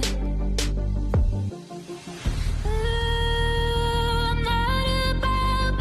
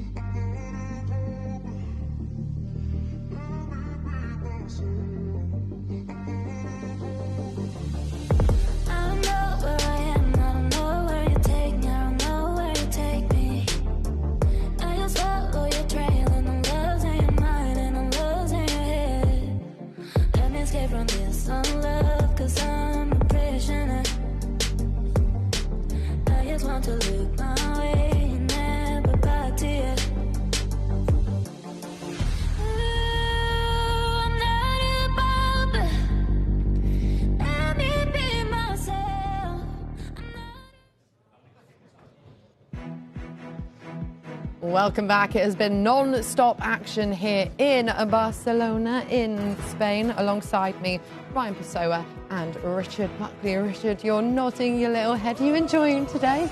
Yeah, really good. It's been a wild day, to say the least. Wild? Yeah, I mean, everything's happened, hasn't it? Yep. Really? Do you want to elaborate on that? Just that. Just that. Everything's happened. We need to get Richard a little donut. Get your energy up for the rest of the evening.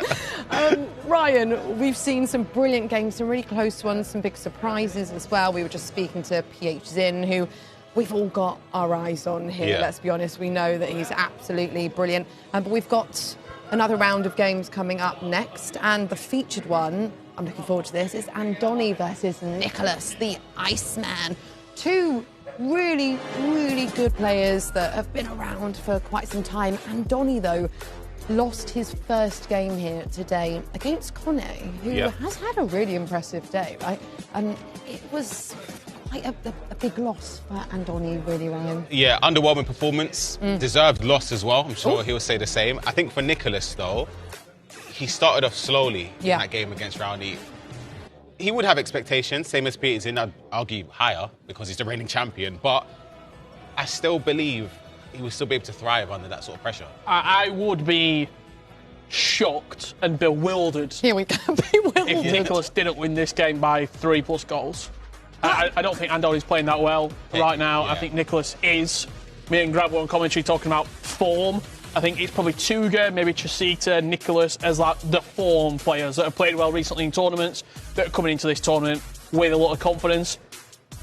They played once before back in 2019. Wow. Nicholas won comfortably, 6-2. I can't envision in 30 minutes time Andoni walking away with a win. Okay, all I would counter that with, Richard Buckley, is Andoni is a very experienced player. Ryan, after that first loss in the first game he played earlier on against Kone, surely he'll have a point to prove, even if it's pride. Yeah, but the thing is, even if you do have a point to prove, it doesn't necessarily mean that it's enough.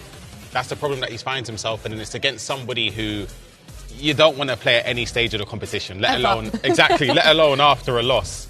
So it's a difficult one for him. You can see his draft on the screen there that he's been using. Maradona up top, taking a fair chunk of that budget. The team is... I think that's a bad team. The team is okay. I feel like defensively, though, but every team defensively is similar. Richard is just coming for Andoni. You don't care. I just don't think the team's that good. I think you have to... You can see on the bench there... Got Perez. Without Xavi, I think Xavi has to play for me in these teams. I think he is one of the key players. I don't like that 87 Cruyff in at Cam. I think that's a waste of coins. Same here. And I actually don't think Maradona's that good. I think if you're spending the coins on that, you go all the way and go big Cruyff. Yep.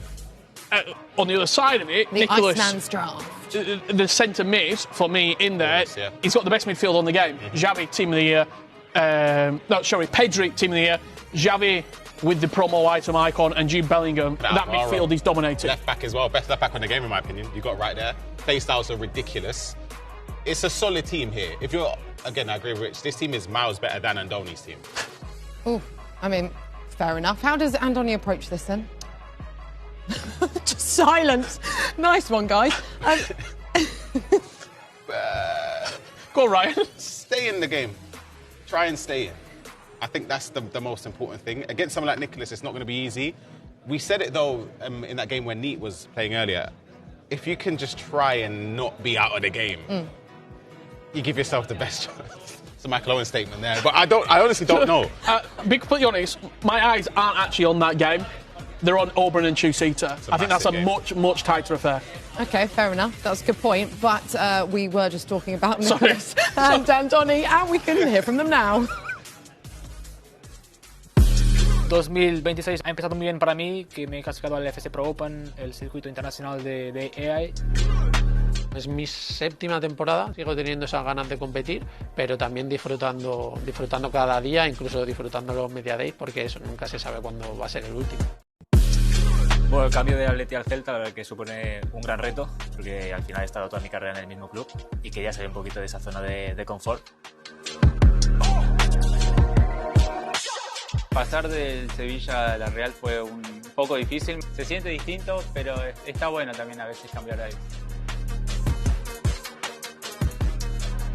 Llevo muchos años compitiendo, el Andoni de antes quizás era más eléctrico, era mucho más rápido. Ahora creo que estoy en una etapa de madurez que también me puede ayudar. Haber perdido esta copa, creo que voy 5 de 6 títulos, 2 supercopas, una copa y 2 ligas. Nada, o sea, pensándolo en que podía haber hecho 6 de 6 y duele un montón. Me fue muy bien el año pasado, luego en Copa también lo hicimos muy bien. Me tocó Resende, que fue subcampeón. Un partido ajustado, pero creo que tampoco entré de la mejor manera. Así que bueno, tengo que corregir eso, sobre todo en la fase final. Hace varios años, 2 años, 1 año tal vez, ni siquiera ya miro a los rivales, ¿no? Quizás en un partido contra un equipo chico, un equipo mitad de tabla o alguien que está en descenso, me aburren esos partidos porque no, yo quiero ir y jugar cuarto, semifinal, me encanta. Pero sé que, por ejemplo, jugadores como Andoni o ese tipo de clase de jugadores que son top, ellos se crecen en estos partidos, así que yo creo que va a estar más duro de lo normal.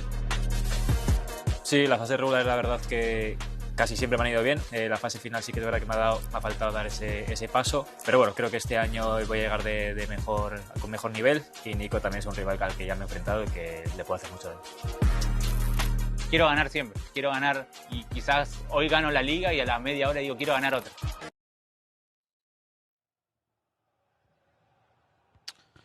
Well then, here we go. We are in round 2 and we're seeing Nicholas taking on Andoni. They've already kicked off. Brandon Smith and Jaime Alvarez taking you through this one. I mean, as Richard was saying, they played once upon a time. Aside of that, they've barely sort of crossed paths when it's come to playing in the LALIGA FC Pro. It could be an early start, which it will be. Andoni already in front against the Iceman Nicholas. That's 1-0 coming from a corner, the player lock corner, and I did enjoy that interview in which Nico said he's kind of bored of the group stage because he just wants to go and play the quarterfinal, semi-final, final when everything that's at stake. But it's different playing against Andoni. Andoni, that player that rises to his best level when he's playing against the best players in the world. So I thought it was a really nice interview for Nico. Let's see if he respects Andoni on the pitch as well. Well, as we said with Nicholas, he still had a great FC Pro Open, but he probably lost the worst game possible. He lost to Umit, didn't he, in the kind of round of 16 stages in the FC Pro Open finals where Anders Vergang went and won. Speaking of Nicholas, what a tackle penalty! It looked like a good tackle. But on the second time of looking, the referee says no. It looked like Eder Militao just scooped the ball away from Nicholas's forward. Up steps Pires for Nicholas down the middle.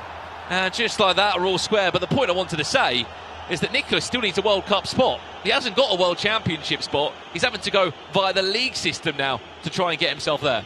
Yes, he does. He needs to not only qualify for the Cup, but he then needs to qualify as a top 4 to qualify for the E-Champions League, and then the top 2, that's been the finalist for the World Championship spot. So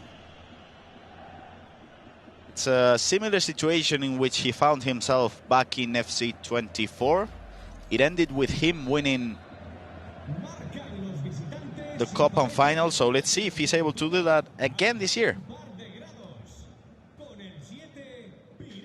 But again, now Andoni will try to go forward. Well, let's just have a look around as well, Gravison. We've got loads of games underway, haven't we? Oberon's in action against Chusita. Over on your side, Neat, speaking of champions, he is 3-0 up in what, 13 and a half minutes, 14 minutes near enough? Yes. Di Fernandez in action as well. Poli Chris against Magician, who is finding himself in a 1-1 game by the looks of it over there. Yeah, I mean, off the course of the tournament so far. Let's see if we can Nicholas! get a replay. Goals galore! It's hard to know where to look. 6 games taking place at the same time, and Nicholas is now 2-1 up. Look at that goal from Xavi Hernandez. You can see Xavi just getting... It was a kind of a rebound situation in which Xavi scored the goal, but it's 2-1, and I don't think Andoni will find an answer defensively. So people over at the chat, if you can just take a look at the way Nico combines the player locks with the creative runs. It feels like he has 3-4 players when he's attacking, and it's really hard because you only got your player and then the second man press player, so that's 2 players and you're defending against 2-3 runs. It's very difficult. So if you want to know how to create runs with the creative runs and with the player locks, you should take a look at Graverson's Academy. You could do that, or you could take a look at the way Nico is just triggering runs now. It's incredible. Look at this through ball that could have been on. He had to go back inside. Bellingham, who is the second most used player in all of these drafts. If you're not familiar with the draft requirements, 10 million coins was the restriction there. I don't know if you heard me speaking about it earlier, Graverson, but Bellingham was the second most used player. The most used player was Eder Militao. I dare to ask, I'll ask the chat as well. There are 2 people that are joint third most picked. And one comes in at 144k, and the other comes in at 17,500 coins. And he tips around the post. Is it the icon, the Frenchman icon, Pires? It isn't. Robert Pires is not the scorer on this occasion, but Andoni has pulled another goal back. Robert Pires is the most chosen icon, the most picked icon. I mean, I'll flip on his head, actually. Who do you think is the third most used icon? You've got Pires, Xavi, and I'll ask the chat as well. Chat, who do you think's been chosen the third most in that selection of picks there? Is it Laudrup? It isn't. From what I'm looking at on my sheet, it isn't Michael Laudrup. Okay. The answer's actually quite surprising. Is it R9? It's not R9. Is it Thierry Henry? Garrison, are you in the right budget here or not? I don't know. Chat, who is it? Chat, help me out. Chat. Top 3 most chosen icons in these drafts. Remember, 10 million coins is what you've got. Xavi, Robert Pires. I'll give you a hint, actually. How many coins is he coming in at? He's coming in at 1.5 I know who he is. million coins. And it's not Cruyff. Obviously, he's 5 million coins. Do you know the answer? I think so. He is the second youngest icon on the game, because Toni Kroos is now the youngest on the game. So, who would that be, Graverson? Is it a Real Madrid legend who scored in the final of the Champions League against Liverpool? I think you might be on the right lines.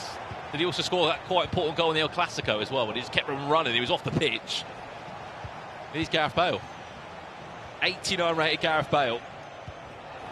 Speaking of Nicholas, he is building up with his 2 midfielders. Didn't need a striker in use there. Somebody said Lothar Schelling. No, you cannot use Lothar Schelling here in La Liga FC Pro. Someone said on the chat. Iniesta. Did anyone see? Did you see that Iniesta? We were talking about Real Madrid legend. Yes, it was a good shout, to be honest. But Real Madrid legend. Don't know about that one. Somebody said a Billy Thunderstruck. Don't know about that. It wasn't a Billy. It was not a Billy Thunderstruck. It was indeed Gareth Bale. It was Gareth Bale. And if you have tuned in, this is round 5, technically, of our games. 9 individual matches we're going to be giving you. That's a brilliant little through. But is he onside? No, he's not. Andoni just jumping the gun there, 31 minutes in. That's 2 goals from Andoni. Come from the corner kick, which is interesting. How do you defend those? I don't think there's a way in which you can defend those. Look at this counter-attack. Nico Williams. That's a beautiful first touch, saved by Oblak. Now a corner kick, this time for Nicholas. What can Nicholas do? Often so good from a set piece. Let's see it in action now. Pedri cuts it in to De Jong, who isn't the man that time. It is Bruchacueno, right place, right time, just about onside. Another great example of how to use the player lock to counter-attack the team press. As you can see, the corner was taken short. The offside trap came in. The team press came in as well. And he knew his only chance of attacking was going for a player lock into Butragueño. Scores the goals, and now we jump over to game 3. What's going on, Brandon? It's just been a goal. As we're joining it live now, and it has gone the way of Hidalgo by the looks of it. He's either just equalised or he's made it 3-2, one of the two. Let's keep in mind Hidalgo is in an incredible position here to pick up his second win against J-Line. It must be said as well, all the matches have already been pre-selected, by the way, so it's not a case of you play someone on the form. It's not like a Swiss record, which I think does change things, because Gravison, you could get very fortunate. You could be having games against players that aren't playing well, or you could be getting games against Obron, Nicholas, PH Zin, Nathan SR, and it could be going terribly for you. That's what happened, for example, to Raoni. Raoni did play against Nico in his first match. It was kind of contested. It was 5-4. It wasn't like a big result for Nico. Then he went on to play against Nathan, which is a tough match. Nathan came on top with 2 goals lead, and then third I'm just having a laugh because I cannot believe it. Third match of the day for him is going to be the main man, as you call him, Paulo Neto.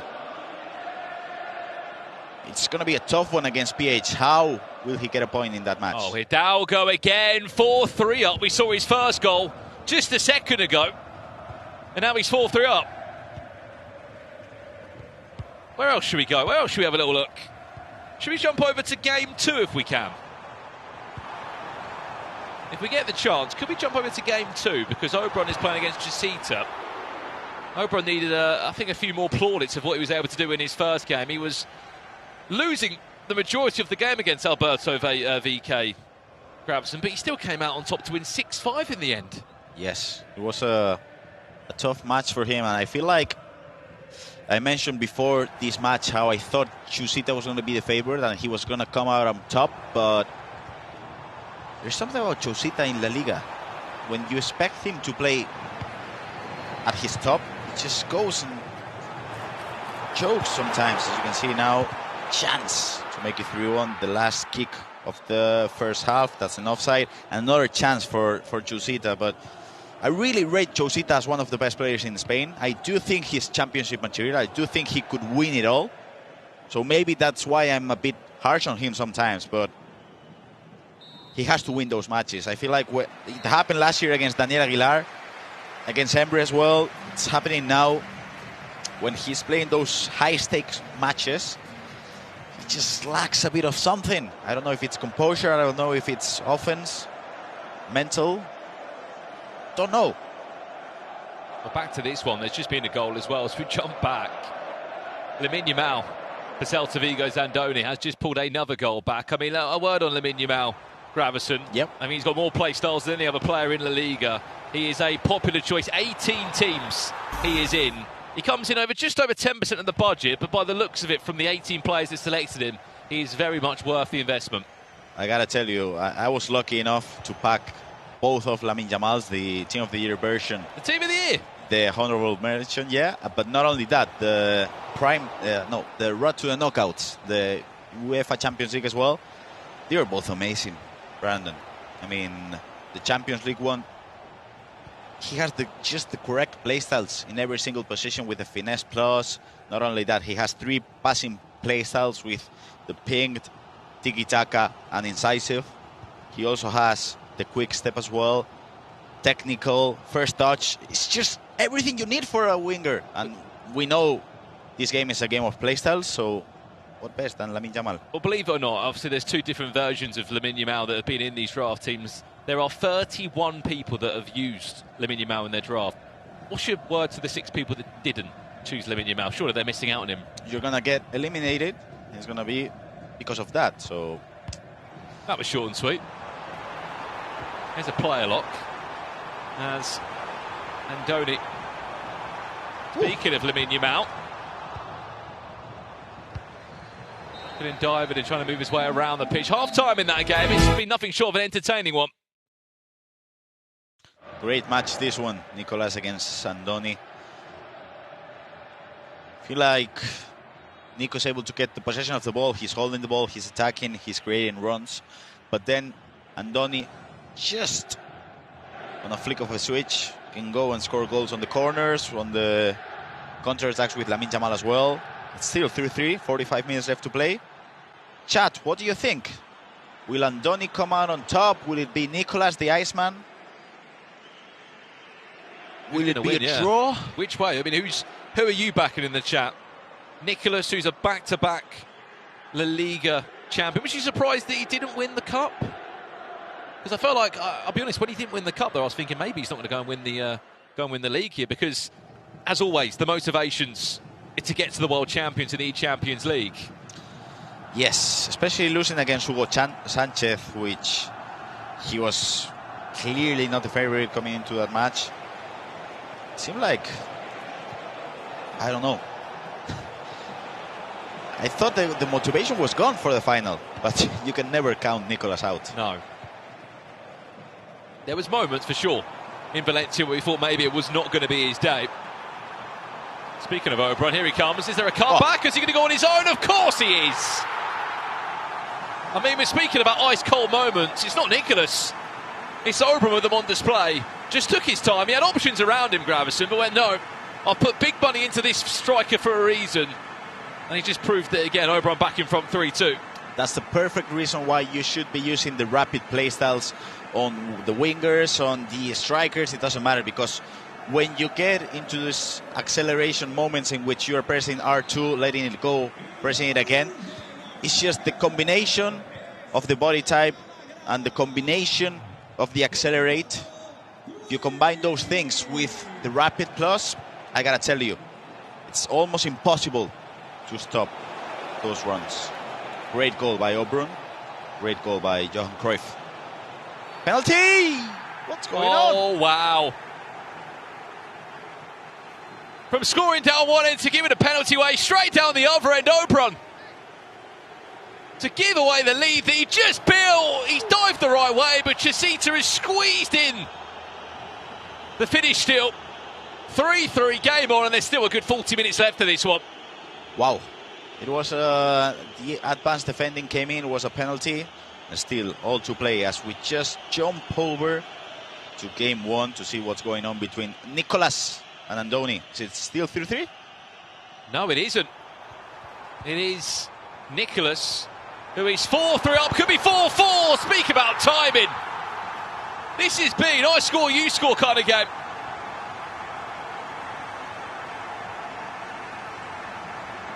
No one has really had a two-goal advantage in this. It's just been end-to-end FC. Look at the build-up, by the way, from Andoni. I mean, I know he's changed club this year and maybe he's been looking more towards content creation. He's certainly still got it on the sticks, hasn't it? Yes. There must be something about a game like this as well, Gravison, where you go into it and you're playing against the champ, the two-time champ, in a league that you've been playing in throughout your whole career.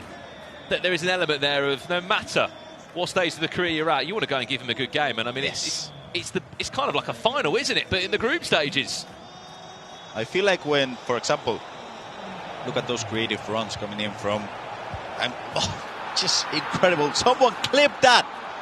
Someone clipped that. The way he triggered the first run, went for the creative run to just try to pull the center back out of position. Went wide. As you can see over there, he twisted and turned for the last time. And of course, Militao was out of position because a creative run was made beforehand. He went for the game-changer finish. And I gotta tell you, that's goal of the day so far for me.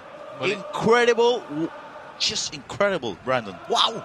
It's the Iceman, isn't it? Doing exactly what he does. Jude Bellingham, there's a reason why so many people have spent 10% of their budget on the English midfielder, his thunderstruck item. As you said, oh, hang on, oh my. Another one. I'm sure. You simply cannot look away from this game, because you will miss a goal. I think Nicolas even knows what to say. Yes, he just looks round to his coach and just shrugs his shoulders. Wow. I mean, what a finish, by the way. Wow, Maradona. How many people are playing with Maradona at the moment, Brandon? I'm sure it's not much, right? What is it? 1, 2, 3, 4, maybe 6? I don't know. I'll be using Johan Cruyff if I could, or maybe, I don't know, Gareth Bale, for example, up top. But Maradona? I don't know. Have a guess. 6? That's way too much. No. I mean, unless I'm reading this wrong. Yes. There's one person using Maradona. One person. Just one. On my sheet, it says one person Maradona. Yes. Unless that I'm is... missing a different no. promo of him. And that's Andoni. 3 million coins into the Argentine. And he's being the hero against the Argentine. In the Iceman, Nicholas. Just over 30 minutes left of this. He's still in possession somehow. Look at that! Nicholas! I mean, where did that chance come from? He just kept on running down the byline, didn't he? And it kind of got Andoni into a situation, Gravison, where we didn't know if he wanted to commit, dive into the tackle. And where he delayed it so much, he just allowed for the ball to be whipped across on the penalty spot. That's the reason why you should be using the box-to-box role for your midfielders, because he didn't trigger any runs with Xavi. But when you're using the box-to-box role, you know he's going to at least try to get the ball. And he's going to try and go make a run. Cutting inside, and that's it. 6-5. I'm very much impressed to see how he... I mean, Nicholas especially here, Grab. Yep. At times, he's using his midfielders more than the attackers. The trio of Bellingham, Pedri, Xavi. As you said, the runs he's been able to trigger and the positions that he's been able to get his midfielders in. At times, they're scoring more than Butragueño. Yes. Yes. It's a curious pick, that Butragueño. I'm trying to... I wonder if he's missing Cruyff, because we know Nicholas loves Cruyff. Yes, he does. He was a huge part of why he won the previous seasons of this competition. It's curious because Butragueño doesn't have the incisive pass, but it doesn't matter because Pires makes it 7-5, and this might be the goal that puts the nail in the coffin for Andoni. He's never been 2 goals behind in this match. First time. It's a whole different game when you're just 1 goal away from qualifying. Now it's 2. What do? Do you go forward and you try to press as long as you can? But if you do that, you'll get punished. You've also got to realise who you're playing against. It's not going to make it easy, is it? And the goal difference as well. Goal difference is huge in these situations. I don't know. I'll probably try to attack, and I wouldn't say the game is done, but I wouldn't be too aggressive neither. It's a tough call. Now, as you can see, Need's not happy, just trying to wake himself up, because I don't know if he scored the goal, if it was Riquelme, but it seems like the game is 5-4 at the moment. And that's curious. Riquelme is using 5-3-2. Have you ever seen 5 players at the back? I'm not sure. Is he parking the bus? I don't know. It might be Nach Gijon, which is a famous TikTok and Twitch streamer as well. I mean, he's 7-4 down though, Grav. How does a 5 at the back make sense? Don't know. He's 7-4 down in the game. Don't know. Hang on. Jude Bellingham has just scored for Oprah. 4-3, he's in front now. If you have just joined us, this is the LALIGA FC Pro Open group stages. 2 days of group action, 37 teams battling out in a completely different format. You must be in the top 24. If you want to continue your season in the LALIGA FC Pro, you must be in the top 24. You get a top 8, and you're leaving Barcelona with a huge smile on your face. You're not just in the cup, you're already in the finals. And with 150,000 euros on the line in just that tournament alone, I think you'll be wanting to be amongst it. I mean, that's where your tickets are, isn't it? That's where your E-Champions League tickets are. That's where your World Championship spots lie. Not only that, but Nicholas, for sure, has he surpassed the $1 million He hasn't yet. He hasn't. It was Anders that just clipped him. I think Nicholas is about, I want to say about $50,000, maybe a little bit less than that away from also bagging $1 million from Pro EAFC. Could the cup be the one? It could be. Could be the league grab, couldn't it, for a third time? They'd be on more than Anders.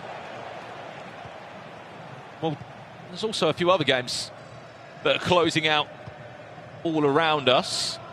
What a result, by the way, from, I mean... Chris, I mean... He's 7-2 up, and I mean, look, the magician might need to pull out a magic trick. Yes.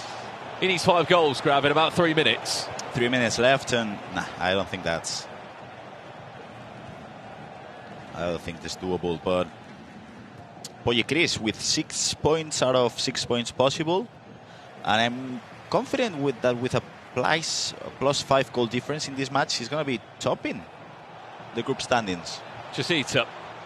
Don't count this man out yet. There is still a little bit of time left, but he has to score now before the 90, really, then hope that in the added time there would be enough. Right, there's the play a lot, there's the flick down, but is there an option there? Unfortunately, Pedri just runs into a handful of Valencia shirts, and this should be Oberon's game to close out, Grabs. And as you said, he should be on 6 points from 6 and in a really good position. Especially after last year struggling to qualify for the Cup and finals, especially with that week 1, which was poor from Operum. He's not playing well during the season if we look at FC Pro performances and online performances, but in here in La Liga, he's playing well. That's maybe the 6th goal, no, and that game is going to end 5-3 as we just jump over to game 3 between Levante and Villarreal. That's a derby here in Spain between the two Valencian teams. Let's see how it goes. Well, I mean, if this was a real life game, Gravis, I think the derby would be heating up quite a lot. 6-6. I mean, Riquelme has actually pulled a goal back with 5 players. Oh my days! Oh my grace! Is it still with 5 players at the back? Hopefully, he's got a 5 at the back still, Riquelme. Yes. And he's only 1 goal behind against Neat. Neat winning 7-6 in that game. Over at this one though, Hidalgo building, unable to pull the shot away. And now a chance for Neat to attack. No, defend it. I'm telling you, if Riquelme is able to get just a point with 5 players at the back, I can't believe my eyes. No. What's going on? Did you hear everyone? Oh my days. Hidalgo's going to get another bite of this. Well, there's Riquelme versus Neat alongside this one. We're going to keep our eyes on the left-hand side, though. He scores! Oh my days! He scores! Riquelme! 7-7! And Hidalgo over here. Hidalgo! Wins a corner. He can't quite believe what's going on over in that game. 5 players at the back. First time that we've seen that in FC 26 competitive environment. As you can see, Hidalgo wins another corner. And both games are heading into a pause as it currently stands. We jump back into this one if we can, then, on the right-hand side of your screen. What's going on, Brandon? Neat. I mean, we left him because he was cruising. He was 2 or 3 goals in front, Neat. It isn't quite the case now. Or can he pull out a match winner? No. Or could Riquelme build the perfect counter-attack and go and win this game? This would be an unbelievable ending. Surely not. Surely not. Xavi. Well defended. Bellingham trying to interchange to find the extra pass to give Atletico Madrid a chance to build forward. Riquelme might have a counter-attack now. If he gets a goal here, listen to this place erupt. We saw him have a 5 at the back, 7-4 down, and we were laughing. We were having a laugh. We were, because we were thinking, you're trying to get back in the game with 5 players at the back. What's the game plan? He has to go forward. 3 minutes of added time, a minute already gone. Tell you what, he's playing some liquid football, isn't he? He's got a little bit of overlap here on the right-hand side. Brandon, no way. Surely not. Salgado. No way. Gareth Bale went for a cutback, and I think that might do us. He gets the ball back. No. Chance for a counter-attack. Clever free kick. And technically that's 93 minutes played on the clock. What's happening over here? Added time of 2 minutes. We've got another 6-6 game. Jay Lyon to win it now. What a save on black corner.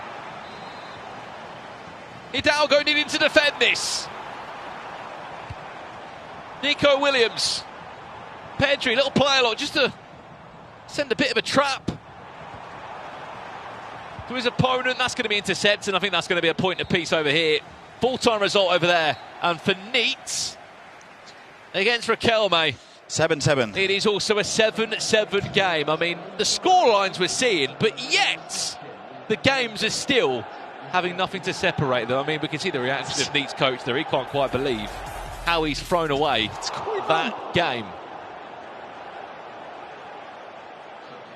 I mean, the reaction of Neat will tell you all you need to know. Behind the screen, we can... Gravison, you just spoke to the coach there, Riquelme. What did he say? I told him 5 off the back, and he told me we had to stop him. And they did. And they got a point. They did more than stop him. Yes. They scored 3 goals. They scored 7 goals. Added time over here. Nicholas is going to be on his way to 6 points from 6 and in a really good position. The defending the Liga FC Pro champion. He's won it 2 years previously to this. Could be on for a three-peat. Of how he started here, he's looking very much strong.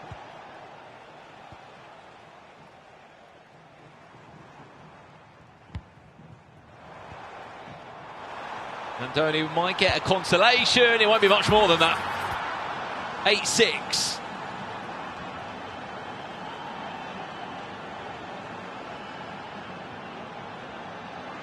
I mean, as expected in that game, Gravison, for Andoni was going back and forth quite a few times, but it got to the stage where Nicholas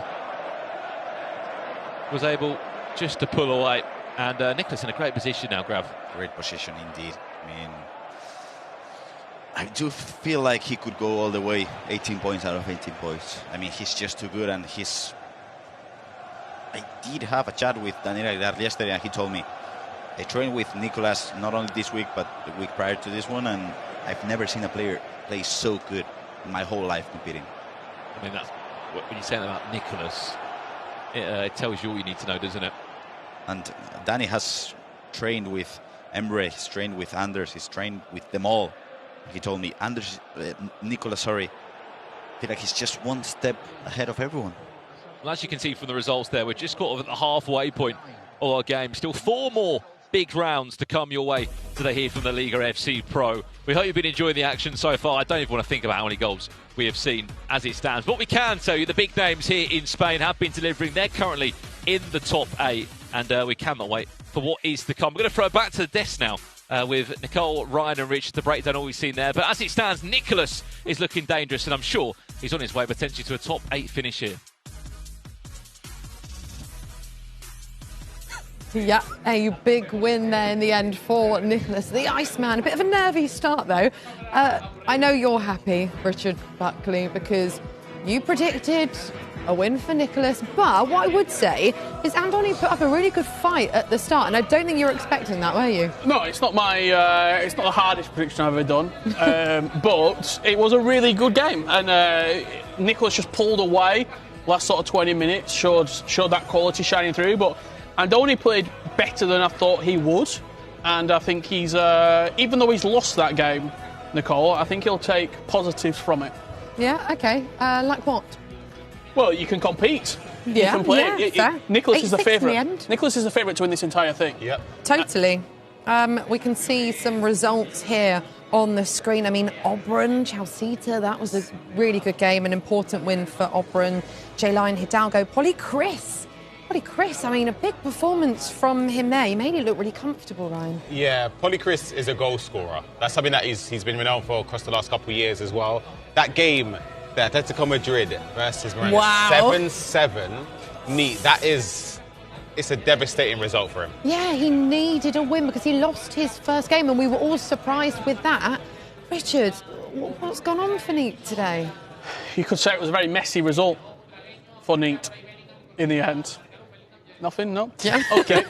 Oberon Chusita as well. I mean, this game that we've seen the highlights from here, I think if you'd have said who'd you fancy to win this game, you'd probably have gone Oberon, but close, Chusita played really well again. And he'll be one of those players that Chusita, I don't think there's any doubt that he doesn't go through. He'll be in that top 24, and I think he's probably edging he'll be looking for that top 8 as well. I agree. I think for him, he would know this would be a massive, massive task in terms of to overcome Oberon before the game would have started. Obviously, performing well up until around this stage, it is difficult. It's a difficult pill to swallow because when you're around the 60th minute and it's even, you kind of think, you know what, you can get something from this result. For it to pull away from him, he'll be devastated with that.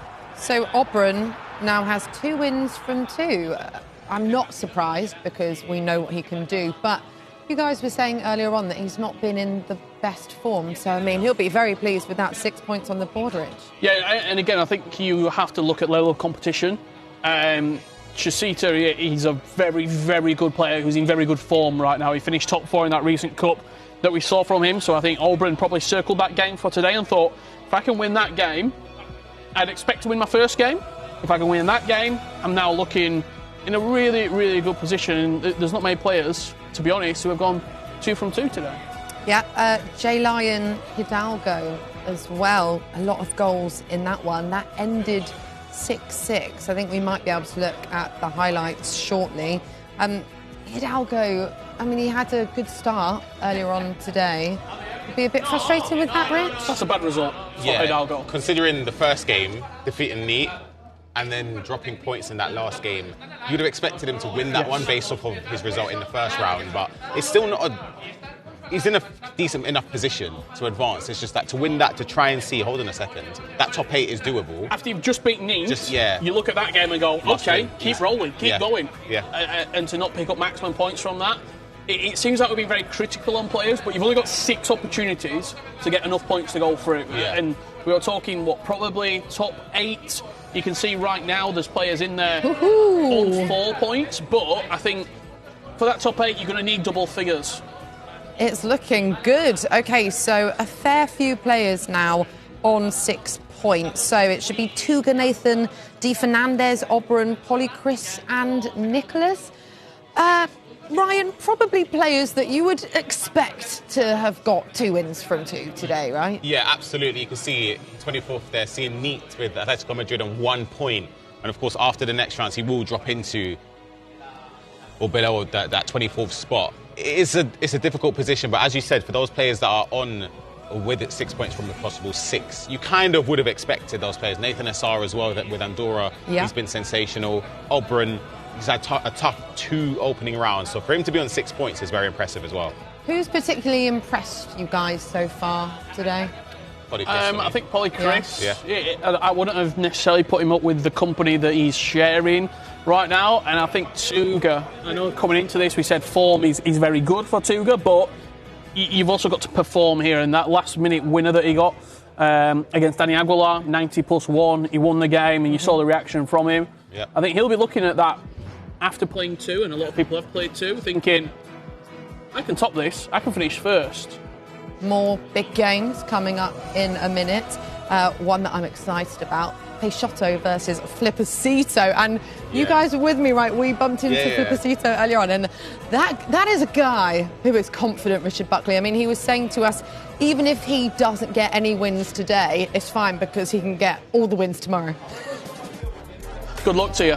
I think this is a tough game, especially we saw Peixoto not play well in his opening game, so he'll be coming back with a point to prove in this one, right? It depends on what side of the coin you look at it, because you could say, is it a perfect time to play LJR? He just lost his opening round, you can see there are chinks in his armour. Or you can look at the other side saying, he has a point to prove, he wants to show that he deserves to be amongst the best players in this competition, so you don't want to play him now because he has to bounce back.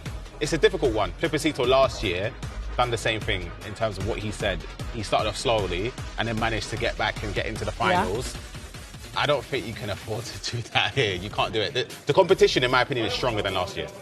I'm looking forward to Flippercito's reactions, though, because we know he likes to celebrate. He likes to go wild, Richard. I was just about to say, I'm glad I'm commentating this one, because I think Flippercito last year gave us one of the funniest moments ever when he celebrated. He gave it the absolute beans on the stage and then lost. Yeah, I remember that. And it was just, it shouldn't have been funny, but it was. It's going to be a tough game for him. It will be a tough game. I think, if prediction-wise, I think LJR wins. But also, that's what we want to see, right? Personality, Yeah, right? And we love absolutely. that in the game. Yeah, 100%. I like how he's confident.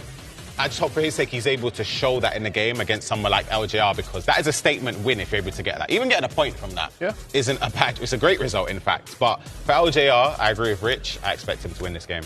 All right, well, we shall see. For now, let's head over to Brandon and Gravison.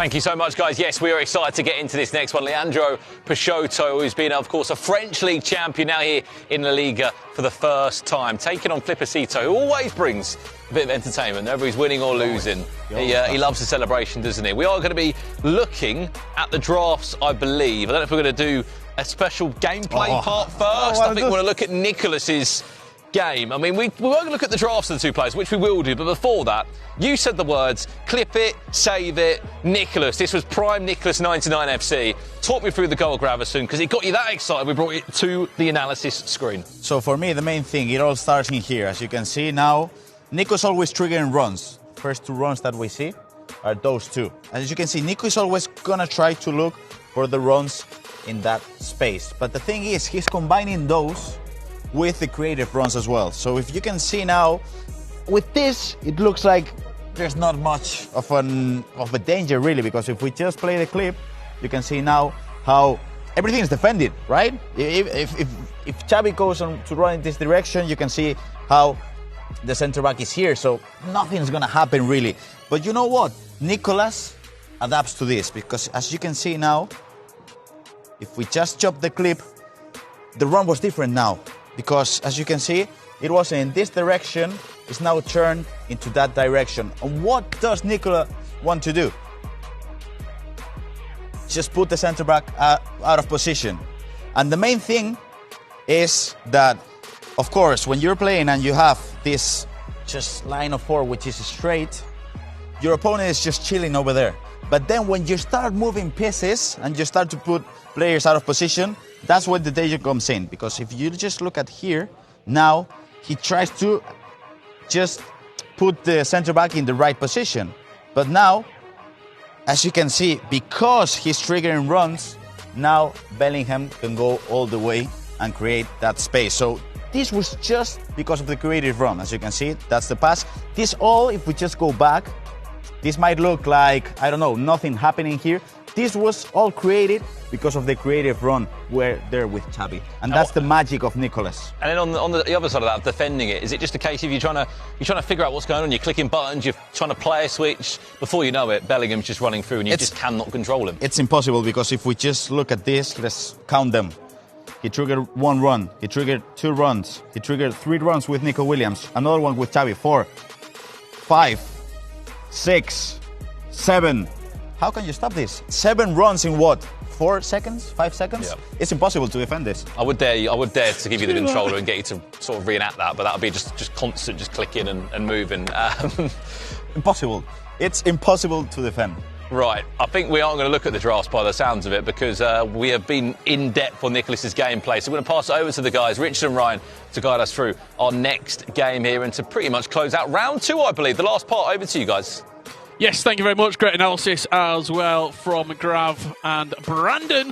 Myself and Ryan Pessoa to guide you through this upcoming round, and very excited to see Flippercito on the main stage. Taking on LJR, you couldn't have 2 opposing personalities.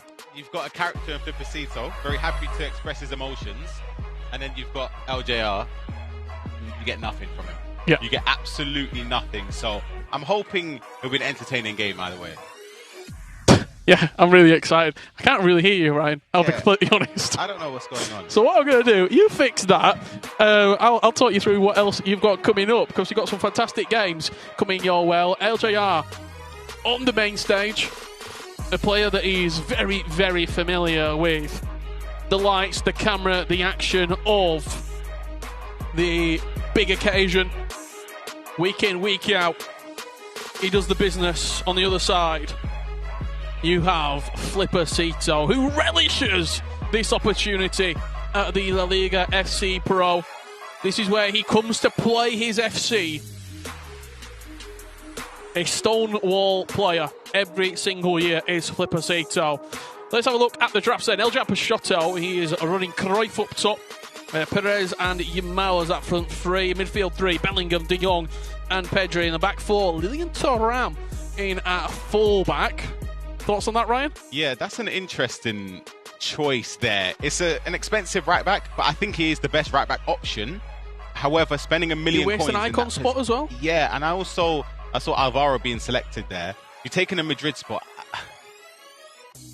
I don't know. I think he is the best left back though, so maybe I'm wrong. But the game is ready, so let's jump straight into it. LJR Peixoto up against Flippercito. It's a massive, massive situation for both of these players who lost their opening round as well.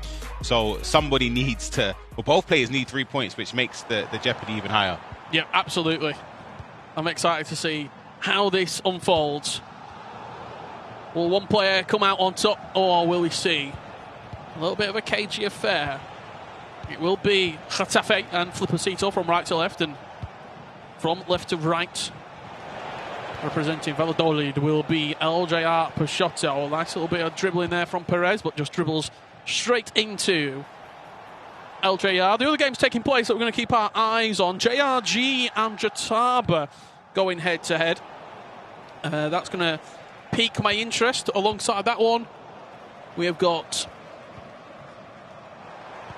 Andre Dominic and Chichu going head to head. I'm sure we've got our very own Gravesen out and about, keeping an eye on all things in the other matches. If there's any big storylines or moments to report to you, we will bring you everything that you can't see right now. Lamine Yamal with the first chance for Flippercito to stretch his legs, but just offside. Yeah, just off there. I like the build-up play. You can see he's got a pattern in terms of triggering runs to the wide players. He's playing first-time passes with the players that have the attributes and the play styles to do so. However, he's about to find himself 1-0 down. LJR Peixoto with composure in the box and precision there with Johan Cruyff. I've got a bad feeling for Flippercito that this might get out of hand. You think it's going to... Because LJR is also... He's got a nasty streak to him. He's got a ruthless streak to him. He will score 7, 8, 9 goals in a game, whereas some players, they will take the foot off the gas. They'll try things. They'll maybe play a little bit sort of more reserved, shall we say. LJR's not one of them, especially after he lost his first game as well. Yeah, that's the thing. You're playing against somebody... Again, I said it on the desk there. He has to win the game, but would he be feeling nervous, dare I say, just because it's a new domestic tournament that he's played in? Yes, he's been a champion in France. Playing in Spain is a different ball game. But he started off very, very well. He's going to have to defend this attack straight from kickoff, though, and it looks as if he's about to concede. Flippercito straight down the other end. He had options. He could have gone right, could have gone left with Xavi. He opted for down that left-hand side.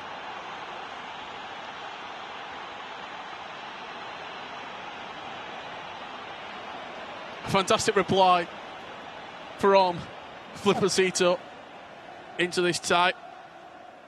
And it just shows sort of the quality. I seem to remember this time last year, we were sat in these exact seats watching a lot of this action, and we were a little bit disappointed with the quality of the league. Yes. There was a lot of sloppy goals, there was a lot of mistakes.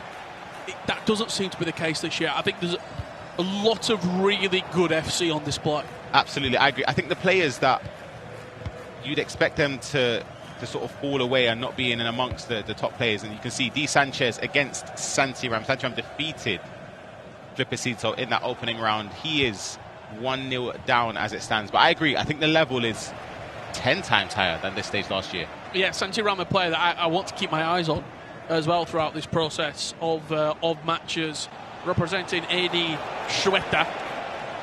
And he's a young player. He's only 18, but recently signed. He was at Team Hull and now obviously Team Liquid. And I think they don't just sign anyone. Yeah. They see potential and they sign quality.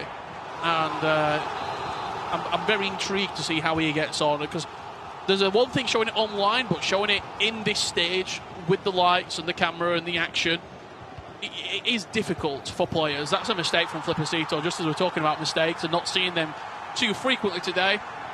He's just giving LJR a goal. Yeah, that near post finish as well is consistent on this game. LJR taking the lead again. You can see it here in that replay. That's a huge mistake. Could have driven it into Cruyff there, and that near post finish, as I said. Get enough power behind it with precision shooting. You're going to score those chances. Every time. Every single time there.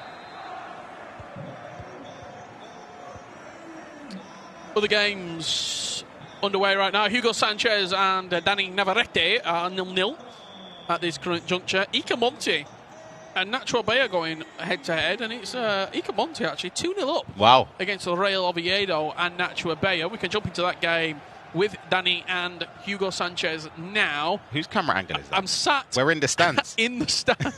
I'm on top of the stadium. I need binoculars for this one. He's in on goal. Is he? Is he? Marcus Rashford can't go around the goalkeeper. Oh, that's thrown me away. My goodness.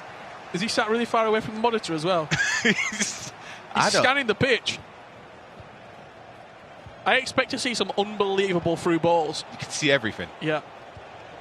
See the manager on the touchline as well. This is far out.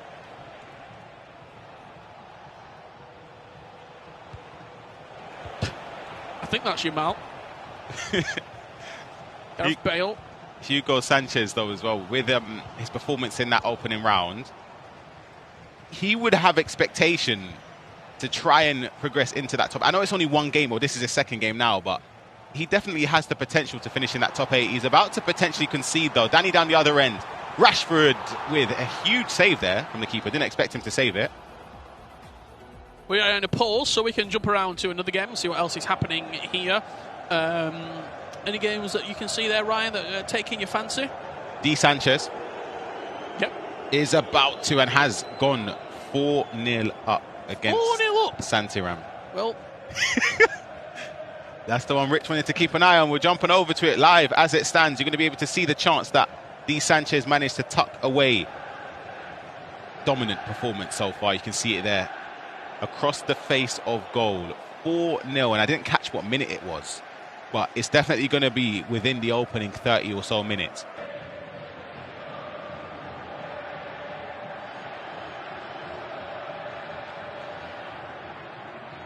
$18 minutes, in fact. I was going to say within the opening 30. 18 minutes in, Di Sanchez 4-0 against Santarém. Long way to go, so he could end up closing that goal difference or potentially be in a whole world of trouble.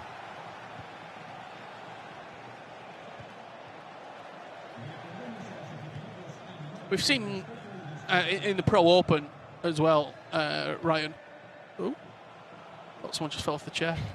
We've seen results where players have gone 4 or 5 goals up early, but comebacks are doable. Yep, 9-minute halves is definitely possible. But Di Sanchez looks like scoring every single time he comes forward here. Yeah, he's looking very, very dangerous.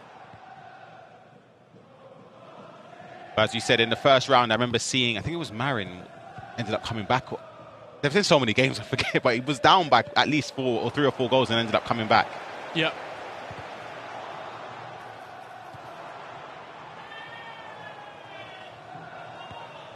I don't know if you can hear that. I've just heard a gigantic reaction in our featured game on the main stage, station number 1.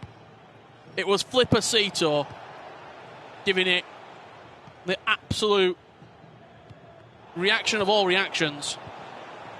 Look at the scoreline in this game as well on the right side. It's just about going to be a save there. I thought there was going to be a goal back, but Adrian Dominic winning at 3-0 against Chechu. That is a great start from him. It's one of those games, though, if you're Adrian Dominic, you look at that and you think, I should win this game. Absolutely. No disrespect to Chechu whatsoever, but he is showcased better ability on this stage before. Yeah. And I think Chechu he's not quite put it all together yet. Yeah, it's a good way to respond for Adrian Dominic as well. Of course, losing that opening round against Tuga. And that's where the roar came from. This game is live right now. Flippercito making it 3-3 against LJR.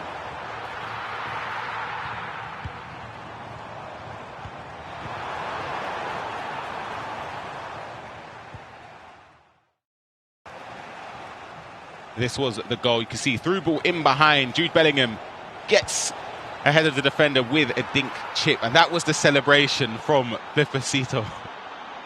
He's loving it. Still a long way to go, though, in this game.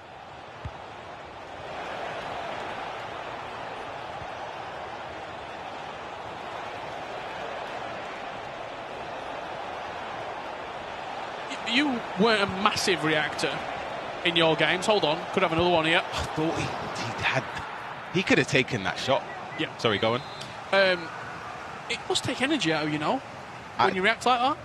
I'm very relaxed. I'm never really going to celebrate unless it's like an ironic one. Yeah. But yeah, I would expect it to, and it sort of takes you lose concentration. Well, I would anyway, definitely. And does it also motivate your opponent? That's what that's one of the things. Going, sit down. What are you doing? Yeah, that's one of the big things for me. That is a major factor. Look at the pass. It's on. Plays it. Beautiful. Cruyff should be scoring.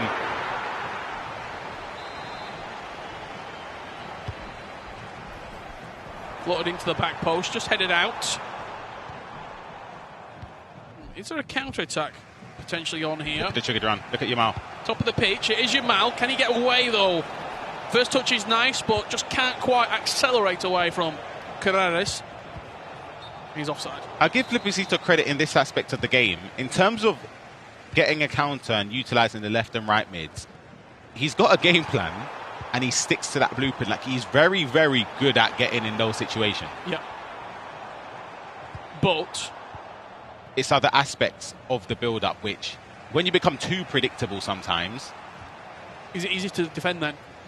The thing is, that situation is, even if you know it's coming, it's very difficult. So it's an aspect of the game that is actually a good thing to be repetitive at, because you're going to end up getting a breakthrough. Sooner or later, you're going to find that space.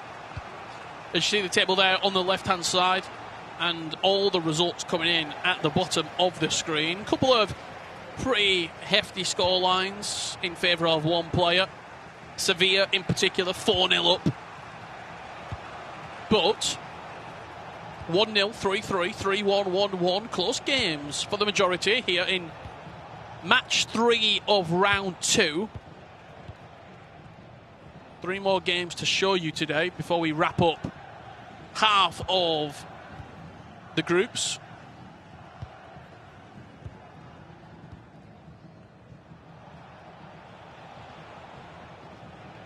We're about to be approaching half-time here.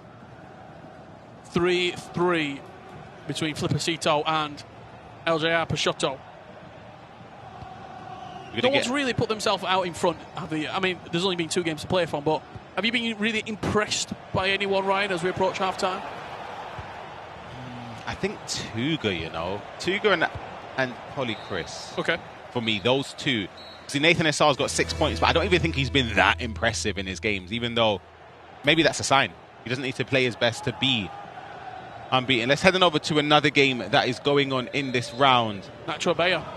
We haven't seen much of it, but what we can see right now is Nacho Bella losing 3-1 to Ikemonti. As it stands, though, 50 minutes or so have been played, and we might have jumped in at the perfect time. Nacho Bella trying to build up, can't find the space through. Yeah, Ikemonti representing Deportivo Alaves. He finished top 8 in 2023 in this tournament. Since then, not quite been able to put the pieces together to go for another run on this stage. This is his tournament that he plays typically year in, year out, as Nacho Bella does get one back to put himself within 1 goal.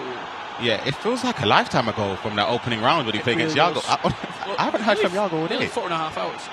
Wait, who did Yago play in? I need to search this, so I should know this. I think we've only seen Yago once. Yeah, honestly, it feels like a lifetime ago.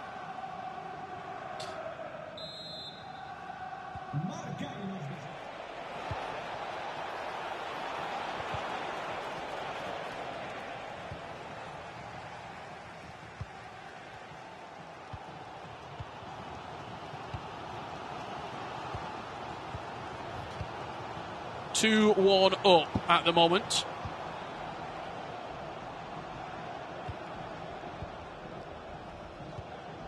Is JRG.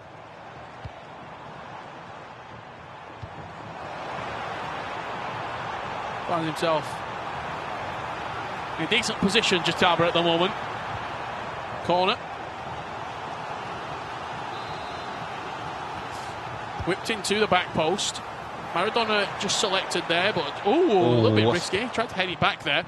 We will have a further extended look on this game from our very own Brandon Smith, who I believe has been keeping his eyes peeled on this matchup. Give us the lowdown from it. Just seeing the other matches currently underway right now. Again, narrow margins and a couple of big score lines. Chance at the near post. Good finish from JRG.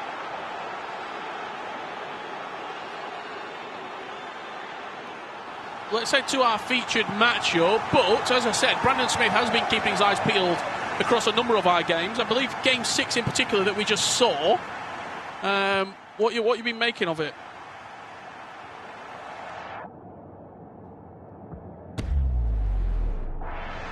Can't hear you right now, Brandon Smith. We'll come back to you later. El Peixoto and Flippercito. 4-3 now. The Frenchman leads against Flippercito. You have to say for Flippercito, Ryan, he is a guaranteed top 16 in this tournament. I think every year he's played it, he's got to the top 16. I don't think he's ever gone further, but he always makes it to the finals. Even against all odds as well, like last year where it was pretty, I would say like a 95% chance. Most people would have expected him to fall short. He managed to get in there, and there was a period in that game, I remember last year against Emre Yilmaz, round of 16, where he honestly posed a very decent threat to knock Emre Yilmaz out. Obviously didn't lead to that happening. But he's got an opportunity against another huge hitter in the scene in LJR, but he's going to have to defend this attack here quickly. Pedri. Yeah, twisting, turning, LJR on the byline, just looking to put that little bit of distance. He can't quite now. Let's try again on this. Brandon Smith, you've been keeping an eye on a couple of other games. Have you got me this time? I think you have. We got you. Update for you. I was going to say I was going to give you an update in Game 6, but you saw two of the goals. JRG 3-1 up in that game. He did go down early doors, but then came back in front. I mean, a word on Jotaba. I mean, Ryan, he's not been as good as he was. I mean, as we saw last, it was a cup finalist last season, wasn't he? Last season, and obviously in that game for him, has there been any situations where maybe he's created opportunities where he hasn't scored, or has it just been JRG dominating? I think it's been a lot of JRG traffic. He has been all over Jotaba so far. Question back to you, Rich. Who's been your outstanding player? So who's been like the player that's been the MVP in your opinion? I mean, there's so many to choose from. I think you probably, for me, you have to look towards Malaga and Tuga. 6 points. He's not had it all his own way. Goal difference been great, hasn't it? That last-minute winner in the second game against Danny Aguilar, but there's been, I mean, how many? I can see the table right now. 1, 2, 3, 4, 5, 6. We've got 7 players currently on 6 points as it stands right now. And Nacho Abella has just gone back to 3-3, so that's where we're going to go right now. Thank you very much for that, Brandon. We're going to jump back into the action because Nacho is also looking for a maximum point haul. Exactly, and there's someone as well that's also there. 3-0 up.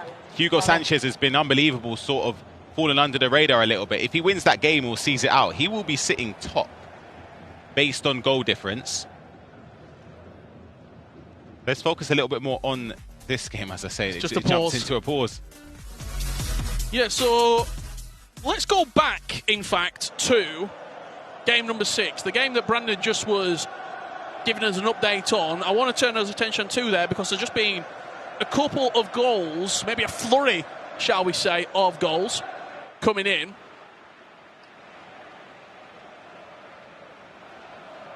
Yamal with the finish.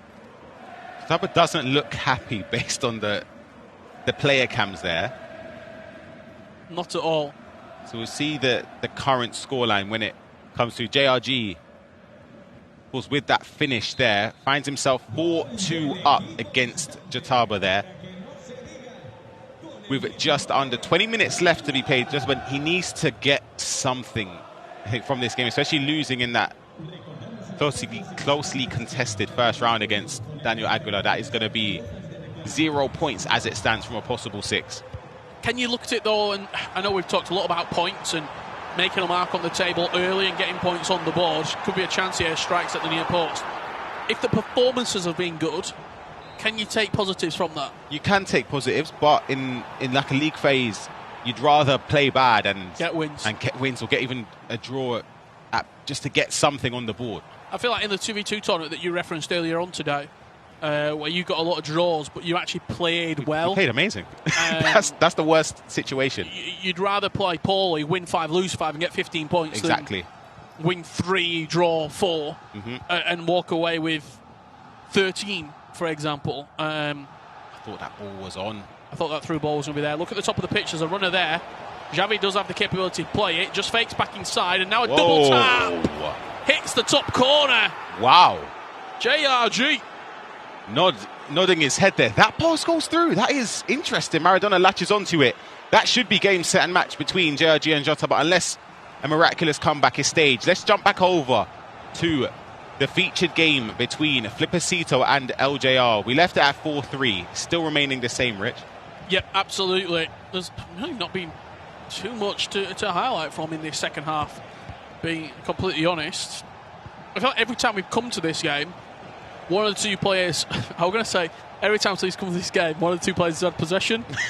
Yeah. But I feel like they've been probing in these sort of areas. It was LJR for a couple of attacks, and now it's Hatafe and Flippercito, but it needs to be punchier. It needs to be just slightly more aggressive. Do you know what? Flippercito is playing as if it's in terms of keeping possession.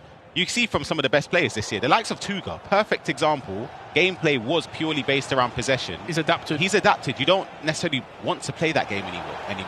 You can create chances at will. You need to make sure that you're probing in those important areas. Like this. Here he is, but then he slows it down. Yeah, and he's looking for that player lock there at the top of the pitch, fakes the player lock again, just trying to create something. Does win a free kick.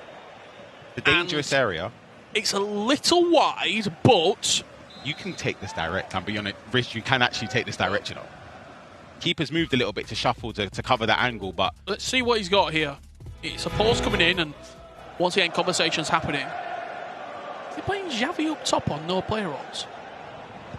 He changed formation to take it off. Let's jump back over though. Nacho Abello versus Ikemonti. It was 3-1 to Ikemonti, and then Nacho staged a comeback, and he's trying to see if he can get the winner here as well.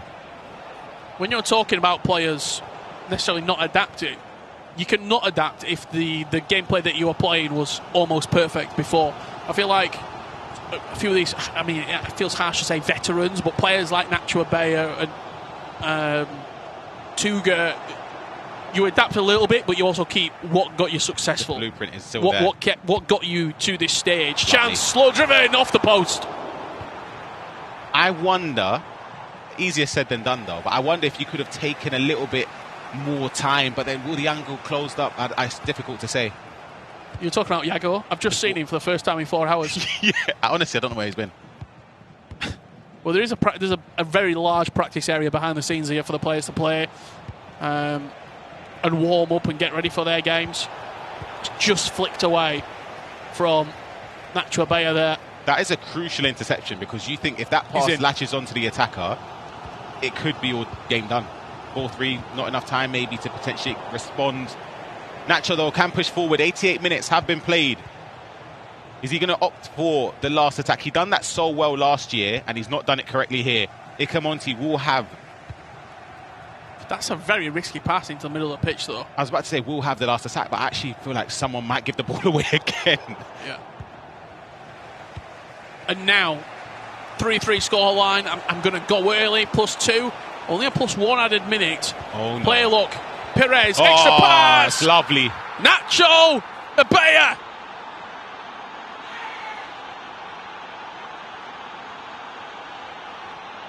It might be his last season. He might be hanging up the controller after this is all said and done. But he wants to go out with a bang with an FC Pro World Championship. Incredible. Does the player look in towards Perez, I believe it was, playing their extra pass back. To be honest, that stemmed from that gift of possession from Ikemonti. That is a terrible, terrible giveaway of possession, in my opinion. Especially when, as a former pro, when you know you're going to have to defend the last attack, but then you actually don't. Your opponent's giving you the ball. You're sort of thinking, wow, an early present. But then to give it back towards Nacho Bea is devastating, and rightly so. He's been punished for that. And he doesn't even get a chance to reply. Nacho Bea, 4-3 victory. Is the fairy tale ending starting to get scripted here in the very early stage? Ring chapter 1 of this La Liga FC Pro season, but it could be a Nacho Bea story. It could be a Nacho Bea fairy tale ending. 6 points from a possible 6. Started very well for Nacho. That was a very uncharacteristic giveaway of possession there from LJR. Very predictable pass. Flipicito does really well to press him high up and win the ball. And he can start an attack here. Jude Bellingham's onside. He's got the low-driven play style as well with Game Changer. Could have been an option, but didn't just go overrun. for it. Did he get a bit too excited? Yeah, I think I don't blame him taking that initial sprint touch, but you don't need to slow it down. Yeah, slow it down a little bit and go for that Trivela low-driven. How often as well do we see players slow it down and the defensive player, you do panic. Do I dive? Do I jump in? Do I hold off? Do I give them space? Lots of different options, really, and opportunities for Flipicito to make more use of that chance. Let's see, though. It's going to be last roll of the dice. Substitutions. Going to have to throw the kitchen sink in this game here just to make sure, at least if you do lose, you know you've given everything and tried every avenue to get back into the game. Only a couple of games left to wrap up here. I'm just looking across. We've got our main stage matchup here. Jataba and JRG have just finished up.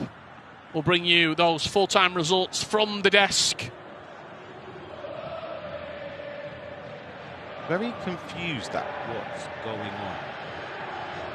Xavi up top. Yeah, not sure.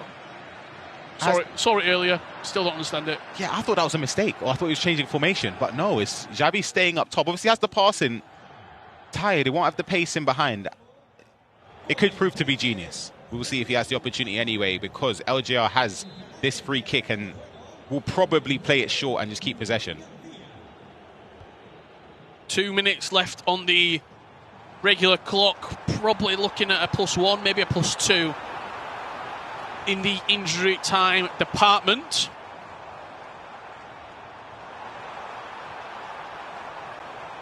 He's just keeping the ball in the corner, away from danger. LJR does give the ball back and gives Flipicito one more chance, and there would be an eruption from the main stage if Flipicito was to get an equaliser. He's in. Pedri, low driven. He fires it across him. Wow.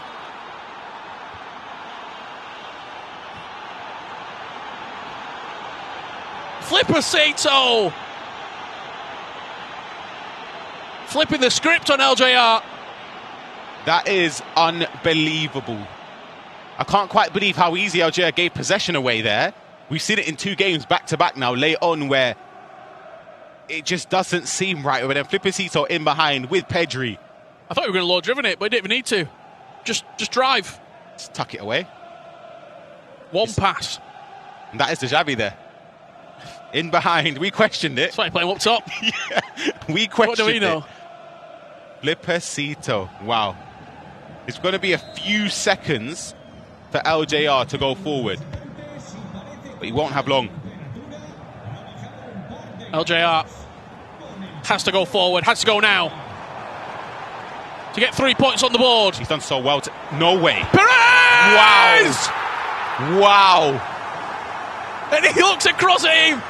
He gives him a salute. He lets him know he's there. Oh, wow. That is unbelievable. He's done so well to just progress up the pitch, because if you turn back, the whistle blows. He's done so well here just to wait, bides his time. Turns with Perez over to the left. Finesse plus. Unbelievable. The celebration as well. He hit it with his signature celebration. See ya. What a way to get 3 points from LJR there. Brilliant from LJR Peixoto. We said before the game, Ryan, he had to win this game. This was a must-win game. If he's got any aspirations of going through in the top 8, and he does win. 5 goals to 4, 2 90th minute plus goals. LJR, 3 points on the board. Unbelievable. We've seen last-minute goals throughout this round as well. I just did not expect that one, Rich.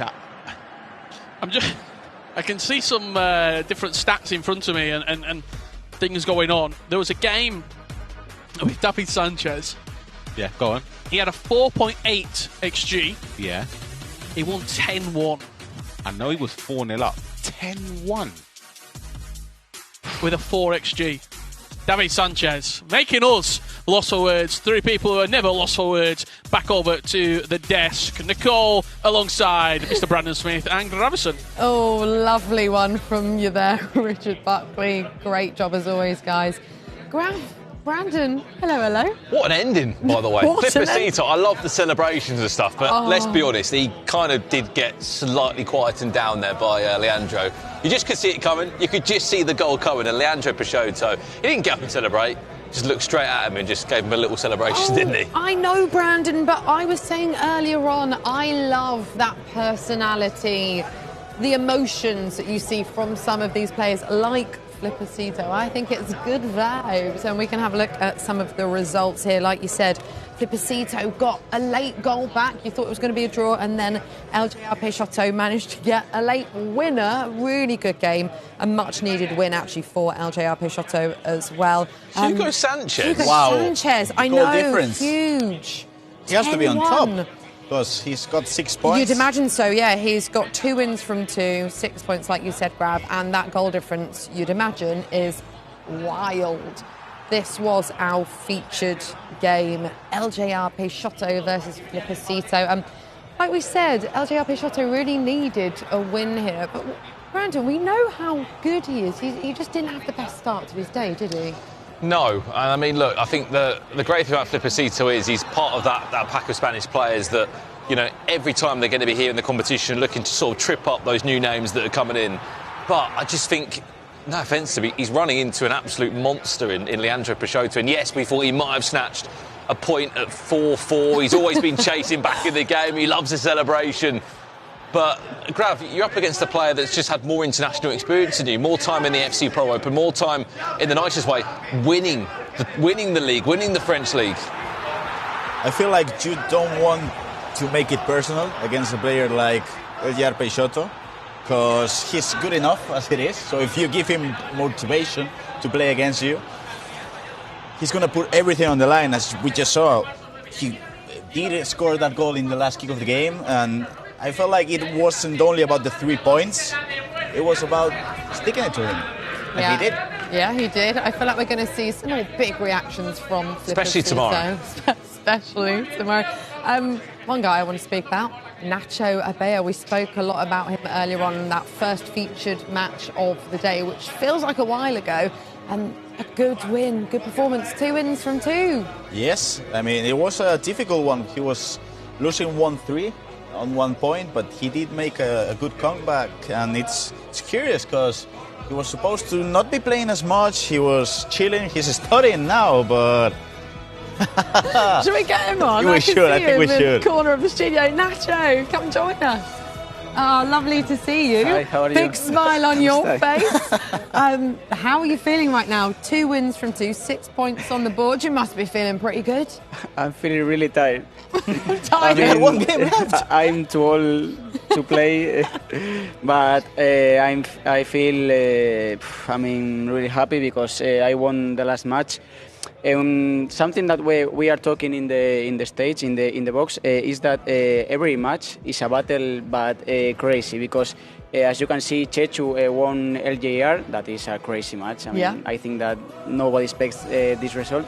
And then Monty lost 7-2 against Hugo Sanchez, and you can say, okay, I won Yago, so maybe it's gonna be a easy game, but it wasn't.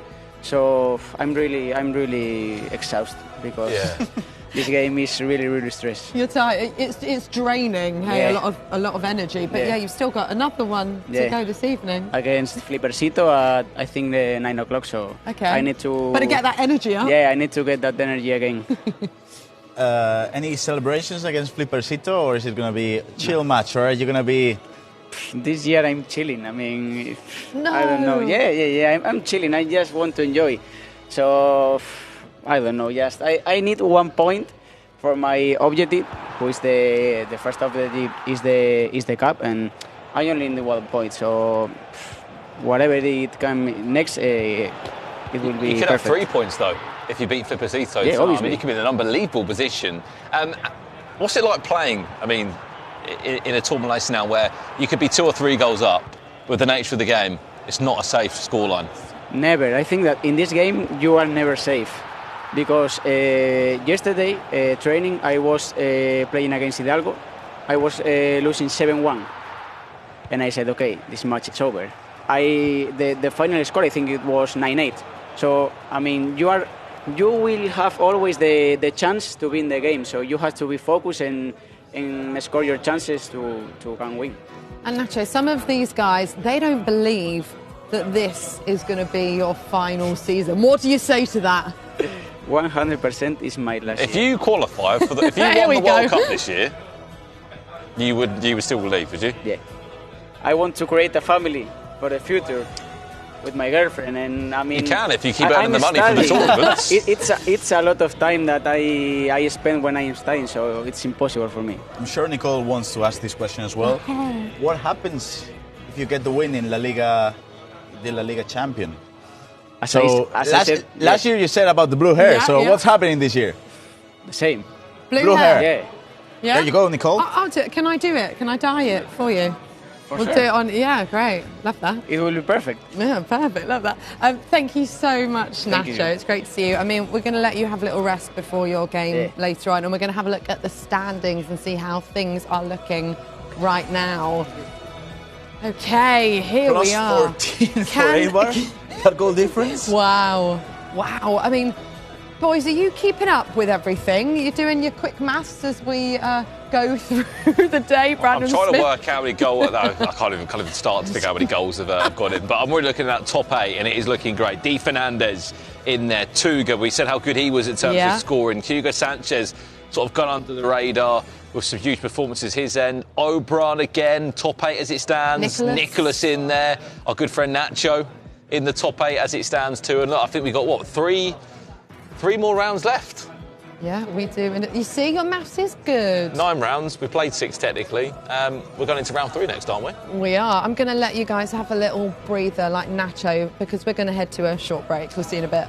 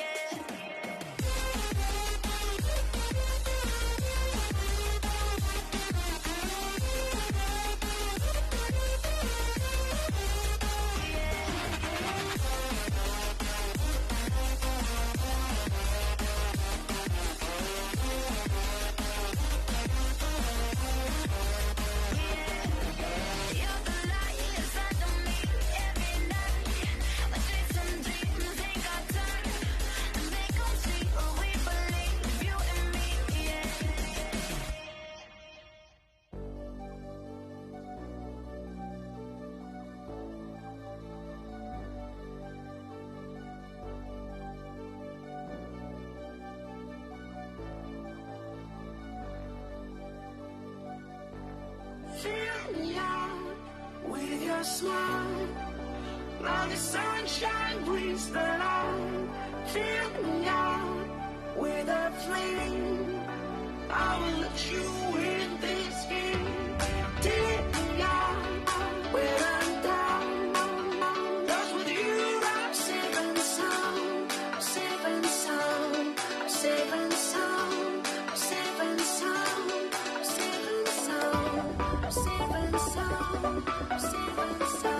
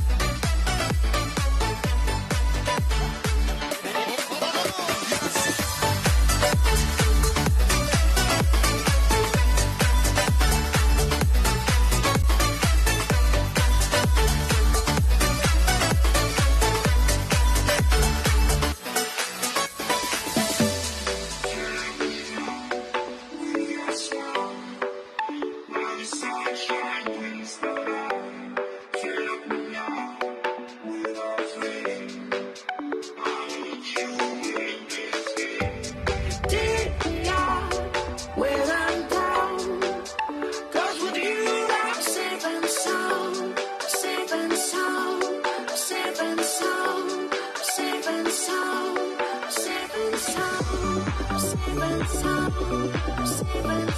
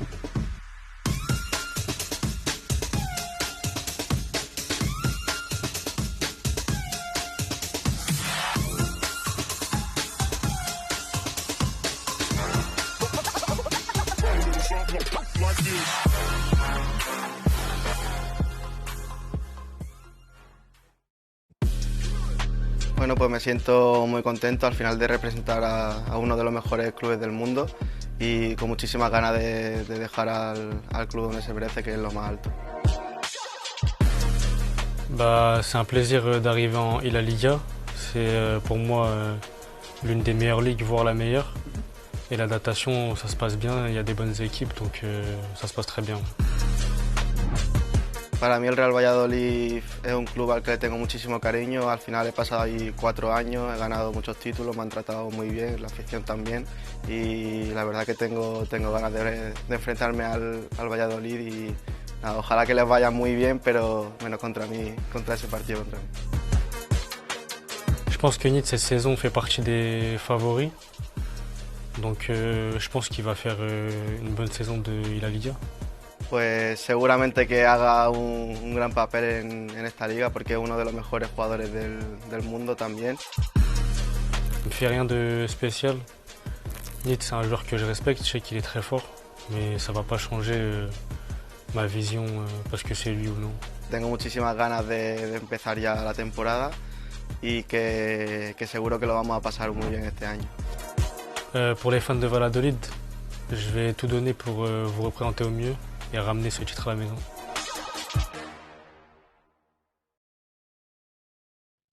Well, it's time for our next round in round 3. We've got 3 more rounds to come. Brandon Smith and Ryan Pessoa guiding you through this. Again, keep in mind at the LALIGA FC Pro Open, this will not conclude the group standings by any means, Ryan, but what it will do is give us a great indication of how tomorrow is going to look, because only 24 of the 37 can keep their season alive, and they can head to the all-important LALIGA FC Pro Cup. Yeah, absolutely. He already missed the opening goal as well, falling the way of LGR Peixoto. And he's about to potentially get goal number 2. Jude Bellingham in behind. Got to score. Should have scored. Got to score that. How hasn't he scored is the question we're asking there. There's the corner. Flick down on a play again. It is Alex Romero, just his team of the week item that's being the hero again there. He comes off his line that time. Does get 2 hands on it. Punches it back into the dangerous area. And where's this one going to end up? Thought there was going to be an advantage for a little nudge there. Edge of the box didn't work out. Neat can defend it and start an attack of his own. We might have a replay for you in just a second of the goal that we have missed in this game. Real Valladolid putting pen to paper with a new pro this year. Formerly, I mean, against Neat, he's playing against his former club, isn't he? I find that I actually completely forgot that is such a big factor coming into this game as well. Not only are 2 players that you'd argue for LGR, of course, 3 points on the board, winning last minute against Flippercito. But for Neat, 1 point.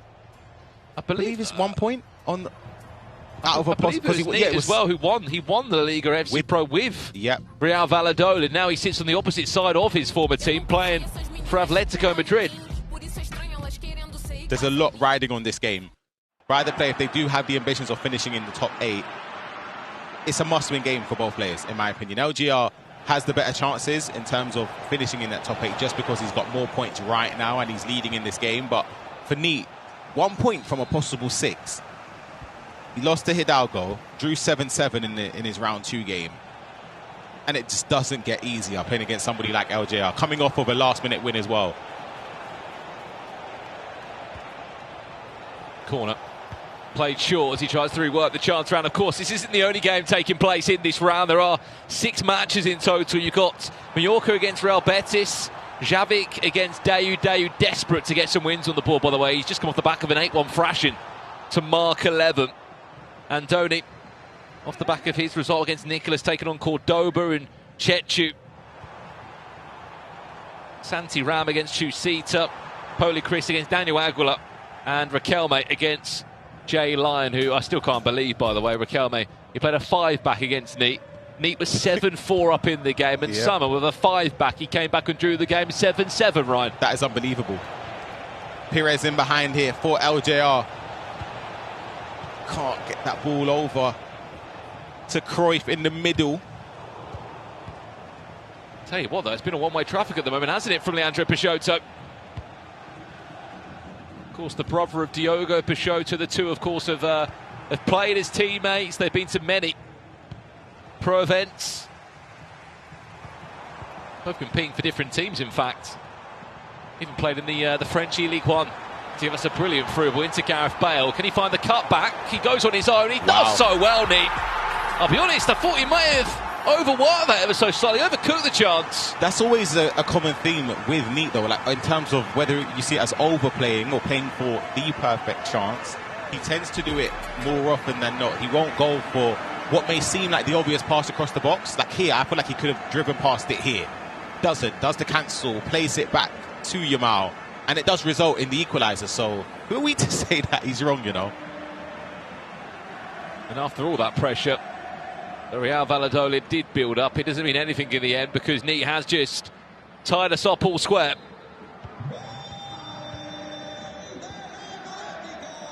And we can see the chat. If you're watching on YouTube or Twitch, welcome into LALIGA FC Pro. This is day one of the regular season.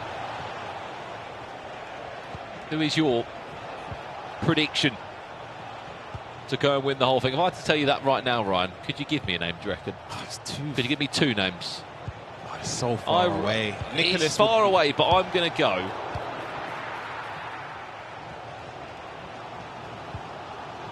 I think Nicholas will be one of them. Okay. I mean, so boring, but I think Nicholas will be obviously in there. But who's my other player going to be? I'm going to say Nathan Assar. Do you reckon? Will PH in get there? He's up there as well.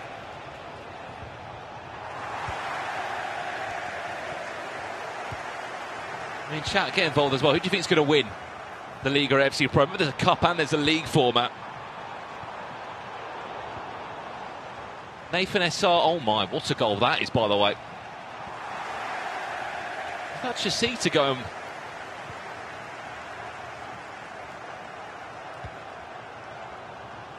In front over there. I need to see that on the replay to see exactly what happened. Ball roll inside. Pedri.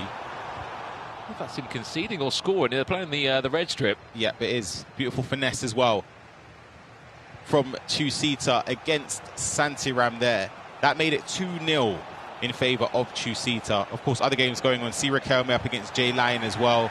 Someone in the chat saying Tuga, he's having a great year. If there was a year for him to go on and push further, it could be this year. I wouldn't be against that as well. Tuga's been very, very impressive throughout the season, in my opinion. As I said earlier, it's the best I've seen him in years. Genuinely, 3-4 years maybe.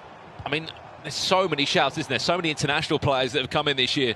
Leandro Peixoto is worth a shout. Nathan SR worth a shout. PH in, I see him going far, but I don't know if I see him winning.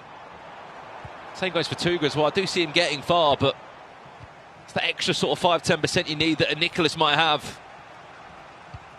I agree on that. I also just see like a run this year, Ryan, of just a Spaniard that's been in this tournament for a long time. I was going to say Polly Chris, I'm a massive fan of. Offensively on this game, he's so good, so great to watch, entertaining. Does he have that extra to or win Hugo it? Sanchez, maybe. Like, yeah, he's been incredible. He's had some good runs before. He's top as it's, well, obviously now there's 3 games, but he was top at the end of round 2 based on goal difference as well. Definitely in the conversation. This could be another chance, couldn't it? It's a ball through. Leandro Peixoto trying to find the extra flick when he wanted. Updates over here. We've got Dayu in front against Javik. 2-1. Dayu was leading that game. Oh, it's lovely. Can he make the most of this? Neat. Keeper comes out flying. Yellow Black will actually prevent the Atletico Madrid player from going 2-up. Cruyff. Links back with Pedri. Then Yamal will try and get through to have the shot at goal. He wins a corner. Let's see where that one ends up. There's your touchdown, and it's not the best of touches from Yamal, is it? Yeah, someone you'd expect maybe to bring it down a little bit better than that, but the ball came a bit of speed and it was in close proximity to him. Let's jump on over to game number 2 and see what's going on over there. Javik versus Dayu, 2-2 right now. You mentioned Dayu wanting to respond after...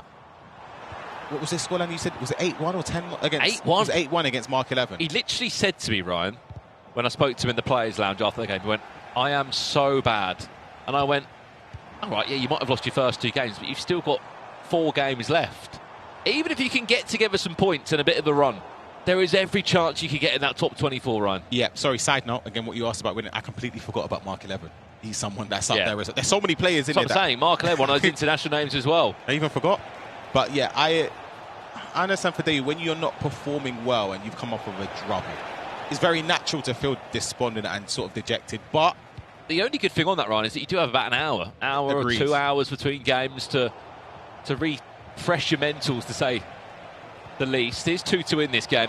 I've got a question for you and the chat about the drafting restrictions. There's 3 icons, right? Yep. That have all been chosen just once out of the 37 different teams and players. Okay. Penalty. This is what happened earlier on, by the way. This was a penalty for Real Betis to tie the game up at 2-2, which Dayu did do here with Marcus Rashford over the chance. So, yeah, sorry, the question is, there's 3 icons that have only been chosen once across, I guess, 3 different teams. Maradona. In the 37. Maradona is one of them. Yep. Maradona's one. Can you or the chat tell me who are the other 2 icons that have only been chosen once? I think one of them could catch you out. Thuram? No. Cruyff? Like the 87 Cruyff? He's been chosen twice. Oh, okay. Ooh. Oh, wow. Dayu, 3-2 up.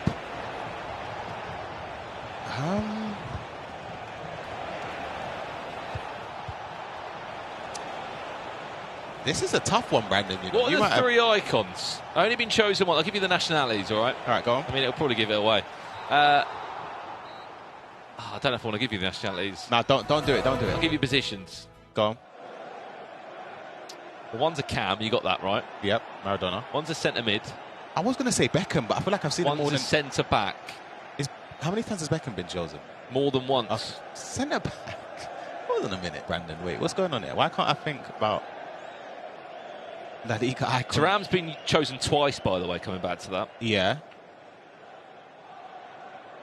Centre mid and centre back. Centre mid, centre back, cam. All icons.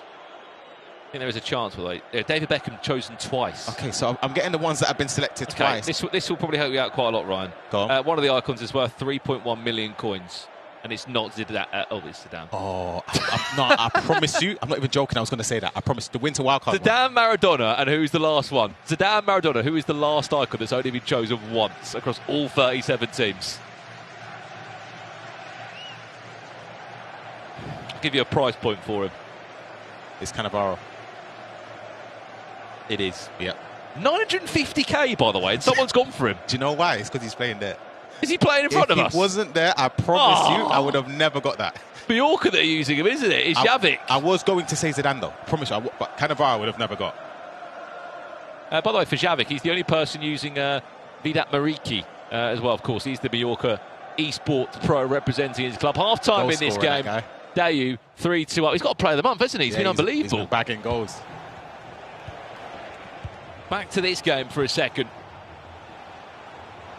And it is 1-1. Neat against Leandro Peixoto over it. I like that idea, though. The little outside of the boot cross. If it wasn't deflected, I actually think that would have led to a tap-in, you know.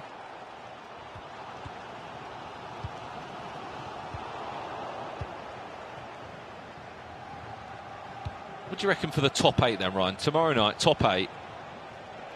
Give us 8 names. I reckon. Do you want to go first? I'll put Tuga in there. I was going to say, yeah, Tuga's one of mine. Nicholas. Tuga, Nicholas. Chat, get involved as well. 8 players you think are going to auto-qualify for the finals of the LALIGA FC Pro. I mean, we've only seen half the game. You think Nathan SR is going to go in there? Nathan SR for me.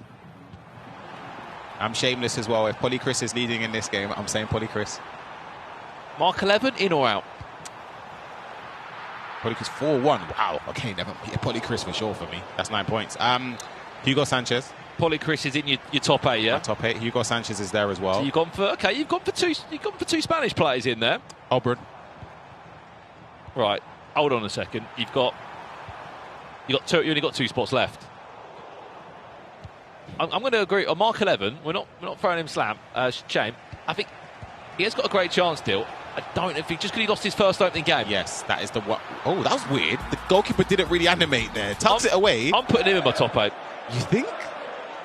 I think so. Fair enough. I think it would just squeeze in Leandro Peixoto. That was such a weird finish, though. I don't really understand what happened with the animation. You can see the ball in behind is a standard. Jude Bellingham. Keeper just let it go past him. Why not? No animation.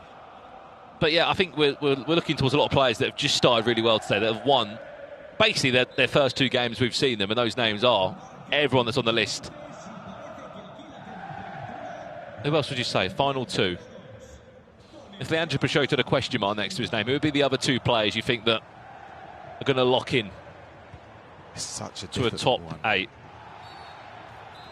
I think Di Fernandez. Di Fernandez? Yep.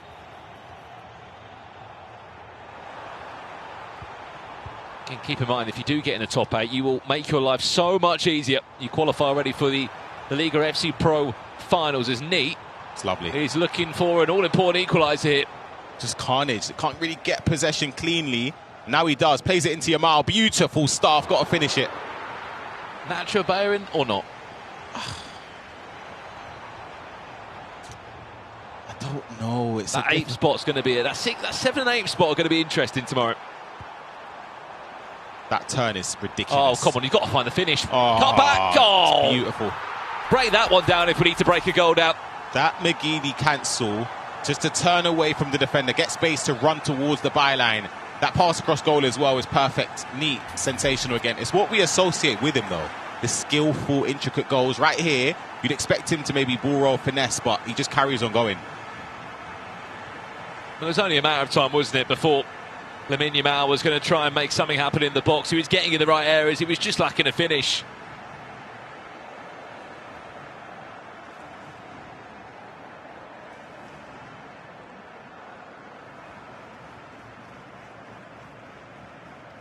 Two all square. Who did you say your final player was there to make it into the top 8? Well, I said Leandro Peixoto, which would have put us on 7, Ryan. So, all right. I'm saying Di Fernandez. You think Di Fernandez? Yeah. I mean, of course, that would leave on just on the outskirts, potentially a Nacho Abaya. He's in.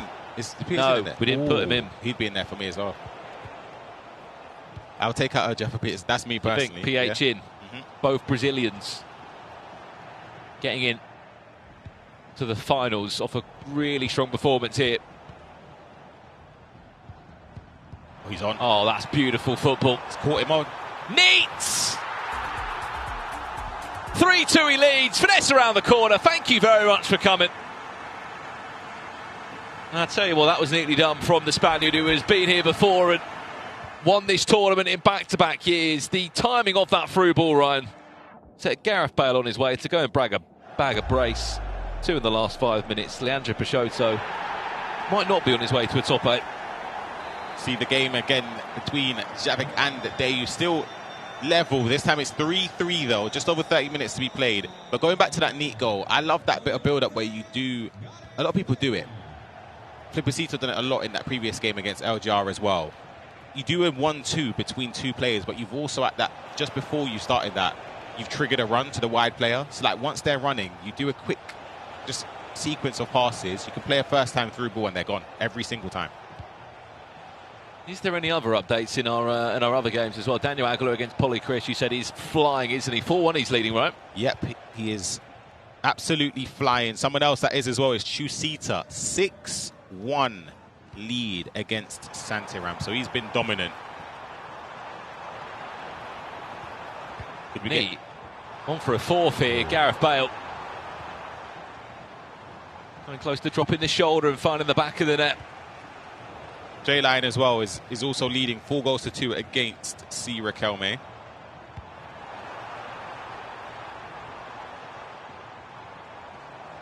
Neat. There's 2 icons there linking in Bale and Xavi, who is the most popular of choices.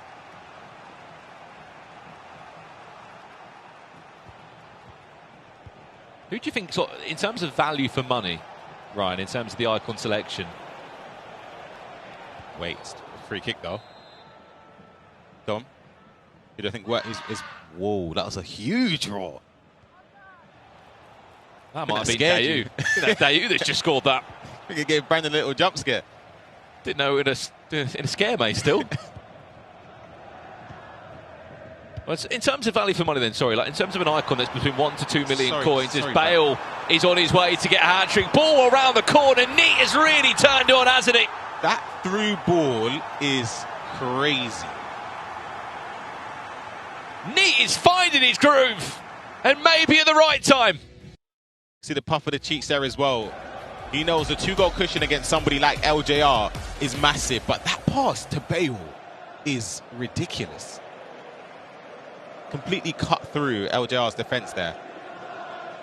Sorry, you were speaking about the icons. Value for coin.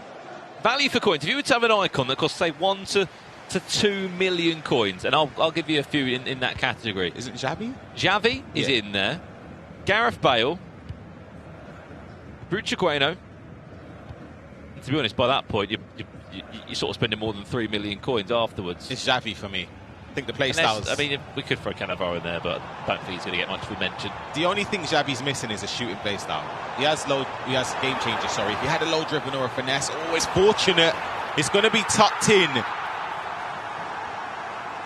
And Andoni has to be very, very grateful there, because that could have easily not led to that opportunity for him to score. If that Xavi wasn't of a promo, didn't have, X play styles and Y and Z, what do you think the scenario would be, looking at these teams now? You'd have to just go with somebody else. Maybe we see De Jong. Could you go for like I'm trying to think, a hero that... Fabregas? He's that... Yeah. Or would you just spend bigger on... But I think, actually... Because you've got the issue of you got the issue of the Barcelona Real Madrid, 3 players per club. I don't think Fabregas could have been used because his hero items is Prem. Yeah. So I don't think, you wouldn't be able to use that.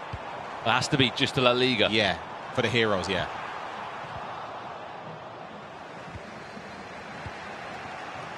I guess that's one for the chat. Who could be a good La Liga centre-mid hero? I mean, Guti, I doubt, properly fits that, but... It's not great. He's okay, but nothing special.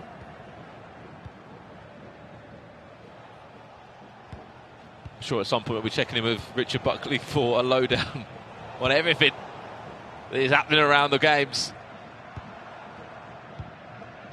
6 games taking place at the same time. Yeah, he seems to be really locked in on a certain game. I'm wondering which one Richard Buckley's got his eye on. But... I don't know where he's looking, because everywhere we look, Ryan, goals are going in. There's one back for Leandro.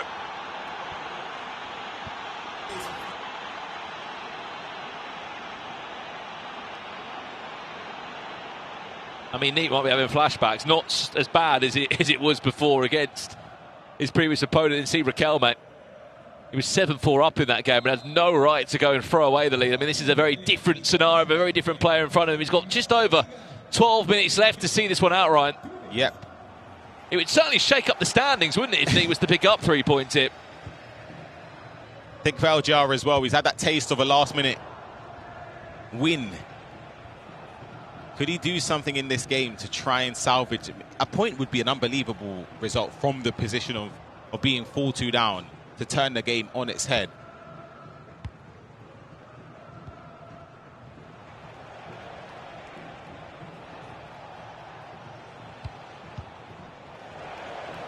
Cruyff. Still with it. Oh, Pedri, extra pass. There's De Jong. What a save from Alex Ramiro. Opened up. I'll be honest, I thought that was definitely going to be the equaliser. De Jong maybe could have done something a little bit differently. It's harsh to say, but he's prodding forward again.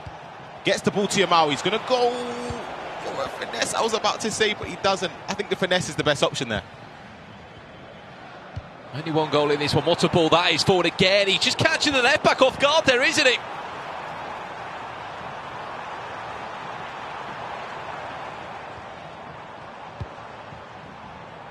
Has to go back. Aggressive team pressing and offside traps there from LJR. You can see the player switching as well with the right stick, trying to push players forward manually to intercept and cut those passing options down. When you're in this scenario, Ryan, you're in a winning position, but you know what you're up against in terms of how the game currently feels. I mean, surely you're not thinking, I'm going to sit on a 1-0 lead. You're probably going to need another one. You can't try and play for last attack from the 84th minute. It's going to end in one way. 9 minute halves, it's not going to end well, is it? Yeah, you're going to give away possession and probably end up conceding. But let's see, can LJR get... Can he find that all-important pass to unlock the door? He might have just found it. Does well, Nick. Can he find the ongoing run of Yamal just offside? Has the ball back in. Instead, it will recycle back round. Does so well. Brilliant ball into Pires. Is he going to go on his own? Cuts it back. Extra pass. Neat. That is superb. Roars all around in multiple different games here, but that is sensational from Neat, you know. That playing that extra pass, yeah, different. That's like overkill, isn't it? It's the But I extra said pass that of the though, extra he does pass. that all the time. He's been doing that for years. But that time it's worked in his favour. Sometimes you could be a bit critical in instances where the shot is on and he's gone to pass it, he's lost possession, maybe conceded down the other end. That time, though, to seal the game in that fashion is unbelievable. I mean, chat, I'm sure you can appreciate that as well. Some of the chats went disrespectful. Yeah. It was... it's rude. It's a rude goal. It was rude from Nick. He's on his way to a huge 3 points there, which might even shake up our top 8 prediction. PA's in. Leandro Peugeot 2 out by the looks of it. Over to this one now. Right, Dayu, you wouldn't think he's not won a single game today, Ryan. He's 6-3 up. What a way to respond as well. You said how he was telling you how bad he was. That's a terrible possession play there anyway, but he's won it back. 3 points on the board if he sees this out. And it wouldn't be a terrible end to the day. What have we got here?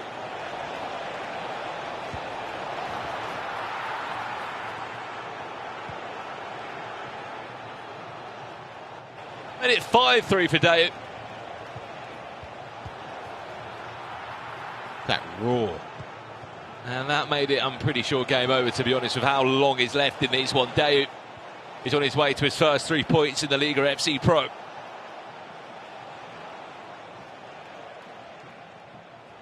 let's jump back to this one now. Is there any way back? No chance. Beautiful play, though. Maybe You know there is. It's sensational play. There's just not enough time. It'll be 1 minute added on, I think, and that would just... You lose that in terms of just watching the replays and waiting for the kickoff and stuff. Like here, the seconds are ticking.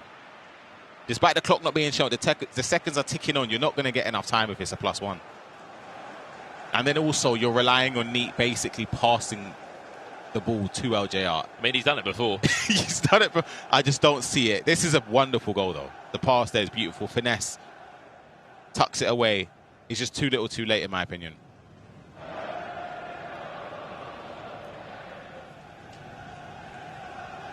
Well, there is really no excuse to throw this one away for Neat. Would be a huge 3 points for him.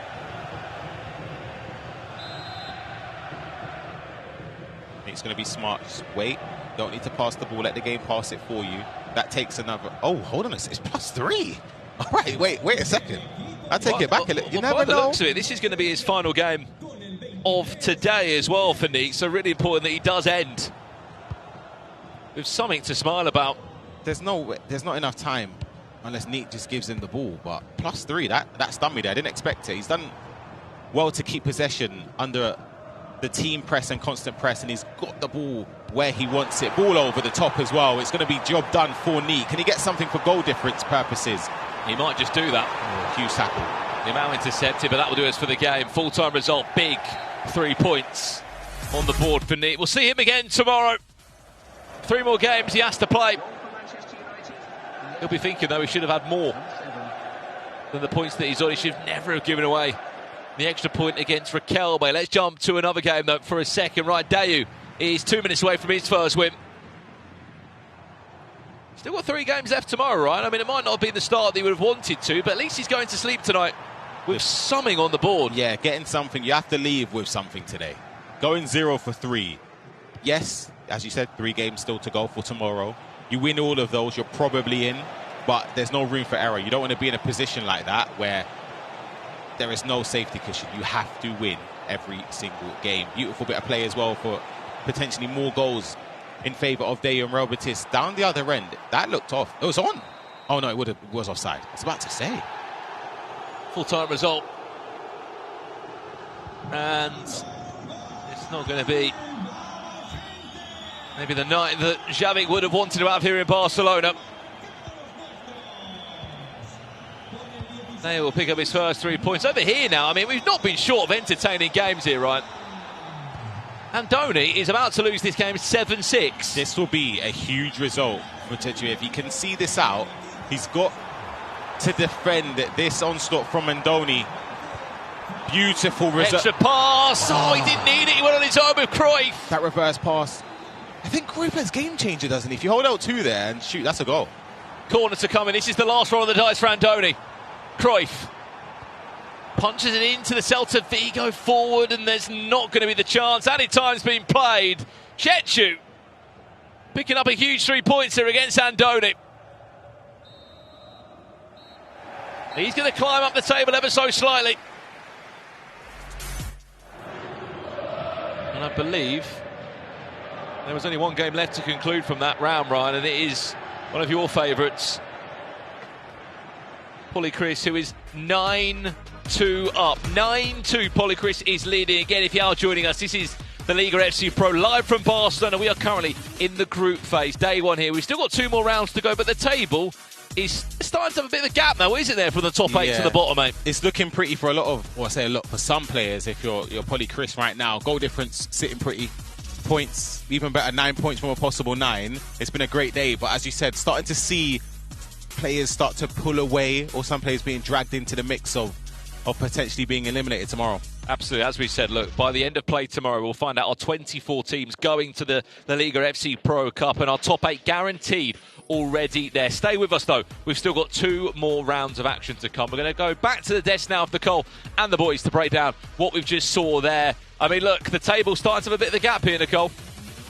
Yeah, there is a gap forming indeed. Thank you, Brandon Rand. Well, thank you so much, Richard Buckley. For anyone at home who wasn't sure what a gap looks like. Correct. That was a great illustration. This is why we have you here in Barcelona. If you're just joining us, I feel like you guys are slightly losing the plot, but it's because it's been a big, busy day, afternoon, very exciting, so much action. Quite a lot of big scorelines, a few big results as well. Polychris, by the way, we should absolutely talk about him because a huge day for him, top of the leaderboard. But shall we first chat about this one? This was our featured game, LJR Peixoto versus Neat. Now, this was one that I really had my eyes on. I don't know about you two, because LJR Peixoto, we know what he can do. He needed a win. He only had 1 win on the board so far, but Neat was not having a good day at all, Gravison. We heard what it ended up meaning to him here in the studio when he managed to get this win, but he very much needed to have a good performance in this one. It's an interesting day for Neat because he played, in paper, his easiest match. The first one against Hidalgo, which was a loss, then against Terrikelme, which should have been another win, and it was a draw. It was 7-7 as well.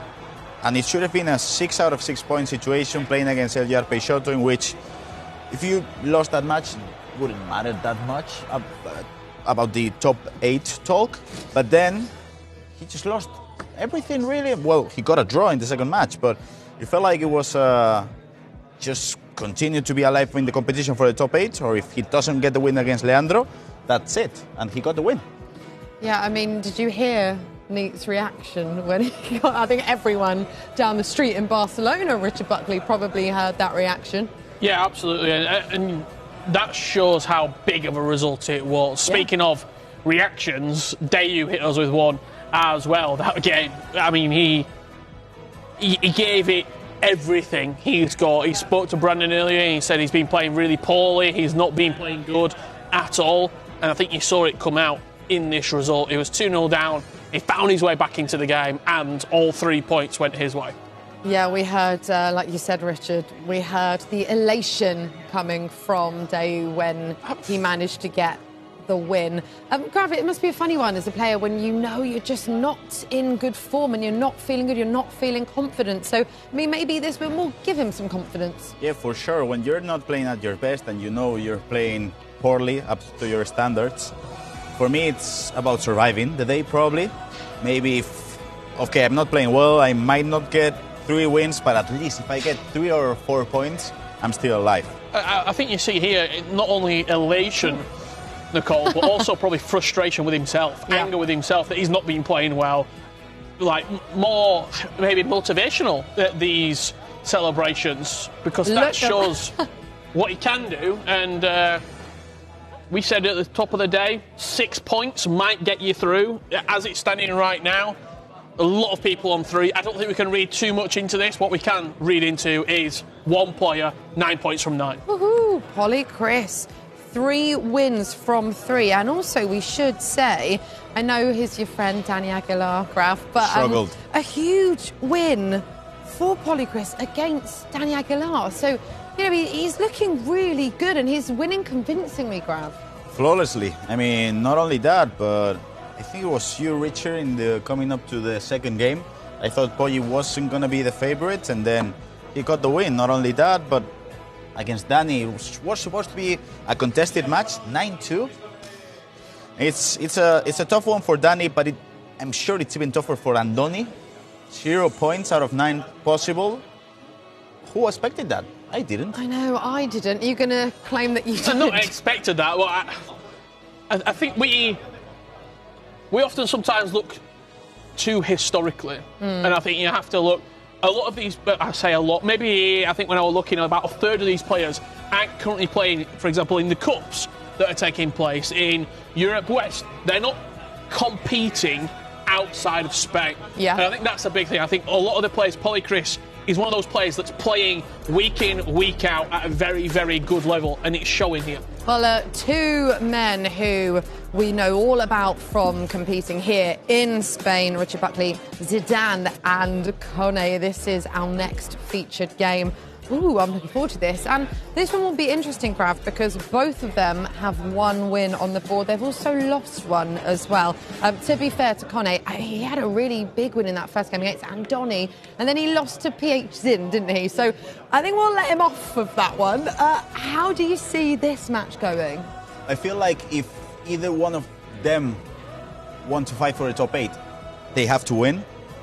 If not, which I don't think any of them have the level to be at the top 8 when we end the day tomorrow, I feel like a draw might be enough. But when you're playing, you're not thinking about 1 point. You're always thinking about those 3 points. So maybe when it's the last kick of the game and it's 5 minutes left, you're thinking, well, a point, still good enough. Yeah, what are you expecting quickly, Richard, from Zidane? I mean, he's won it all before. He has won it all before, and he sets himself very, very high standards. I think Kone wins this game. Okay. I don't know why I find that so funny, Graf. He was going one way, he went the other. And then just pivoted. Absolutely fine. Well, I think we can hear from Zidane right now. Yo no sé si voy a tener más oportunidades de competir en esta liga, ¿no? Pero mi objetivo sin duda es hacer un buen papel como siempre. ¿Por qué no disputar esos títulos? Por llevárnoslos a casa. En cuanto a la temporada pasada en esas competiciones, yo creo que el problema estuvo en el tema mental, el tema psicológico. No pasé por una buena racha, la verdad, y creo que en este caso este año sí llego bien, llego en calma, llego en paz, y yo al ser tan emocional creo que es muy importante eso. Pues con lo que me voy a quedar satisfecho es sobre todo con disfrutar estos partidos, que como ya bien te dije, no sé si puede que sean los últimos o no. Disfrutarlo, divertirme, pasarlo bien y sentir que lo he dado todo. Al fin y al cabo todos los ciclos se van acabando, ¿no? Uno no sabe cuándo le llega el momento y puede ser que vaya llegando mi momento ya. Well, look, we can't wait for this one, but before we jump into it, Ryan, let's have a look at the drafts these players are using. Because what's interesting about Zidane, he's got 3 icons which he can use, but from what we can see, I mean, he's only using 2. Looking at what? Is that just Robert Pires and Iniesta? Where's the other coins gone in this, by the looks of it? It's gone to a few players, but Pedri, primarily, will take up the fair share of the budget.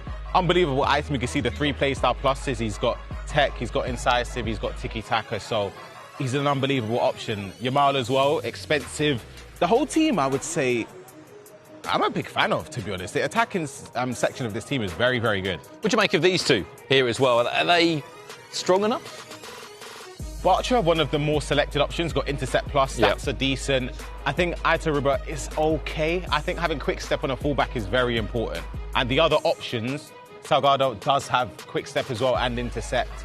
You could toss a coin on which one you select for your starting team. When you're low on coins, Ryan, in a situation like this where you need to go heavy on your forwards, your midfielders, your centre-backs, what do you need?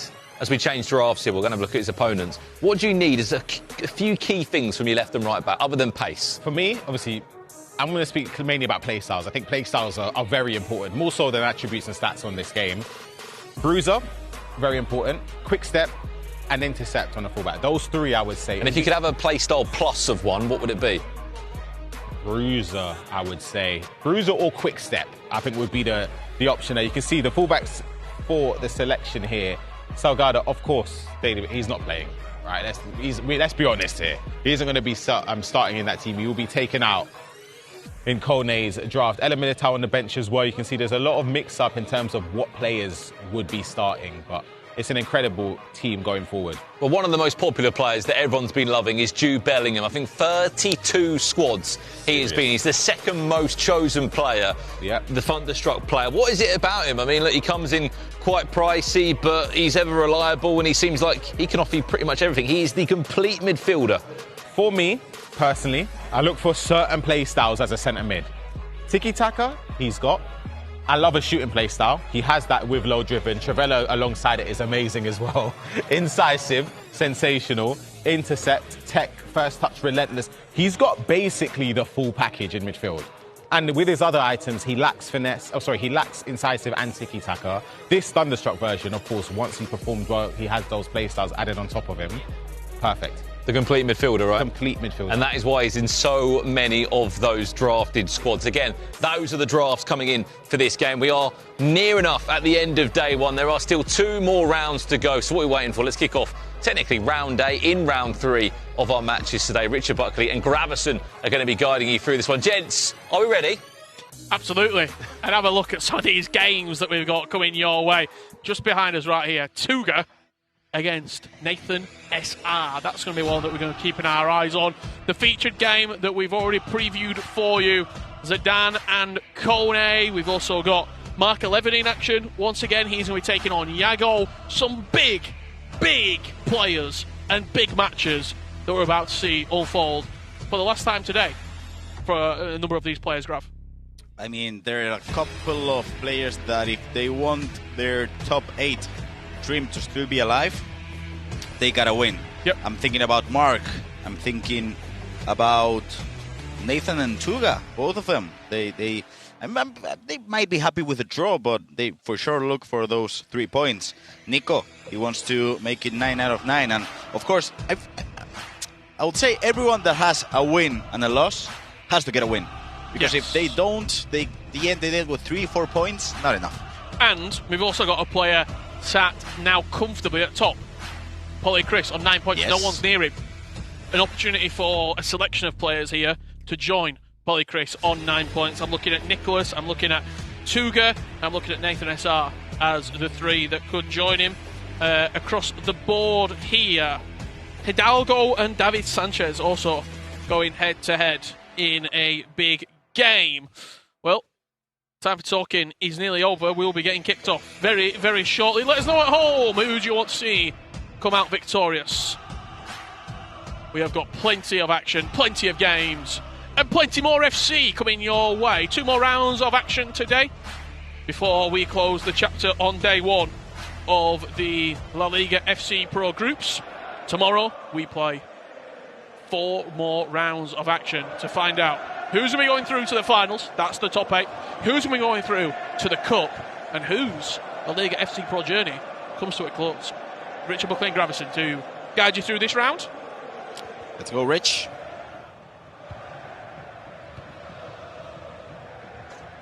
As we can see, Dayu celebrating his win, giving us a thumbs up. Congratulations on that win, Dayu. 3 points out of 9. I'm sure he's happy with that last match he played. With the sheer amount of fantastic players on offer as Zidane goes 1-0 up here. We, if given the opportunity, will be calling upon Brandon Smith, Ryan Pessoa to give us some more updates and intel of the other games taking place. We've got Mark 11 in action. We've got Hidalgo and David Sanchez, Tuga, Nathan SR. Real top games coming your way. We don't want to miss a minute of the action here in Barcelona.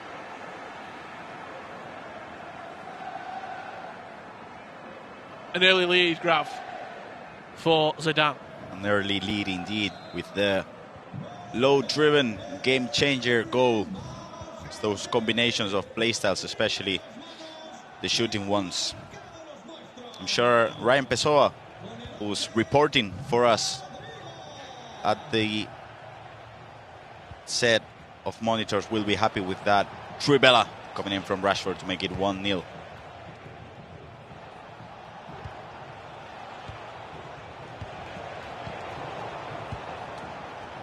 Now, as you can see, we have Zidane against Kone on your left side of your screens, and then Mark against Jago, which I'm sure that's a penalty. Penalty. Let's go into it. Can we go full screen on that game? Michael Evan and Jago. Let's see the penalty coming in. That's Johan Cruyff. Already 1-0, and does find the bottom left corner. No celebrations. Don't know if you agree, but I've seen Mark after that first game, which was a tough defeat for him, which wasn't expected. He's been kind of angry, grumpy. Yeah, I think maybe frustrated with his own performance as well. He is on his day, top 10 performer in the world. When he plays well, he's been to a World Championship Grand Final. Speaking of top players in the world, here's Nicholas taking to the stage.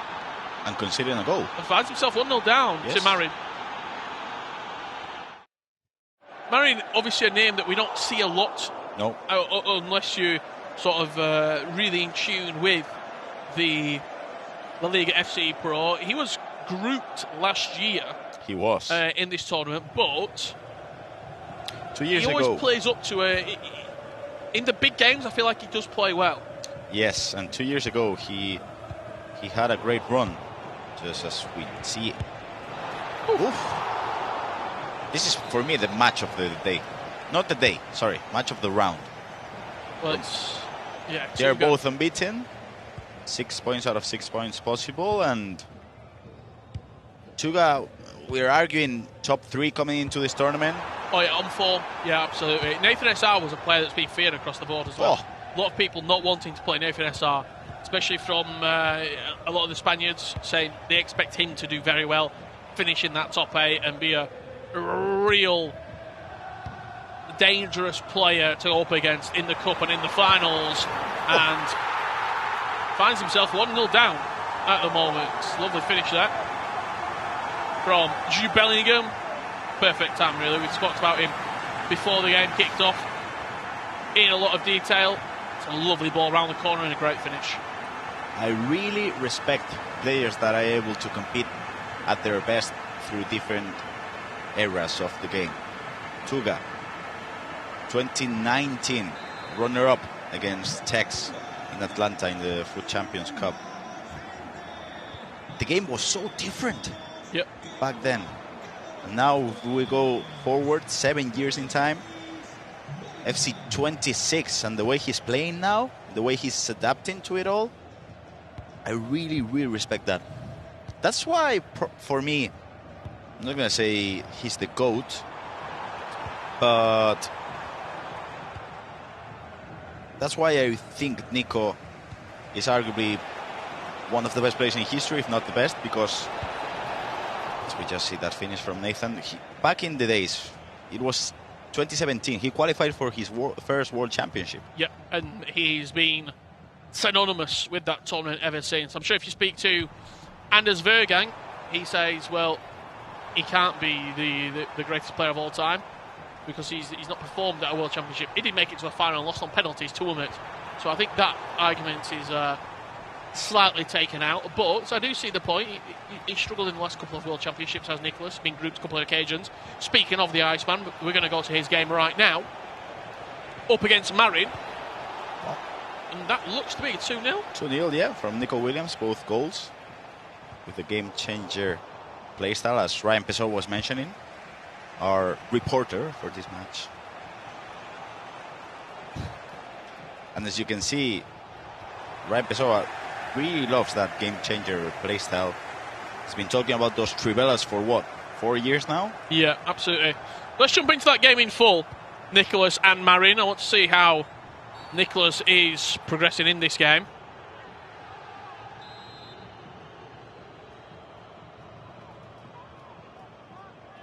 Could be a chance there for the Iceman, and he does find the bottom left corner. I've not watched Nicholas, I don't think, at all today, really.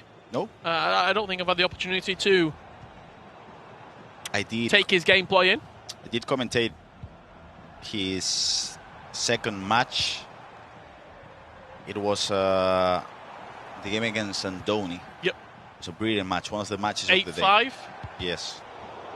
and he scored one of the best goals of the tournament so far, in my opinion, with creative runs. It's interesting because he combines the creative runs with the player locks, and it's really hard to defend. He is also one of the only players using Butragueno. He's selecting 3 teams. Yes. Is Butragueno.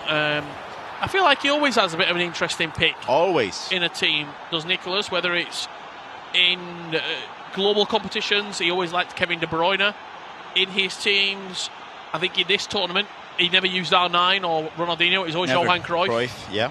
And here you see Butragueno leading the line for him. It's interesting because now, of course, with the playstyles, we've not seen R9 as much since FC24. Yep. But then back in the days, 2019, 2020, he didn't use R9 as well because he didn't like the body type. He didn't like the way he played. Those flares, which were called back in the days. He always used Eusebio, Pelé, and Cruyff. Yeah. Well, 35 minutes on the clock, approaching half-time. In this one, there is Butragueno, a little bit of technical dribbling, finds Jude Bellingham, just opens up the space. I'm gonna say it, quite poor defending from Marin, but he faked the pass one way and then just technical dribbled straight down the middle. You know what? Which is something that Danny explained to me. I'm not sure if he was using technical or if we could have a replay of that goal. Look at him. I'm not sure if that's technical because of the way he's touching the ball, or if he's analog sprinting on. You know, yeah, maybe. Yeah. Where you push how far? Because that was quicker than technical. And the animation wasn't exactly the same. But I agree, it was poor defending. I agree with you, Rich. Especially because he just went on straight. Yeah, just straight line. Just seeing what else is happening here across the board. We've got Hidalgo and David Sanchez currently underway. David Sanchez leading 3-1. He's been a goal-scoring machine today. He put 10 past his opponent in the last game. Now leading 3-1. Tuga Nathan SR 1-1 as it currently stands. We have a good conversation on the Twitch chat right now. Because Ambit9 just comments, Tex and Nico are not GOATs. They didn't win any world championship. Manu has done it twice, and that counts. I absolutely think you are well within your right to say so. Let's jump on board here with Tuga and Nathan SR. 1-1, approaching half-time. Not too much to write home about in this game. Quite a low-scoring affair right now, but I would imagine in the second half it probably will erupt into life. There's a couple of games, like 1-1, 2-1 at half-time, and then by the end of the game it's 7-6. 7-2, yeah. Or just really, really wide scorelines as well we've seen.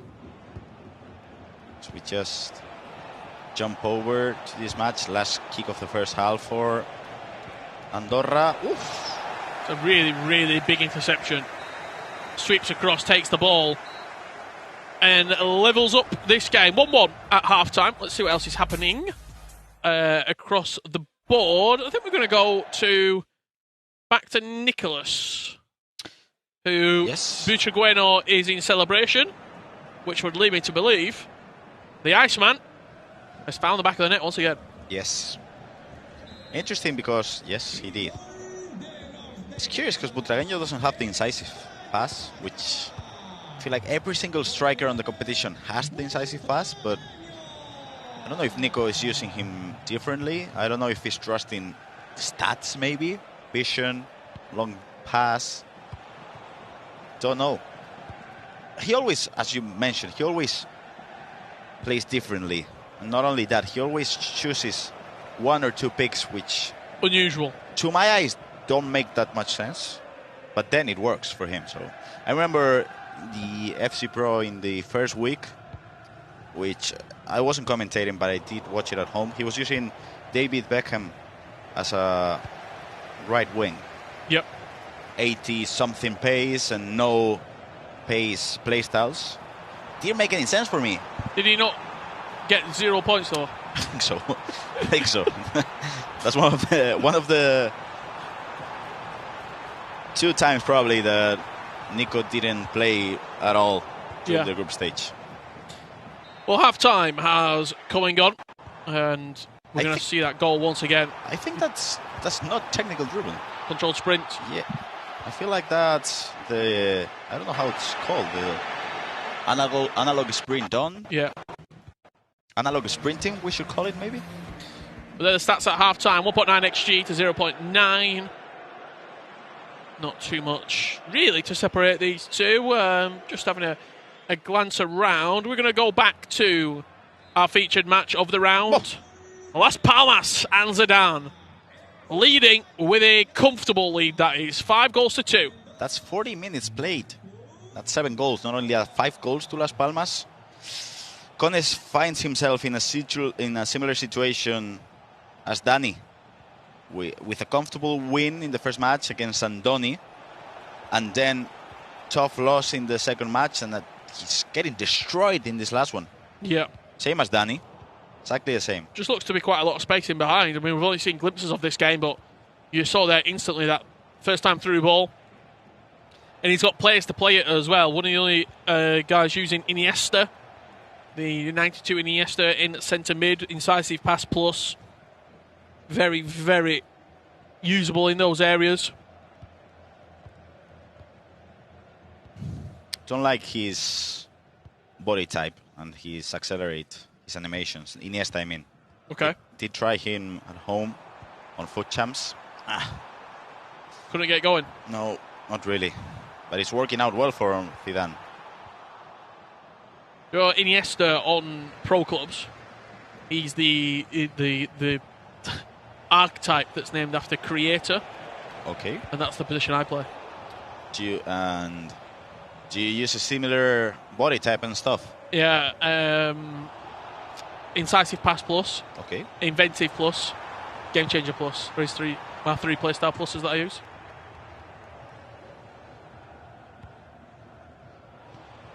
Approaching half-time.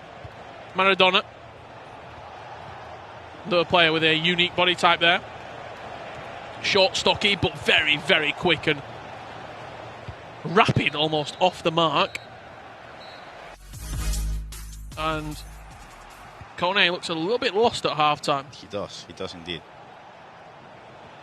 So we just jump over to the game between the unbeaten players.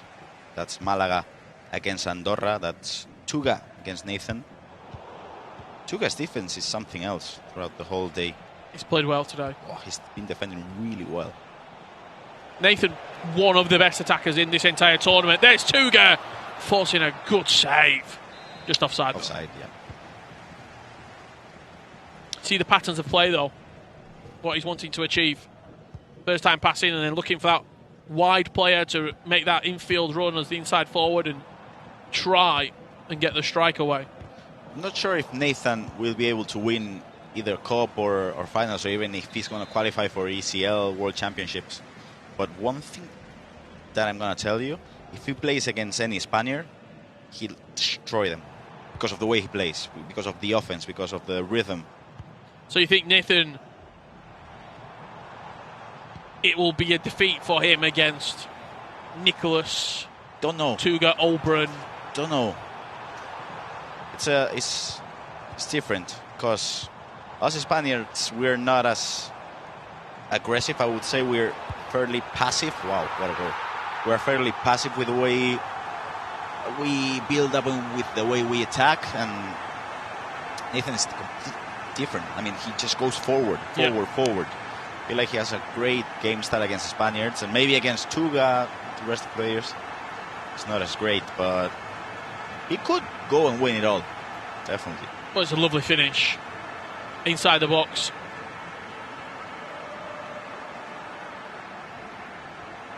That puts Tuga 2-1 up against FC Andorra and Nathan SR. Tuga right now, 9 points from 9. A maximum haul for the Portuguese star. little bit confusing because you're so assumed with Nathan Assar using the, I should say, Tuga in the blue and white of Malaga. But he's actually in the away strip now. Yeah. Back post header, good save. Confusing.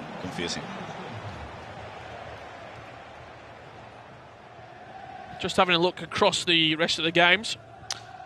Yeah, we're having a look at Adri Domènech and Hugo Sánchez, because Adri Domènech needs to win. He needs to at least get a win. That's a big mistake from Tuga.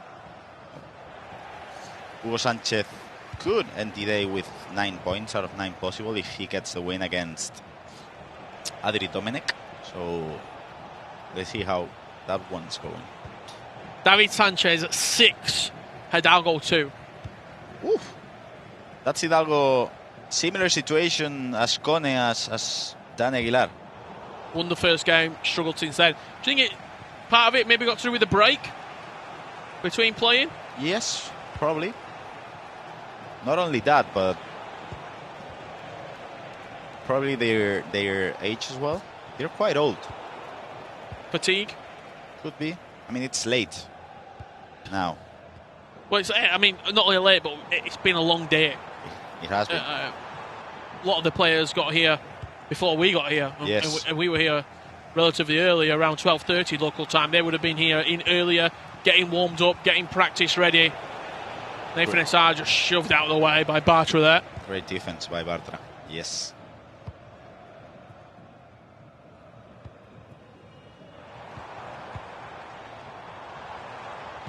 Pedri can't quite find the through ball there. Espinho Pacha with the interception. At the moment, as we just jump over to game 4, the game between Marin and Nicholas, because Marin has just got a goal back. Interesting. It's 4-3 now. Nicholas thought he might have got a free kick there, I think. Yeah. Just played slowly with Xavi. That sort of area, almost a guaranteed goal from a set piece. Pros will not let you off. Nope. And Marin, who has 4 points out of 6 now, if he gets a draw against Nico, that's 5. Decent.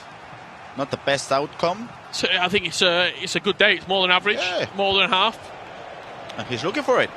You got 3 games left to come back tomorrow and play. Williams driving towards the byline, cuts it back. Cruyff into De Jong and finds the top corner. Nicholas under some pressure here from Marin. 4-4. As we just see another goal in game 5 between Eibar and Osasuna, between Adri Domènech and Hugo Sánchez. Hugo Sánchez would be on 9 points right now. Another replay of this goal here. Great goal. El Choco Bonito, Frenkie de Jong. One of the best midfielders in La Liga. Yeah, he was one of the highlights, wasn't he, from that promo? For sure. Maybe a promo that's been a little bit forgotten about. Yes. But I did forget about it. His item lives on and keeps the promo in the back of the mind. And right now in the front of Marin's mind, because he'll be trying to get the ball to him as much as possible. Yes. Best promo so far of the year for the people at home watching us. I'm going to go with Thunderstruck.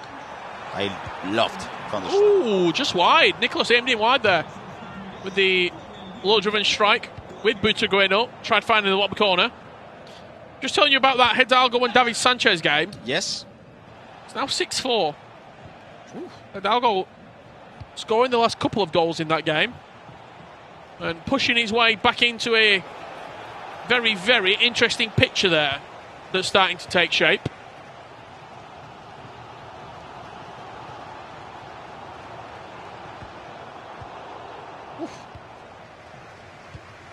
What's the result on that one? Yeah, if we can go to game 1, station number 1, Kone and Zidane are featured match of this round. 67 minutes on the clock.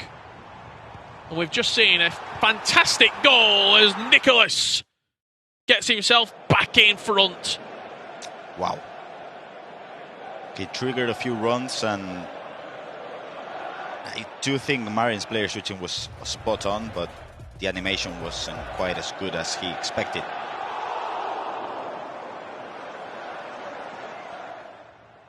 Well, we're going to pause that matchup now between Las Palmas and Villarreal. We're going to head on over to match number 6 right now that we can see, booth 6. And it's Iago and Mark 11. Mark leading 5-3 against Iago. But we've got just over 21 minutes left to play. That's a poor start of the tournament for Iago. He got a defeat against Nacho at the start of the day, 3 o'clock, first game of the day. Of course, we're looking 6 hours later, so of course. That's lovely. From Iago there, just trying to find his space inside, but a good interception. We can hear some reaction from behind us. It came in the way of Kone and Zidane. It was 5-4, and Zidane has just nipped himself into a further lead, 6-4. That's the table as it stands right now. 9 points. For Eibar, Albacete and Sevilla, and that would, at Malaga, sorry. And that would be Hugo Sanchez, Polly Cris, and Tuga. Yeah, 7 points for David Sanchez and Nicholas right now. But I think Nicholas just scored. So that's going to update to 9.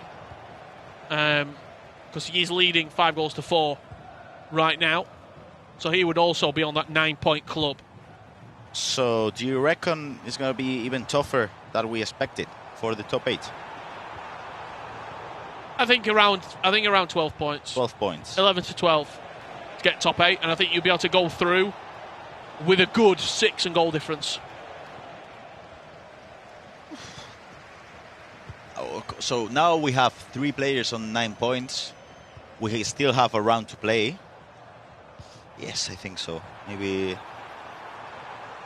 12, 13. Late chance! Finds the top corner. Nathan SR.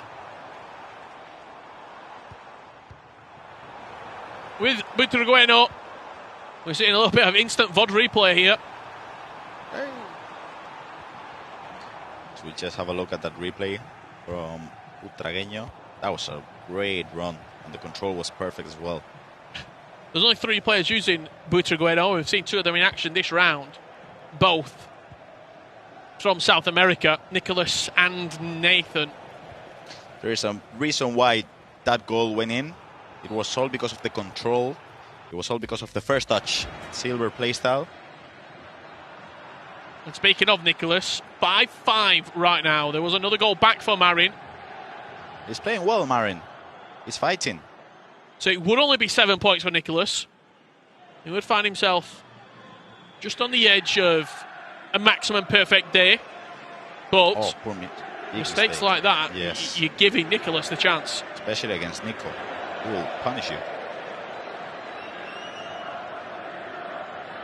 Great in runs, great in space. Okay, dancing and finds the near post. He makes it look easy. You simply cannot make those mistakes against Nico.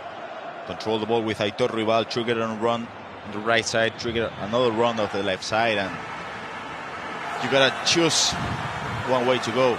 He went the way which he shouldn't, as you can see it there.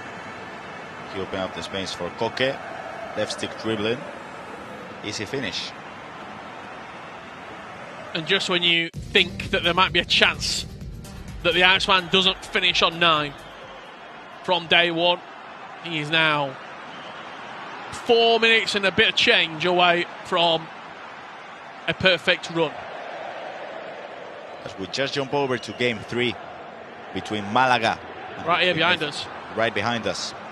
Seems like this might be the last kick of the game, Richard. Yeah, it very well could be, and it's going to fall to Tuga to try and steal away all 3 points. Johan Cruyff, he did it once before on the main stage. Can he do it again in injury time? Williams round the corner, shoots across goal! And look at that! Tuga inches away from the commentary desk. Makes his mark once again in the La Liga FC Pro. Wow.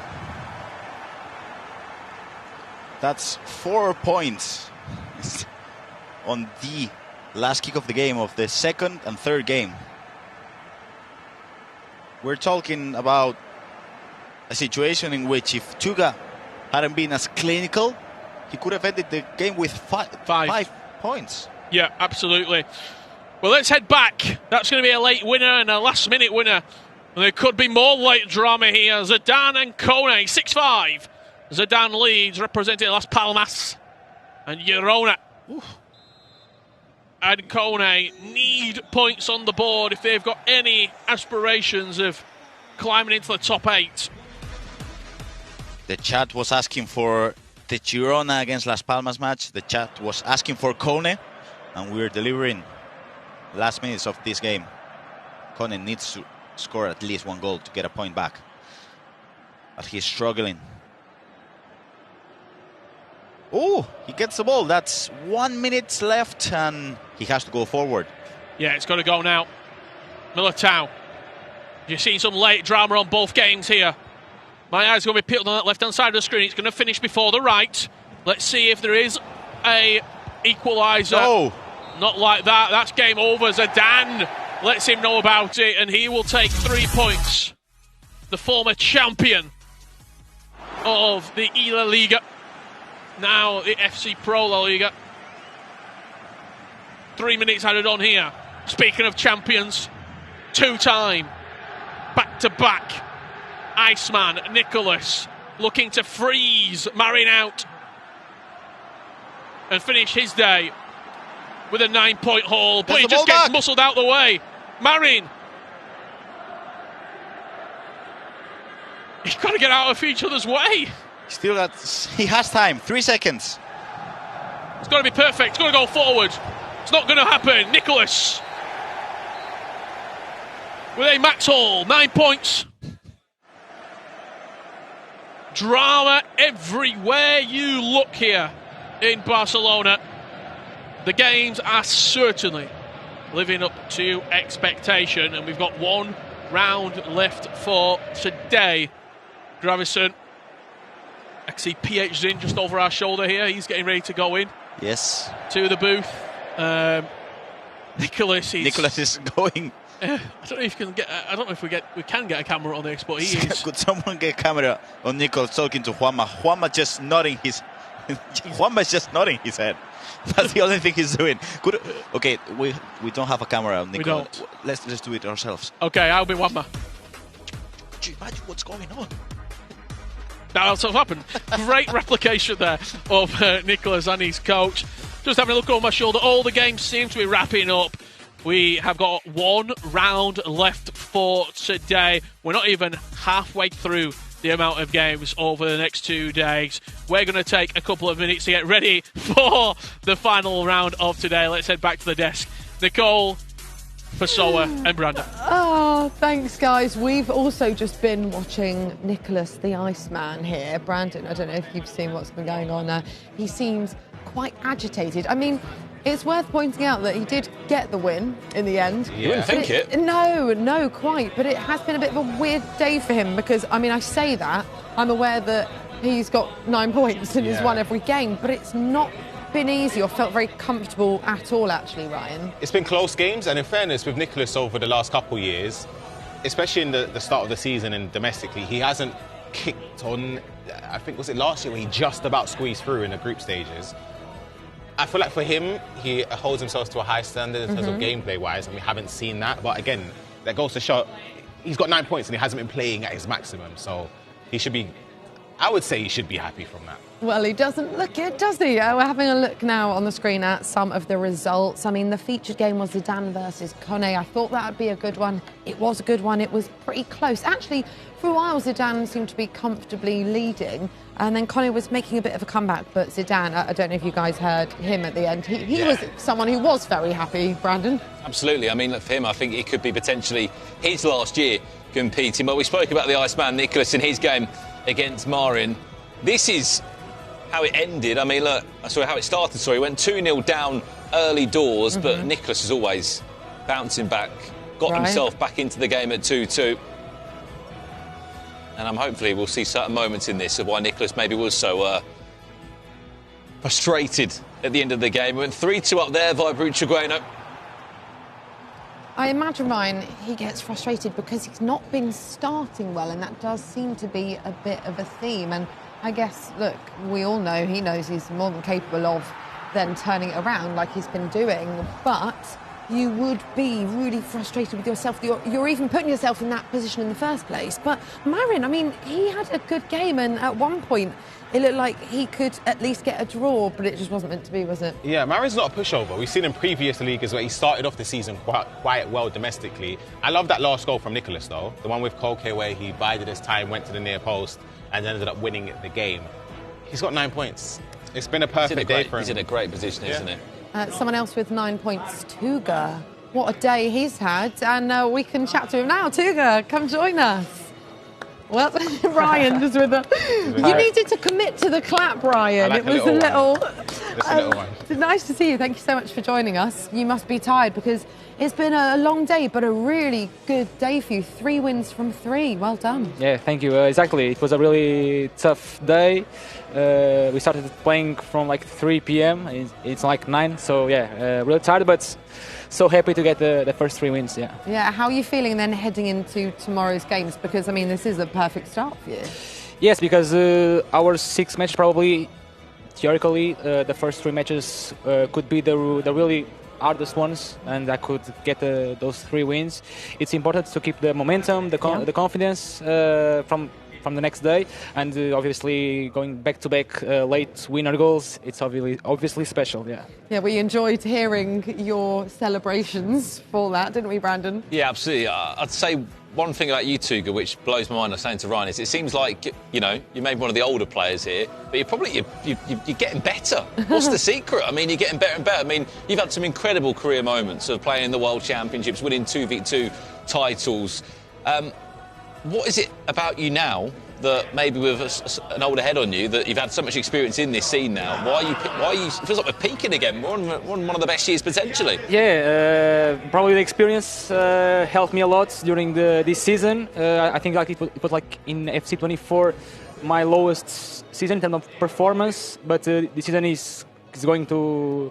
I think it's going to be a really good season. It started really well at qualification for the FC Pro Open. Obviously, I lost that final game against Nassau to qualify, but let's try to qualify here in La Liga, and it was a perfect start, and I want to keep this momentum. Yeah.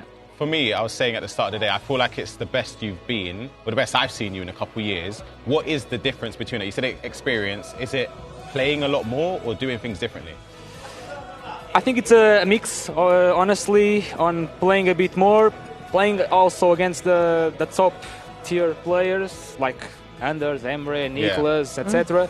But obviously, I think one thing that's probably changed in these 2 years, probably like my confidence in the game has come back to the top tier. I honestly believe in myself again to be at the top, and obviously that is really good because I know that in terms of ability, I have that ability to be on the top level, but here I am. I need to practice more. Obviously, I'm not a perfect player, but I try to be the best version of me, and let's see what happens tomorrow. Yeah, well, you've shown your ability here today, that's for sure. Thank you so much for joining us. Well done on a brilliant day. We're going to let you go and have a little rest and get ready for your games tomorrow, because it's going to be a busy day tomorrow. Thank you so much, Hugo. We're going to have a little look at the standings and how things are looking right now. Okay, here we are. So, Tuga, the man we were just talking to, 9 points. 3 wins from 3. Polychris, Hugo Sanchez, by the way, someone who's been slightly under the radar today, but what a day for him, Ryan. Yeah, flying. 16 for his goal difference is unbelievable. So he's in a pretty position going into day 2, and you'd expect him to finish in that top 8. Yeah, from what we're seeing right now in the car, I think out of the Spaniards, so to say, it feels like Hugo Sanchez or Polychris is going to be one of them 2 this year that are really going to have a great run. And look, they're both flying in goals. What a day they've had so far. Yeah, and Nicholas, of course, is up there, as we said. Right, we are going to take a short break. We'll see you on the other side.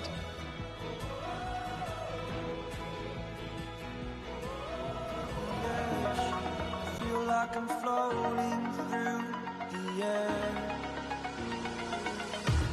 The pain I felt is paid for, all is said and done. Oh, I am restricted, fixed upon the web. I need to kick the habit that my mind is breathing in. Break out, I've got to see. Spent all my life holding all of it closely. I played it innocent, a feel of discontent. I'm finally facing it all, fearless.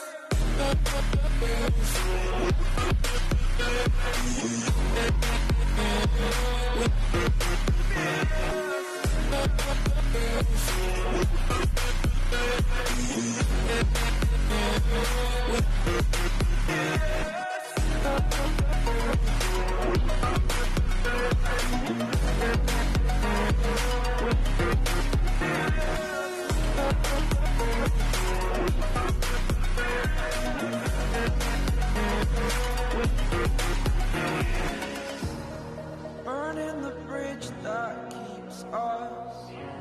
I'm here and I'm feeling fearless. Exaggerated, that's what you assume. The story's over now, I must conclude.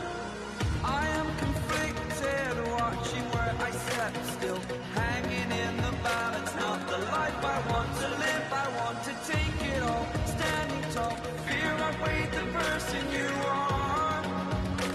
Oh, break out, I've got to see. Spent all my life holding all of it closely. I played it innocent, a feel of discontent. I'm finally facing it all,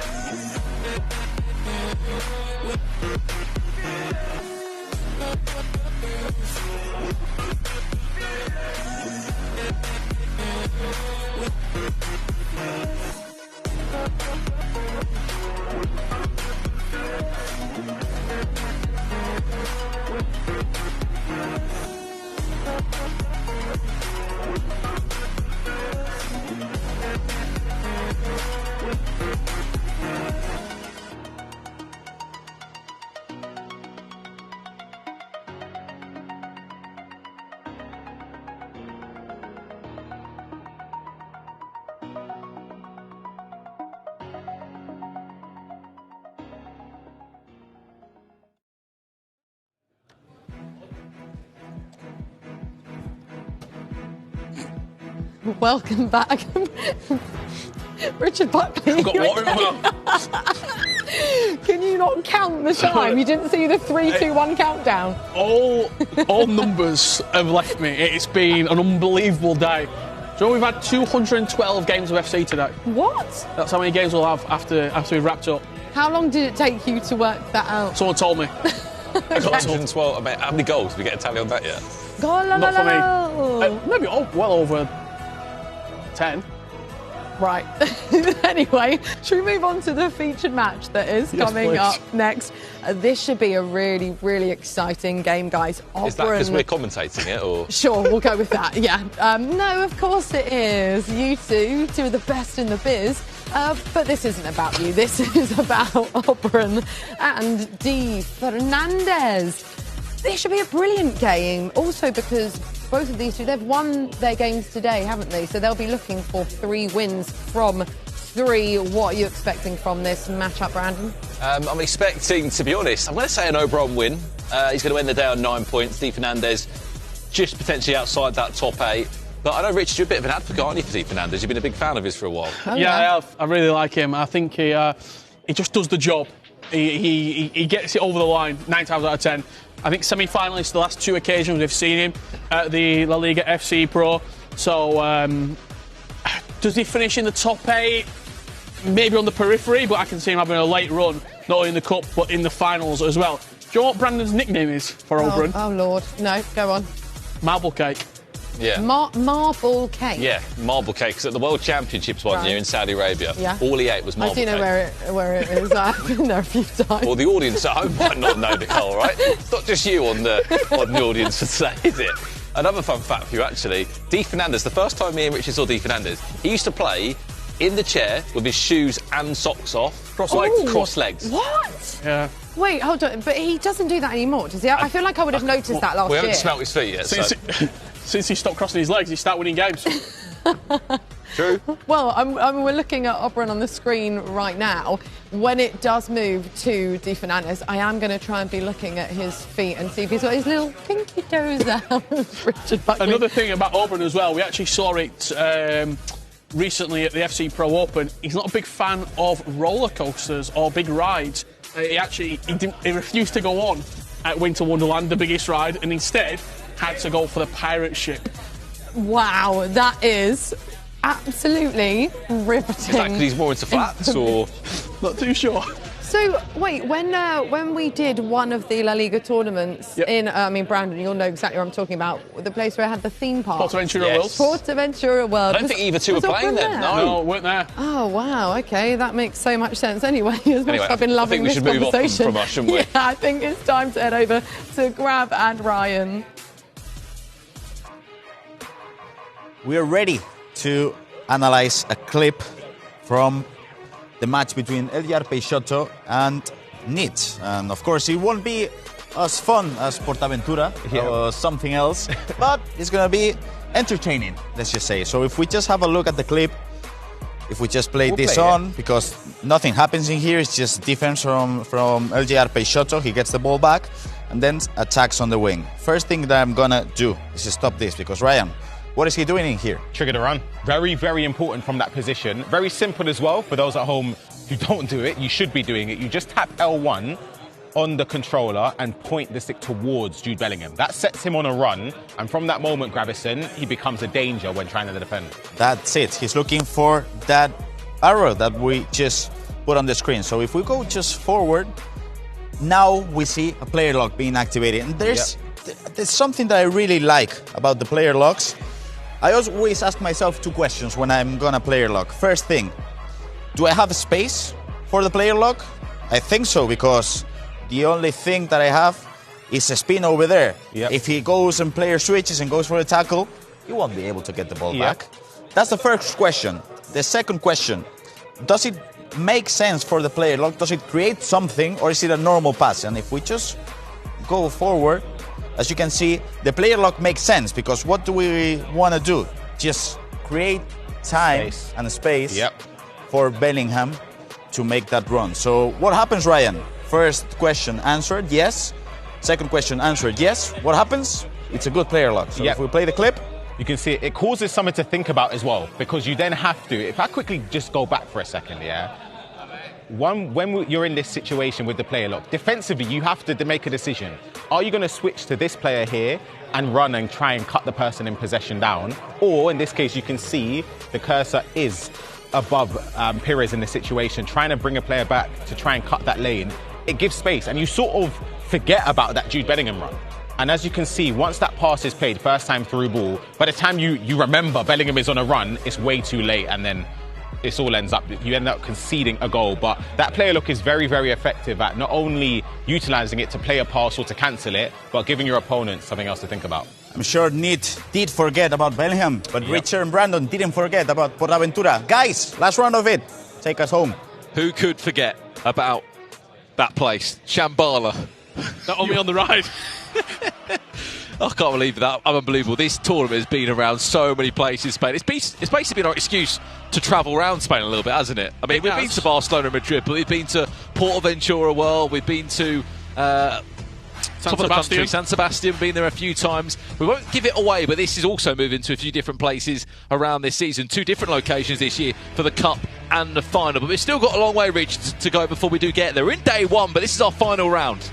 It certainly is, and what a game that we're going to be rounding it out with. Oberon and Di Fernandez, 2 players synonymous with global competitions, E-Champions Leagues, FC Pro, global qualifiers. They've been there, they've done it, and this is where they put their FC skills to battle in their domestic league of choice. Yeah, looking around the other games as well. Flippercito against Nacho Abella, Alberto versus Jotabar, Raoni against P8's in playing. Of course, there's so many matches we'll be keeping you up to date on. Ika Monti against D Navarrete. Magician, he needs a bit of magic, doesn't he, to pull himself out of the situation he finds himself in, up against El Oritz. Yeah, and absolutely, we will be utilising for the final round both Ryan Pessoa and Gravison out and about from the pitchside reporter position. There's plenty of games that we're going to get stuck into as Di Fernandez opens up his scoring 1-0 inside the opening 5. Yeah, that's our first goal in this final round. Again, chat, we can see you. Thank you for tuning in, of course, across today's broadcast. We've been tuning in for your awards. We've been following the FC Pro La Liga action. We are back again tomorrow, of course, still with so much to unfold. If you don't know this tournament, how it works, 37 La Liga FC Pro clubs involved from the top 2 divisions in Spain. They are battling out not just to qualify for the league finals, but also for the cup, because the top 24, Richard, will make it there. Tomorrow night we'll say goodbye to 13 clubs. They'll be eliminated. And it's always at the cup where you get a good indication of how the finals are going to take shape. Last year, it was Emery Yilmaz in San Sebastian, where Sociedad are based. He went on to win it. Where did he finish at the finals in Valencia? Top 4, and it was only Nicholas who beat him, who then went on to be victorious. It is typically at the cup we get a really good picture of what's going to happen at the finals, where not only E-Champions League qualification up for grabs, but also FC Pro World Championship spots will be handed out. Yeah, updating the PAG game. He's just got 1-0 up in his matchup. First time he's been involved in the Liga FC Pro. There could also be an update here. He couldn't quite get the shot away, Cruyff, there with Obra. Just did enough to come over and stop him. Could be another chance there, just looking to build up on the edge of the box. Goals are starting to fly in from all around. I was building it with Ryan earlier. Yeah. The top 8, Rich, who you predict to go through it.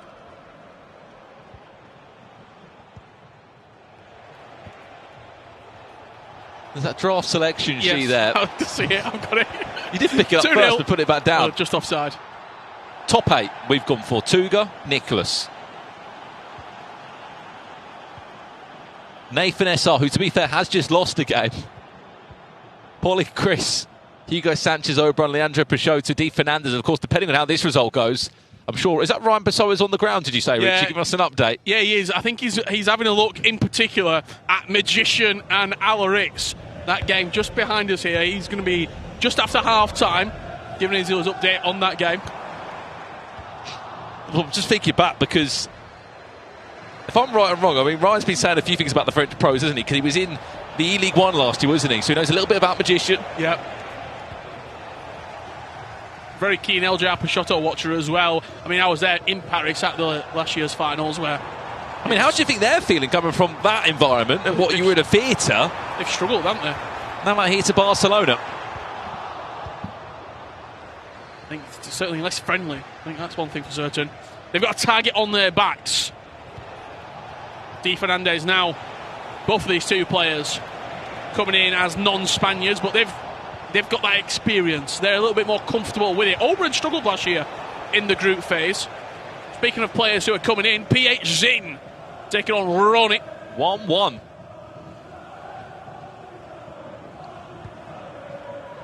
Could be a chance there, just on the right-hand side of your screen. Just seeing it starting to transpire, but doesn't fall his way in the end.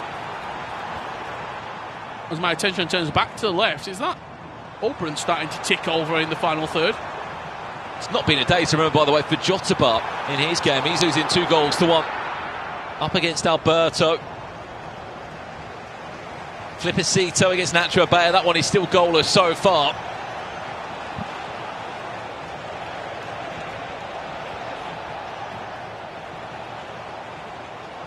You let us know where you want us to jump to again. 6 games taking place in this final round.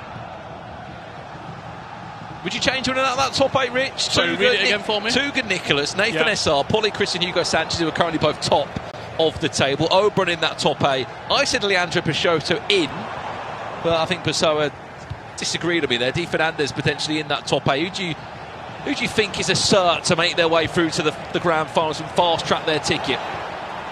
I'm actually going to go with one more player in there as well. I would like to see Chesita just on the cusp.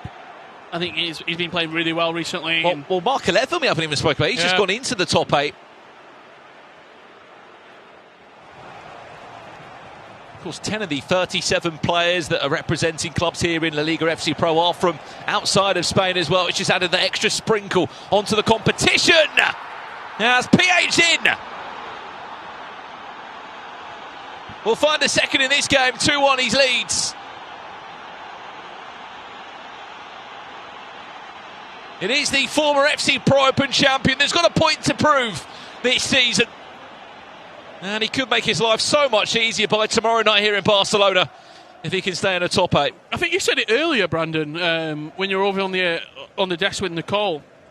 You're talking about PSG sort of, I'm not going to say declining, because I think that word's too strong, but not having it all his own way since he won the Pro Open. Last year, obviously, disappointing that he wasn't able to get over the line with a domestic league, and in qualifying for the Pro Open, he struggled, didn't make it. So he will be looking at this tournament as a way back into global competition.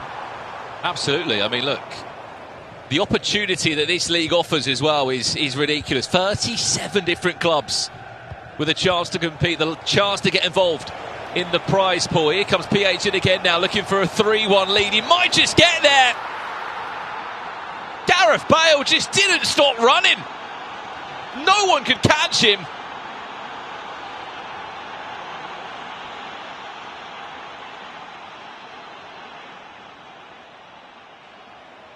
Let's jump over here then. Flippercito against Nacho Abaya. This one is still goalless so far. I wonder if Flippercito would have learnt his lesson from the Leandro Peixoto game. He stood up thinking he was about to bag a point. Next thing you know, Leandro Peixoto, Rich, went down the other end and snatched all 3. The question I've got, does Flippercito react like that when he's playing champs or rivals and give it the reaction? Potentially. I mean, maybe not to that level, but I know he does stream a little bit. Speaking of Nacho Abaya,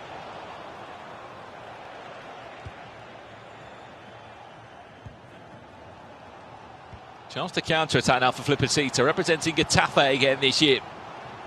One of the more entertaining pros. Here's Yamal, and there's Flippercito off the mark. Actually got a reaction on that on the goalkeeper as well on its way through, but it just wasn't enough. He put the ball in the back of the net. It feels like for Flippercito, this is a must-win game. We saw him disappointing earlier on in this group phase. Lost that last-minute winner against LJR Peixoto. This feels like points have to be premium. I was just talking there off camera with Tuga when he came out of the interview with you, and I said, what do you think? You're on 9, what do you think top 8? And he was like, realistically, probably 13.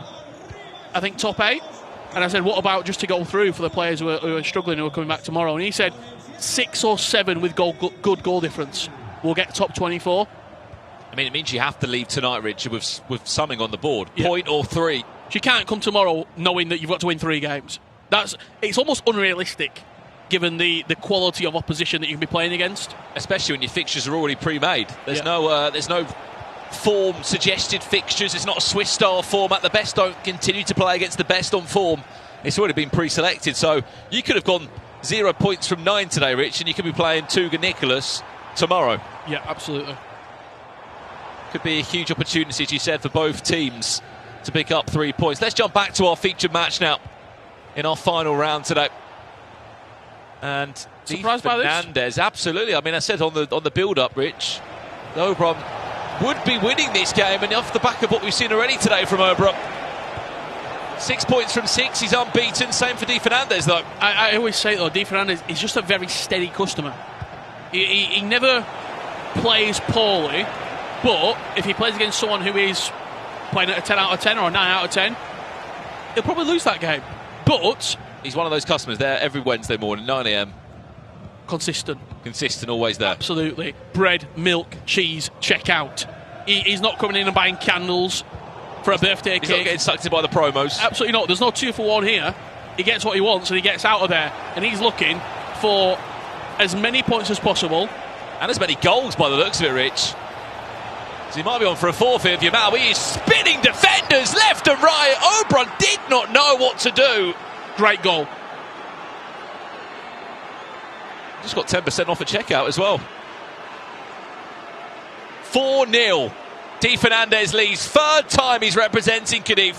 And as you said, his consistency in the Cup and the League. He can't fault. He's always a top 4. He's always in a semi-final. He's a serial top 4 player. With that usually comes the Champions League qualification as well.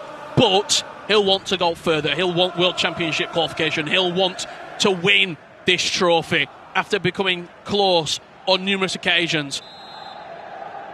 He'll also be looking at his games tomorrow and thinking, okay, if I can have 12, 13 points by the time I get to round 5 or round 6, I'm already done. They'll be doing the mental maths in their head as well, constantly looking at that table. Round 6 tomorrow, when we get to it, is going to be so entertaining because everyone's going to be looking at each other's games. And the hard part is on that, Rich, as well.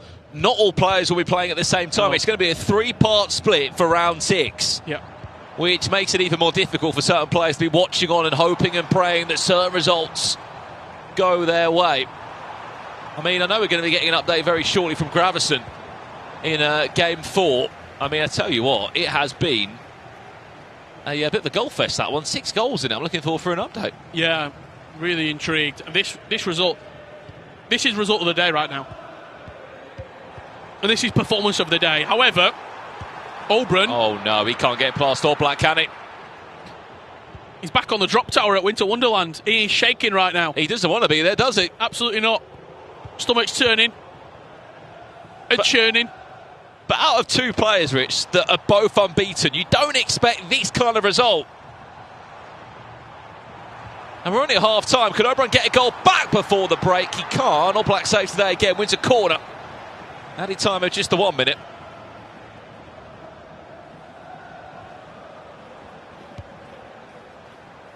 Delivered into the box. Johan Cruyff with the touchdown.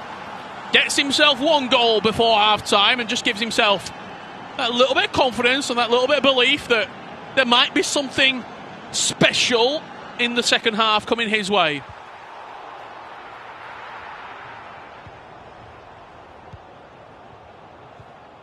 Goal before half-time certainly will be welcome. Update over in this game as well. Nacho Abella losing. But can he pull a goal back?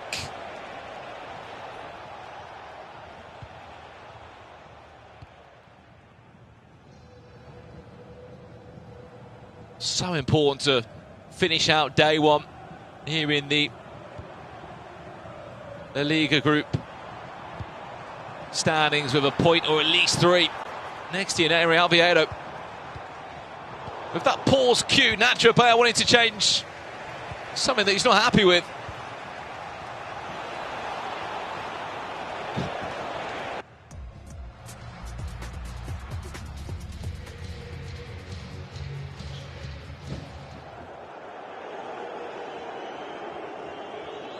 Half-time starting to take shape here across our 6 final games of the day. PH's in. Cruising. Yeah, in a good position here, isn't he? 4-1 he leads. He's had to wait a long time to play today.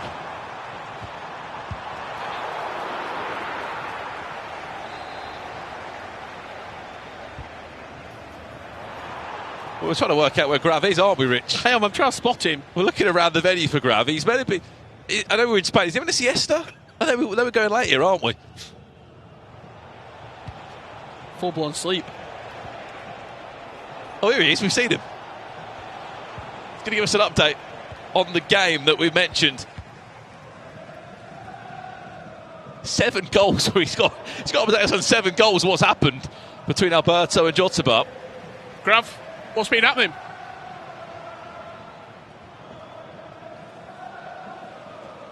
Get any wins today? So both Alberto and Jotaba need a win. I mean, if they want to be alive in competition, but it seems like Jotava has not found a way to score more than one goal. He's playing really poorly at the moment, and it seems like he could end the day with 0 points, Richard. And that shows how quickly a year can turn by, because this time last year he was feeling good, went into the cup, got to the top 2. What's been happening this year for him? I don't know, because he was training really good. He didn't perform as good as he did last year on the online qualifiers, but I think it all started with the game against Daniel Aguilar. 6-2 result.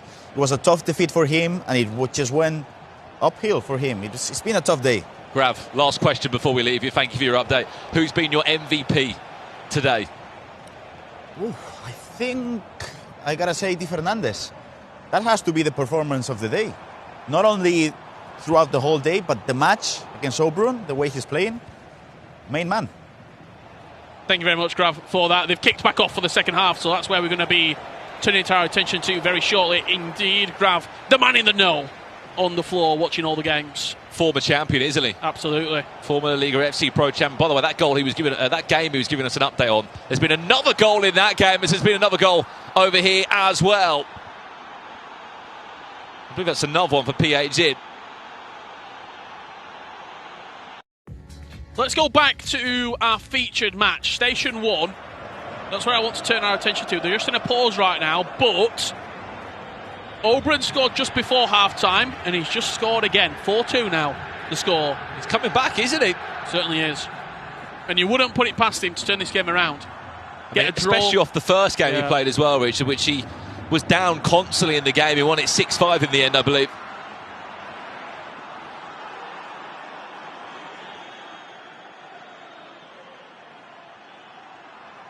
Nacho Abella against Flipper Cito. We can go to game 6 if we get a chance, because, I mean, last time we saw it, Flipper Cito was winning that game by a goal to nil, Rich. The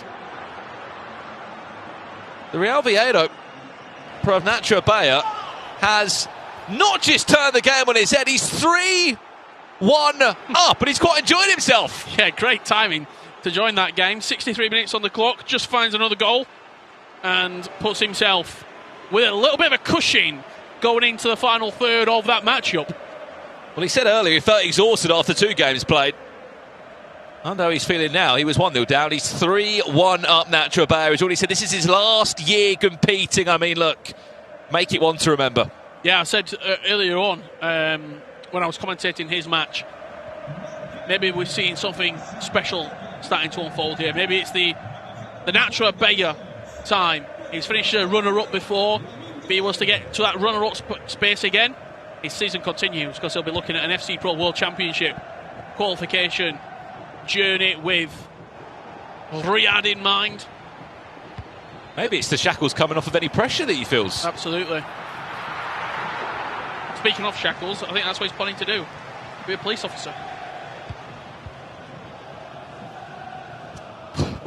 Where did the shackles... Was that like another word for handcuffs? Correct. Nice to be switched on 8 hours in. Wants to be a police officer, does he? Yeah, I believe he's already done half his training. Oh, wow. He's going back to do the second half. PC Nacho. Let's have a look around the other games then. PH in 5-1 he leads. That game has got 22 minutes left in it. Over in game 5, we can go over to game 5 and check out PH and see how he's getting on.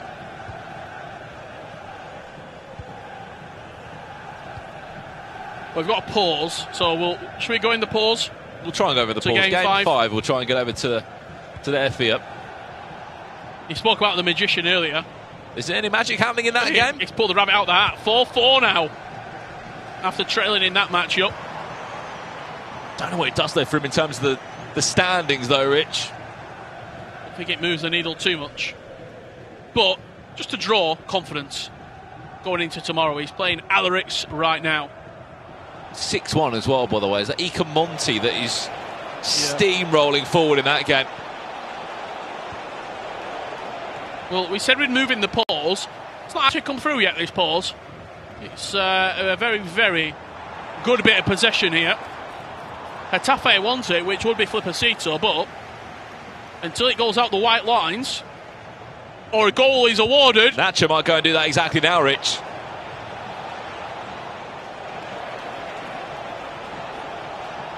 There you go. And it will go for a goal kick in a pause eventually. As we we'll jump back to our main feature game. We won't see PH in just yet. He is 5-1. He is leading. Over here now, we mentioned Oberon getting goals back, Richard, but since we've left the game, Di Fernandez has found a fifth. Yeah, that next goal was pivotal in this game. It was 4-1, then 4-2. If it had gone to 4-3 for Oberon, I think we might have seen a comeback, but Di Fernandez just put in that bit of space in between these two. However, what's that left on the clock? 27 minutes, 28 minutes with a little bit of injury time. There's still a lot of chances for Oberon to get back into this game. Hang and there on. is his third goal, 5-3 now. 5-3, and with a long 9-minute half that this is, there will be time and there will be chances.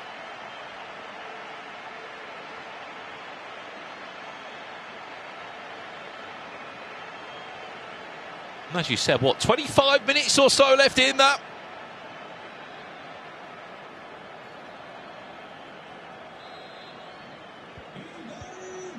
Updates around the games. 5-3 here, Khedive leading. Jota Barr is on the way to a 9-2 defeat, by the way. I mean, it's been a horror show from him.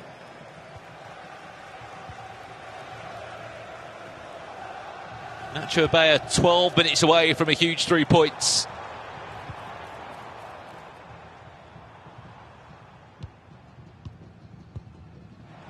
You see I've just had a quick look at we can see the Spanish broadcast just in front of us here as well. Right now, 24 points.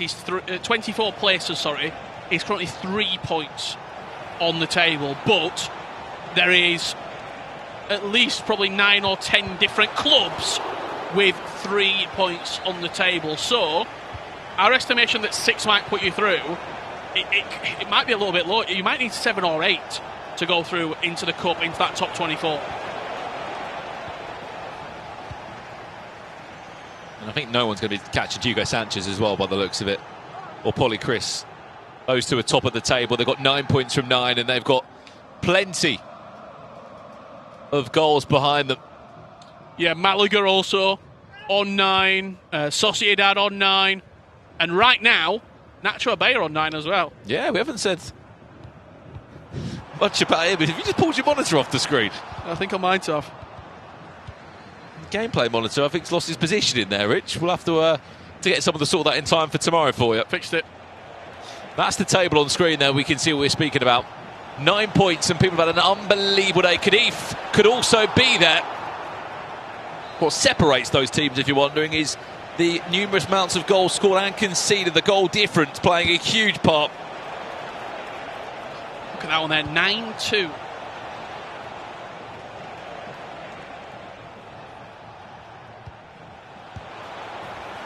Good goal there for Di Fernandez. Once again, re-establishing that 3-goal cushion. And the time is just slipping away for Oberon to do something miraculous and force a comeback.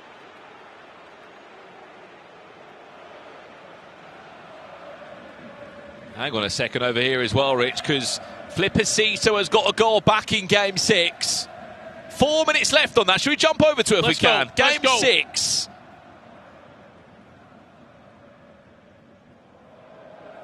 I think this might be one of our first ones of the round to finish, Rich. We're going to load into it as soon as we can. 6-3 over there. Khedive pulling away the 3-goal cushion.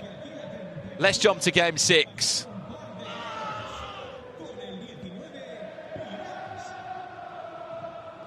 Here we go.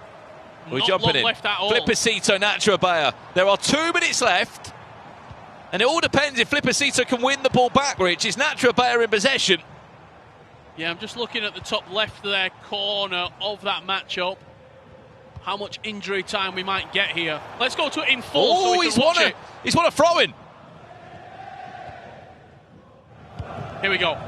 Here we go then. Last roll of the dice for Flippercito. He's been in this scenario before. Snatching nearly a point against Leandro Peixoto. Extra pass. Maybe. What a save. What a save from Nacho Baya's goalkeeper there. And Nacho Baya is going to get the 3 points here. And he's going to be 9 from 9 today. Or is he? Hold on. Yes. 3 seconds. He had 1 second on the clock. The referee's playing the throw. Oh, no. Chance. Flippercito cuts it back. Goal! Flippercito has just snatched the point.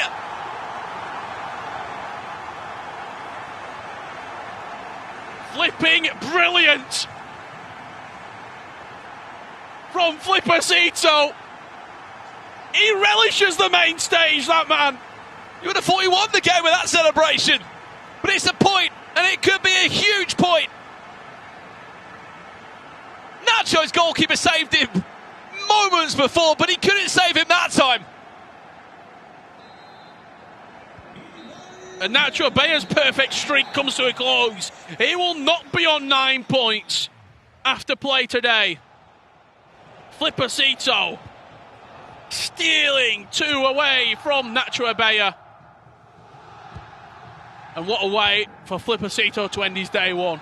He said on the desk of us, Nacho Baya, 7 points was kind of the goal, was kind of the estimate that he wanted to get. What could have and should have been is not to be the case. And Flippercito has just picked up a big... That'll feel like a win for him. That will absolutely feel like a win. He'll be wanting to play round 4 right now. And I tell you what, with Flippercito, he is, maybe out of all the players here today, in this La Liga FC Pro, one of the most momentum-based players we've got. If he starts feeling confident and starts playing well, and feels as though, not just saying it, but actually feels it in his gameplay that he is one of the best players in the world. Oh, he's got huge inner confidence, hasn't he? He can do some real special things. It's when he's not feeling great and he's not playing well, you also see him losing heavily. We're about to conclude this one. I mean, speaking of players that are not going to get 9 points, by the way, Obron being on that list as well. He's only going to end the day on 6 points from 9. Certainly one to watch, isn't he, tomorrow, Flippercito? Every game he has is box office, and I can't wait to see him come back tomorrow and try and make that top 16. He's a serial top 16 player, by the way. I think every time he's played this tournament, the La Liga FC Pro, he's finished top 16. Nacho Baya has finished the game and he's already on his way out of the venue. I've just seen him just grabbed his bag and he's off. Yeah.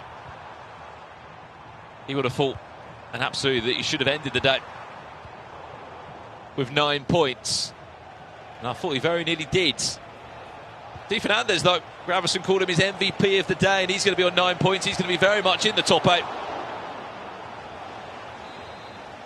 Full-time results around the grounds. PH in huge 7-3 win. This is a statement win for Di Fernandez. 7-3, wrapped up in a nice little bow, and it puts him on 9 points. Almost guaranteed to be in the cup, you would say. But he's got a real good chance at going all the way into that top 8 and making the finals. Seeing a little bit of drama from behind us here in station number 3. Just trying to figure out and put the pieces together what's actually happened here. It looks like the magician might. He's pulled a trick out. He's one of the 2 French players that are here, and I think he might have just snatched himself 3 points in that game. 8-2 PA's in. Dominant. I mean, the scorelines in this last round have been ridiculous. 7-3, 8-2. We had a big one as well. Coming in, just big results, big performances late in the day as well. PH was here about, what, 12 noon? It's now, what, 10 o'clock local time? Yeah. And he's still going strong. And he was the last player He had to wait 4 hours to play. Out of the 37 clubs, 36 played 3 rounds. PH didn't, but it didn't faze him at all. No, I thought he could have, but that wasn't to be the case. First time in the Liga FC Pro, and guess what? Richard, you said there was 200 and something games played. I don't know how many goals there were. If someone does know, do let us know. But we are going to include it here from the commentary desk for now. We're going to pass over to Nicole and the guys to close out what has been an enthralling day 1 here, back in Barcelona. Yeah, it's been a brilliant day, hasn't it, boys? How are you feeling right now? It's been a long day. It's been a long day. Tired. Yeah, a lot of goals, a lot of last-minute winners as well, and last-minute equalisers we saw from Flippercito celebrating as he did because he knows how much it means, though. That extra point could be the difference. To be honest, last year he did it up the first day with 0 points. 0 points. Yes. It's a success. So yeah, he'll It's be a walking success. away One more today. point. It's Yeah, an extra like, point. This is all right. Yeah. We did hear him very loudly. Of course, it is Flippercito. What else do you expect? And unfortunately for Nacho, we could also see what it meant for him. And it's a shame because he's had a really good day. And we know that he's trying to really enjoy this season, it being his last season competing. But, Grav, he seemed really frustrated in the end there. I was sitting over there at the players' lounge and he just ran into the players' lounge and started throwing the controller around, and he kept repeating that he didn't know how to game manage in this game.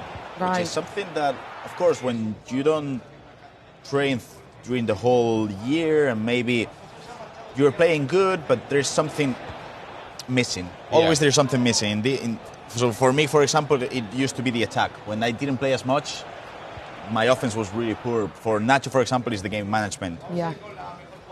Here we are looking at the highlights from this featured game. A big game, Di Fernandez versus Oberon, both of them really wanting a win here so they could get 9 points, 3 wins from 3 here today.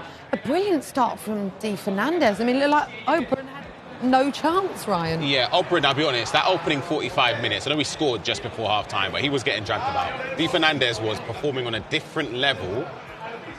Honestly, one of the best performances we've seen today. Because if you consider the level of opponent as well, I think you might even say that is the best. He was resounding against Oberon. He made him look amateur. Yeah, he's got 9 points now, 3 wins from 3, and I feel like maybe he's slightly gone under the radar as well a little bit here today, but he'll be absolutely buzzing, won't Sorry he? to interrupt you there. He always does that, though. Yeah. Di Fernandez. He's just sort of just Quietly. glides. You don't even Yeah. notice him until he's in the top 8 and you're thinking, hold on a minute. You're like, where's he come from? Yeah, he always does that. Someone else that also went under the radar is Hugo Sanchez. Hugo as well. Sanchez, for sure. Oh, my goodness. He was there in Absolutely. Atlanta. Yeah. He was there. He qualified for Atlanta and he was playing really well. And he's here now, 9 points out of 9 points possible. And the last thing that I want to say, because Emilio Butragueño was used in only 3 teams. Yeah. Nico, 9 points out of 9 points. Oh, okay. I Di see where you're Fernandez, going. 9 points out of 9 points. Nathan, 6 out of 9. Okay, so it's almost perfect. It could have been if we conceded last minute against Tuga as well, but yeah, maybe that's the key. I might go home like Yeah, Butragueño. literally, yeah.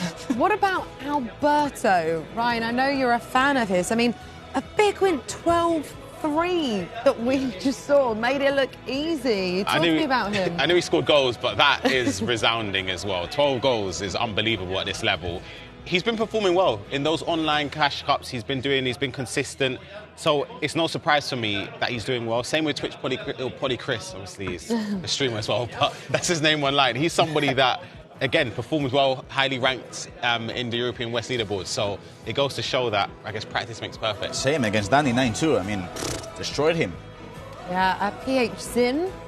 Great to see him here in Spain, in Barcelona. First time playing in a La Liga tournament. And he started off well. I mean, we spoke to him earlier on and, you know, we were talking about the fact that, and you'll both know from a player perspective, you know, he was the last player to play his game. He'd been here for hours watching everyone.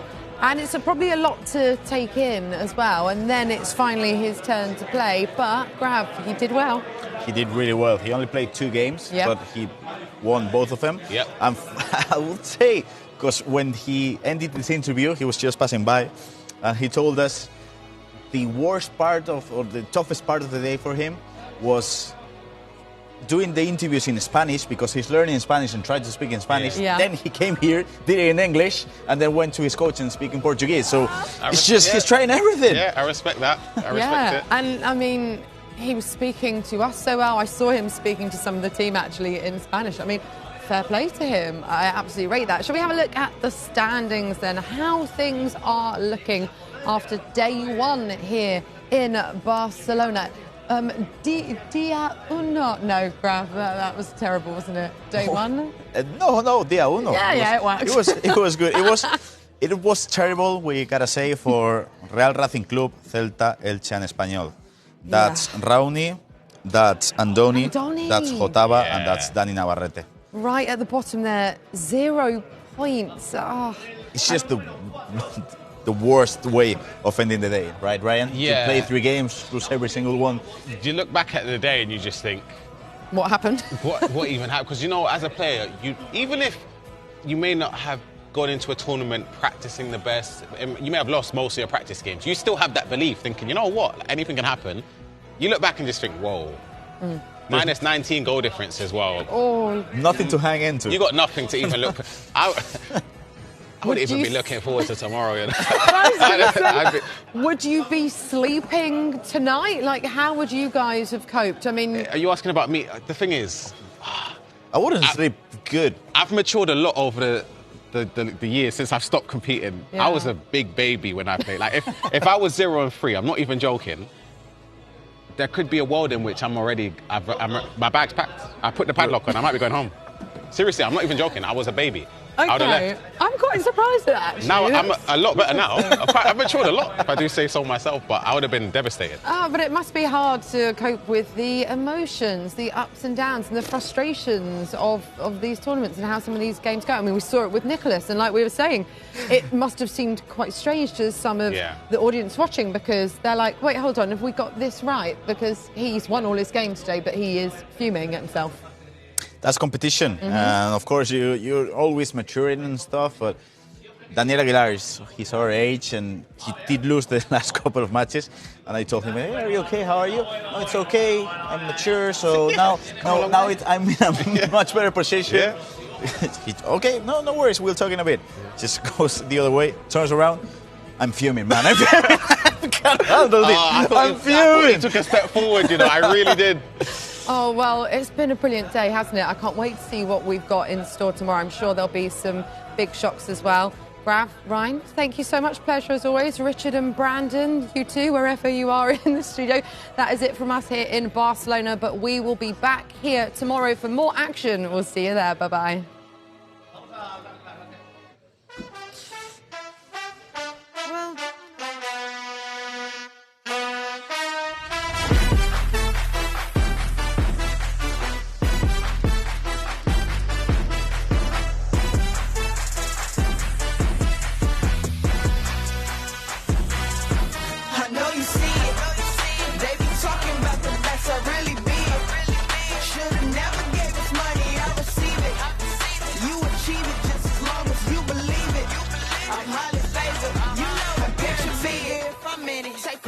Life's sunny side up, wait a minute, watch me move. If you need a reason, I'ma have to give you 2. You know I'm the best, that's the truth.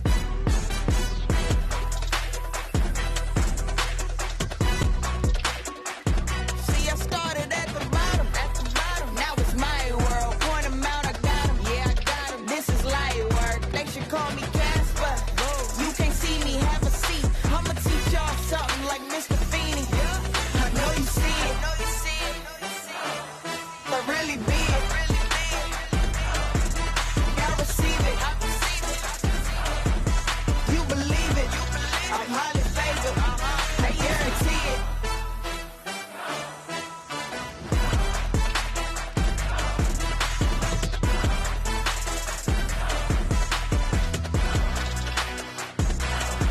They used to count me out. I tried to stack my ends, me against them odds, but that was way back then. But I got even, I waited for my season. Now that we're foreign and it start without the keys. Yeah, push the start. No matter whatever you do it with your heart. Then go with the flow. It's a work of art. They snap, I'm posing like a trophy. They can never block me like a goalie. I know you see it. They be talking about the best, I really be it. Should've never gave us money, I receive it. You achieve it just as long as you believe it. I'm highly favored.